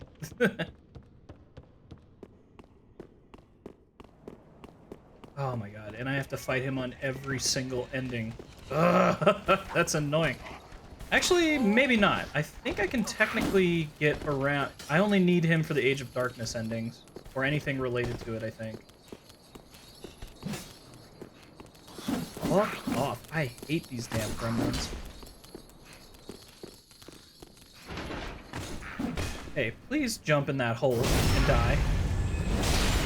Would you kindly? You know, kill your... I can't say that, probably. Would you kindly, like, not do the thing where you continue to live and have a happy life?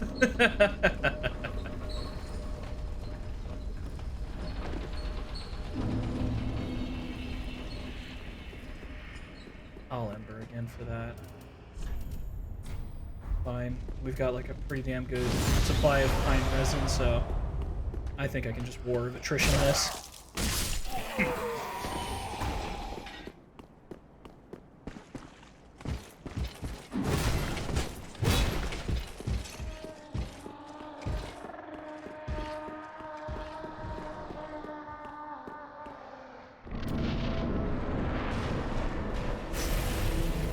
All right, let's go.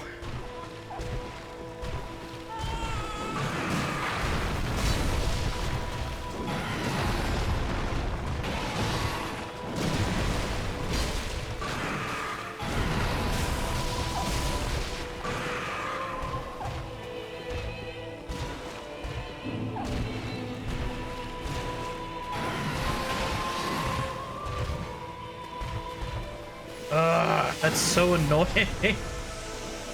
Of course you're back in that corner. Well, whatever.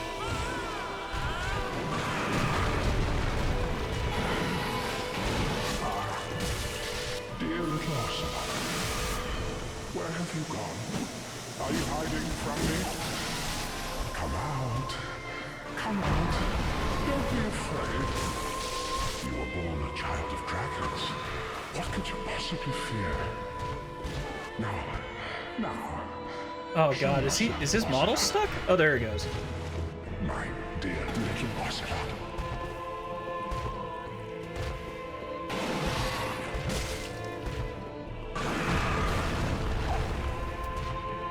Probably do this. Okay.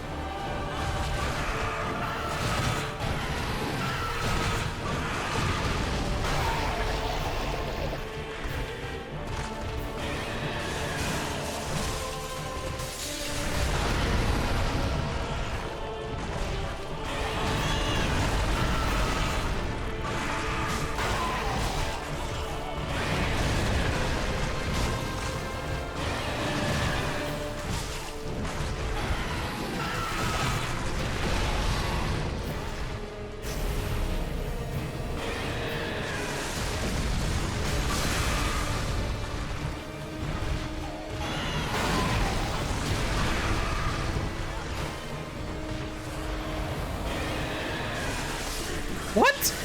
What? You gotta be kidding. What? That makes no sense. I don't know how the hell that killed me.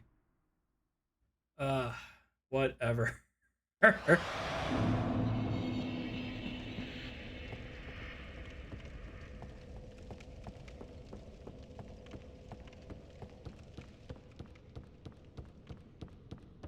Alright then.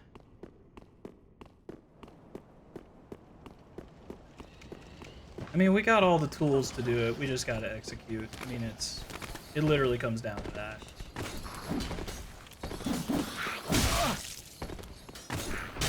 I hate these damn things.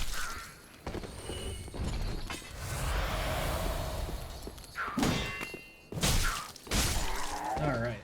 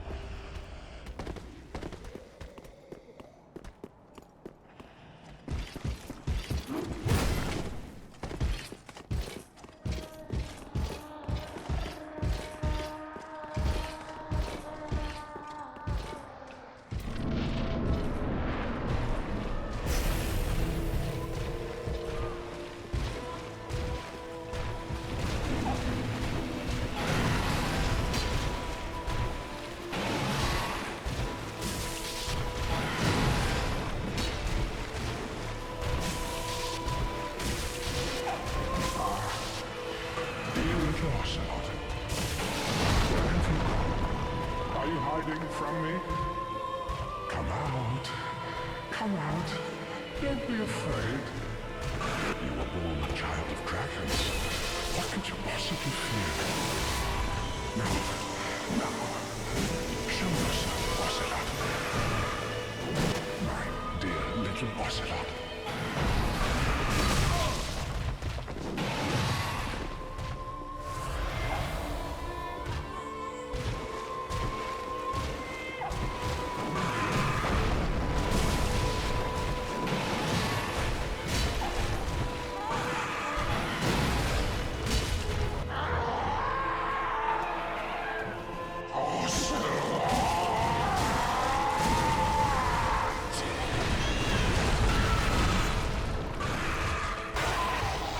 Yeah, so I'll explain in a minute. Damn it. So, Ocelot. Okay, there is some lore here. Basically, this guy, Ocerios, he became obsessed with becoming a dragon, but one of the other things he did is it is highly implied that when he had his last child, Ocelot, he did some experimentation in order to make him a crossbreed. So half dragon, half, I guess, god, technically?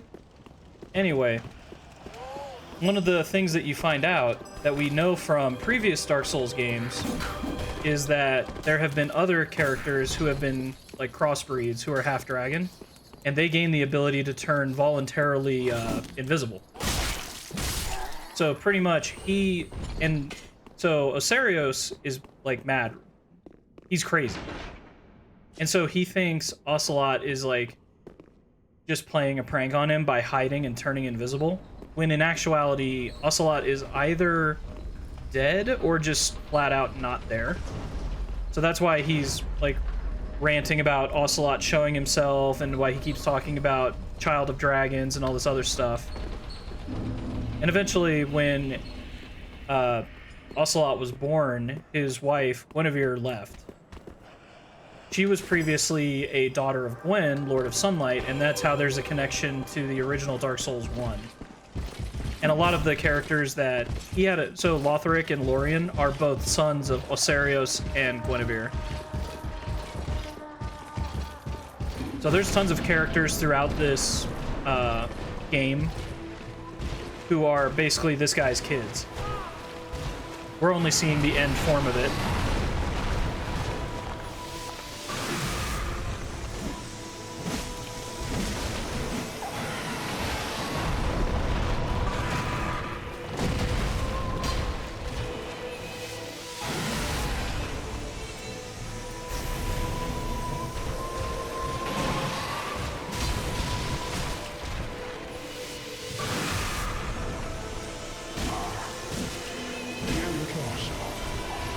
That's why he also looks like he's cradling a child, is because he thinks he's carrying his son.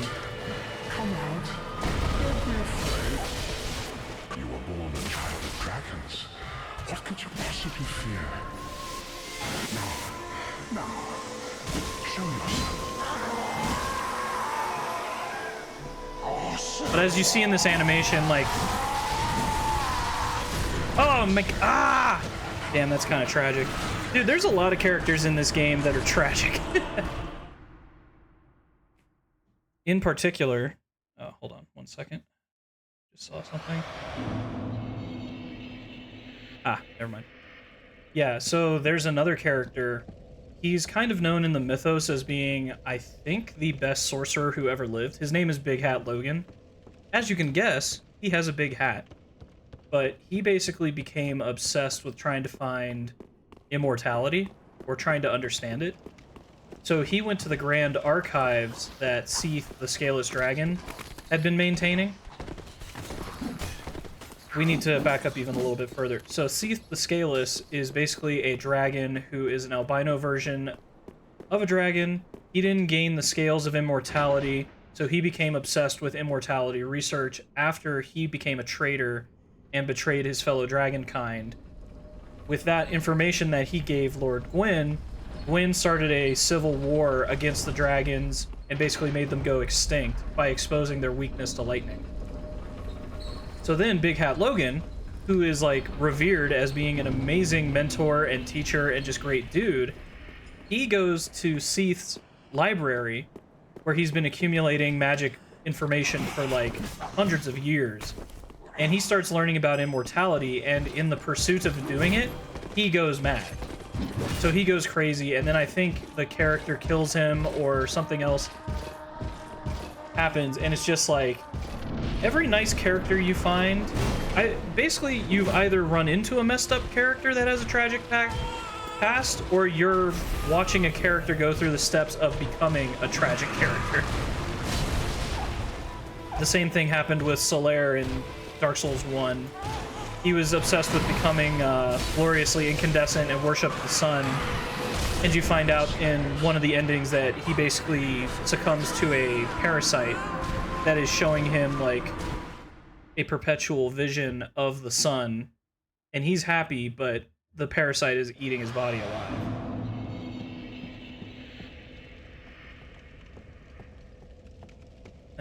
Can't have shit in Lothric.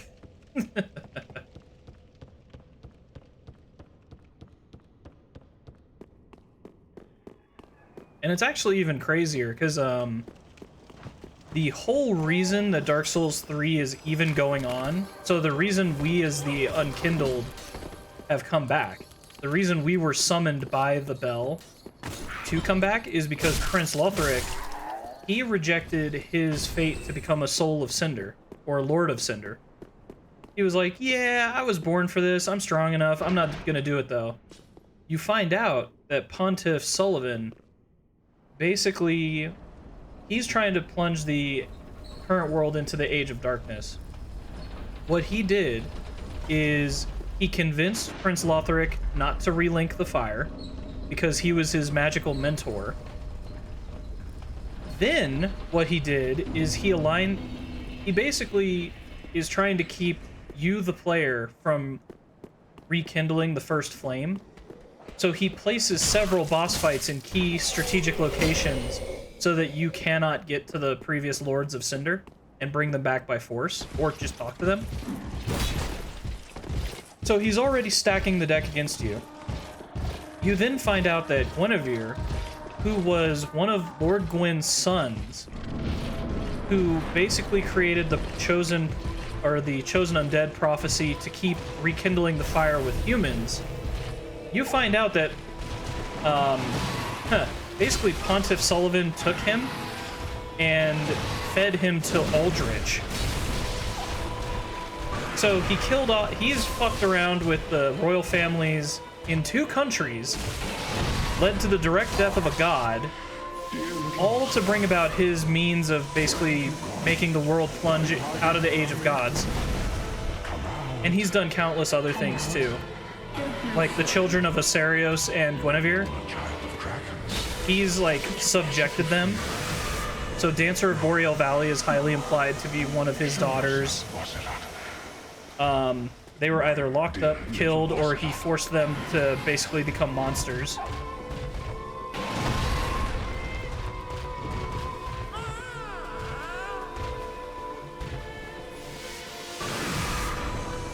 Let's see.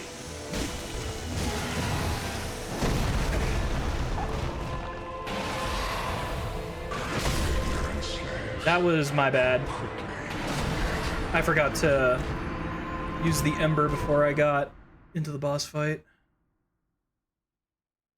Having Ember increases my health just enough that I can tank some of his hits. Makes the boss fight much more survivable.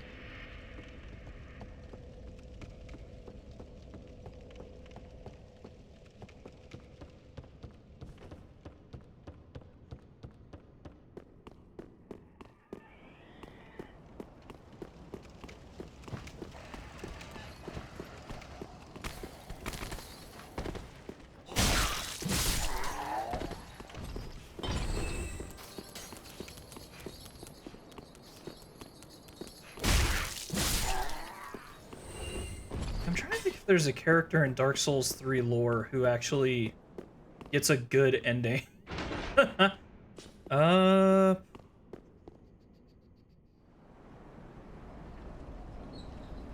guess guess there's technically a couple characters that get a good ending, like just as in like nothing tragic happens to them. Oh, what the heck is his name? There's a guy that sells like sorcery back in the Shrine Link. And yeah, nothing bad happens to him. He basically just talks about how he was an assassin who wanted to be a sorcerer, and then he just never ended. He studied magic, and while he was at the Institute, he realized all they were keeping him around for was to kill people, not study magic. So then he left the school that he was a part of, left the country, and now he's just fully involved in sorceries and teaching it to people.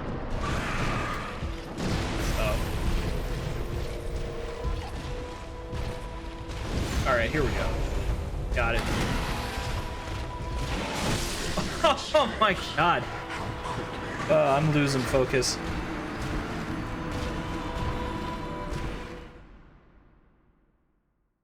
You know, maybe this is a good stop in place. Yeah, it's been about 4 hours 15. I streamed for about 5 hours yesterday. Alright, alright. Yeah, I think I'm gonna call it here. We can approach this next week, either Saturday or Sunday, depending on how plans go. Thank you to everyone who came out, watched, if you had a chance. Let me set this up real quick, just so that we can raid another channel. Let's see.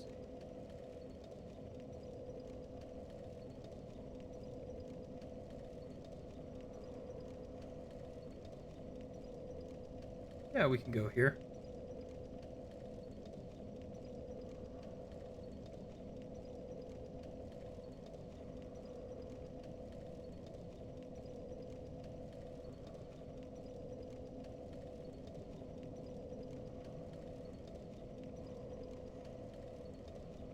All right.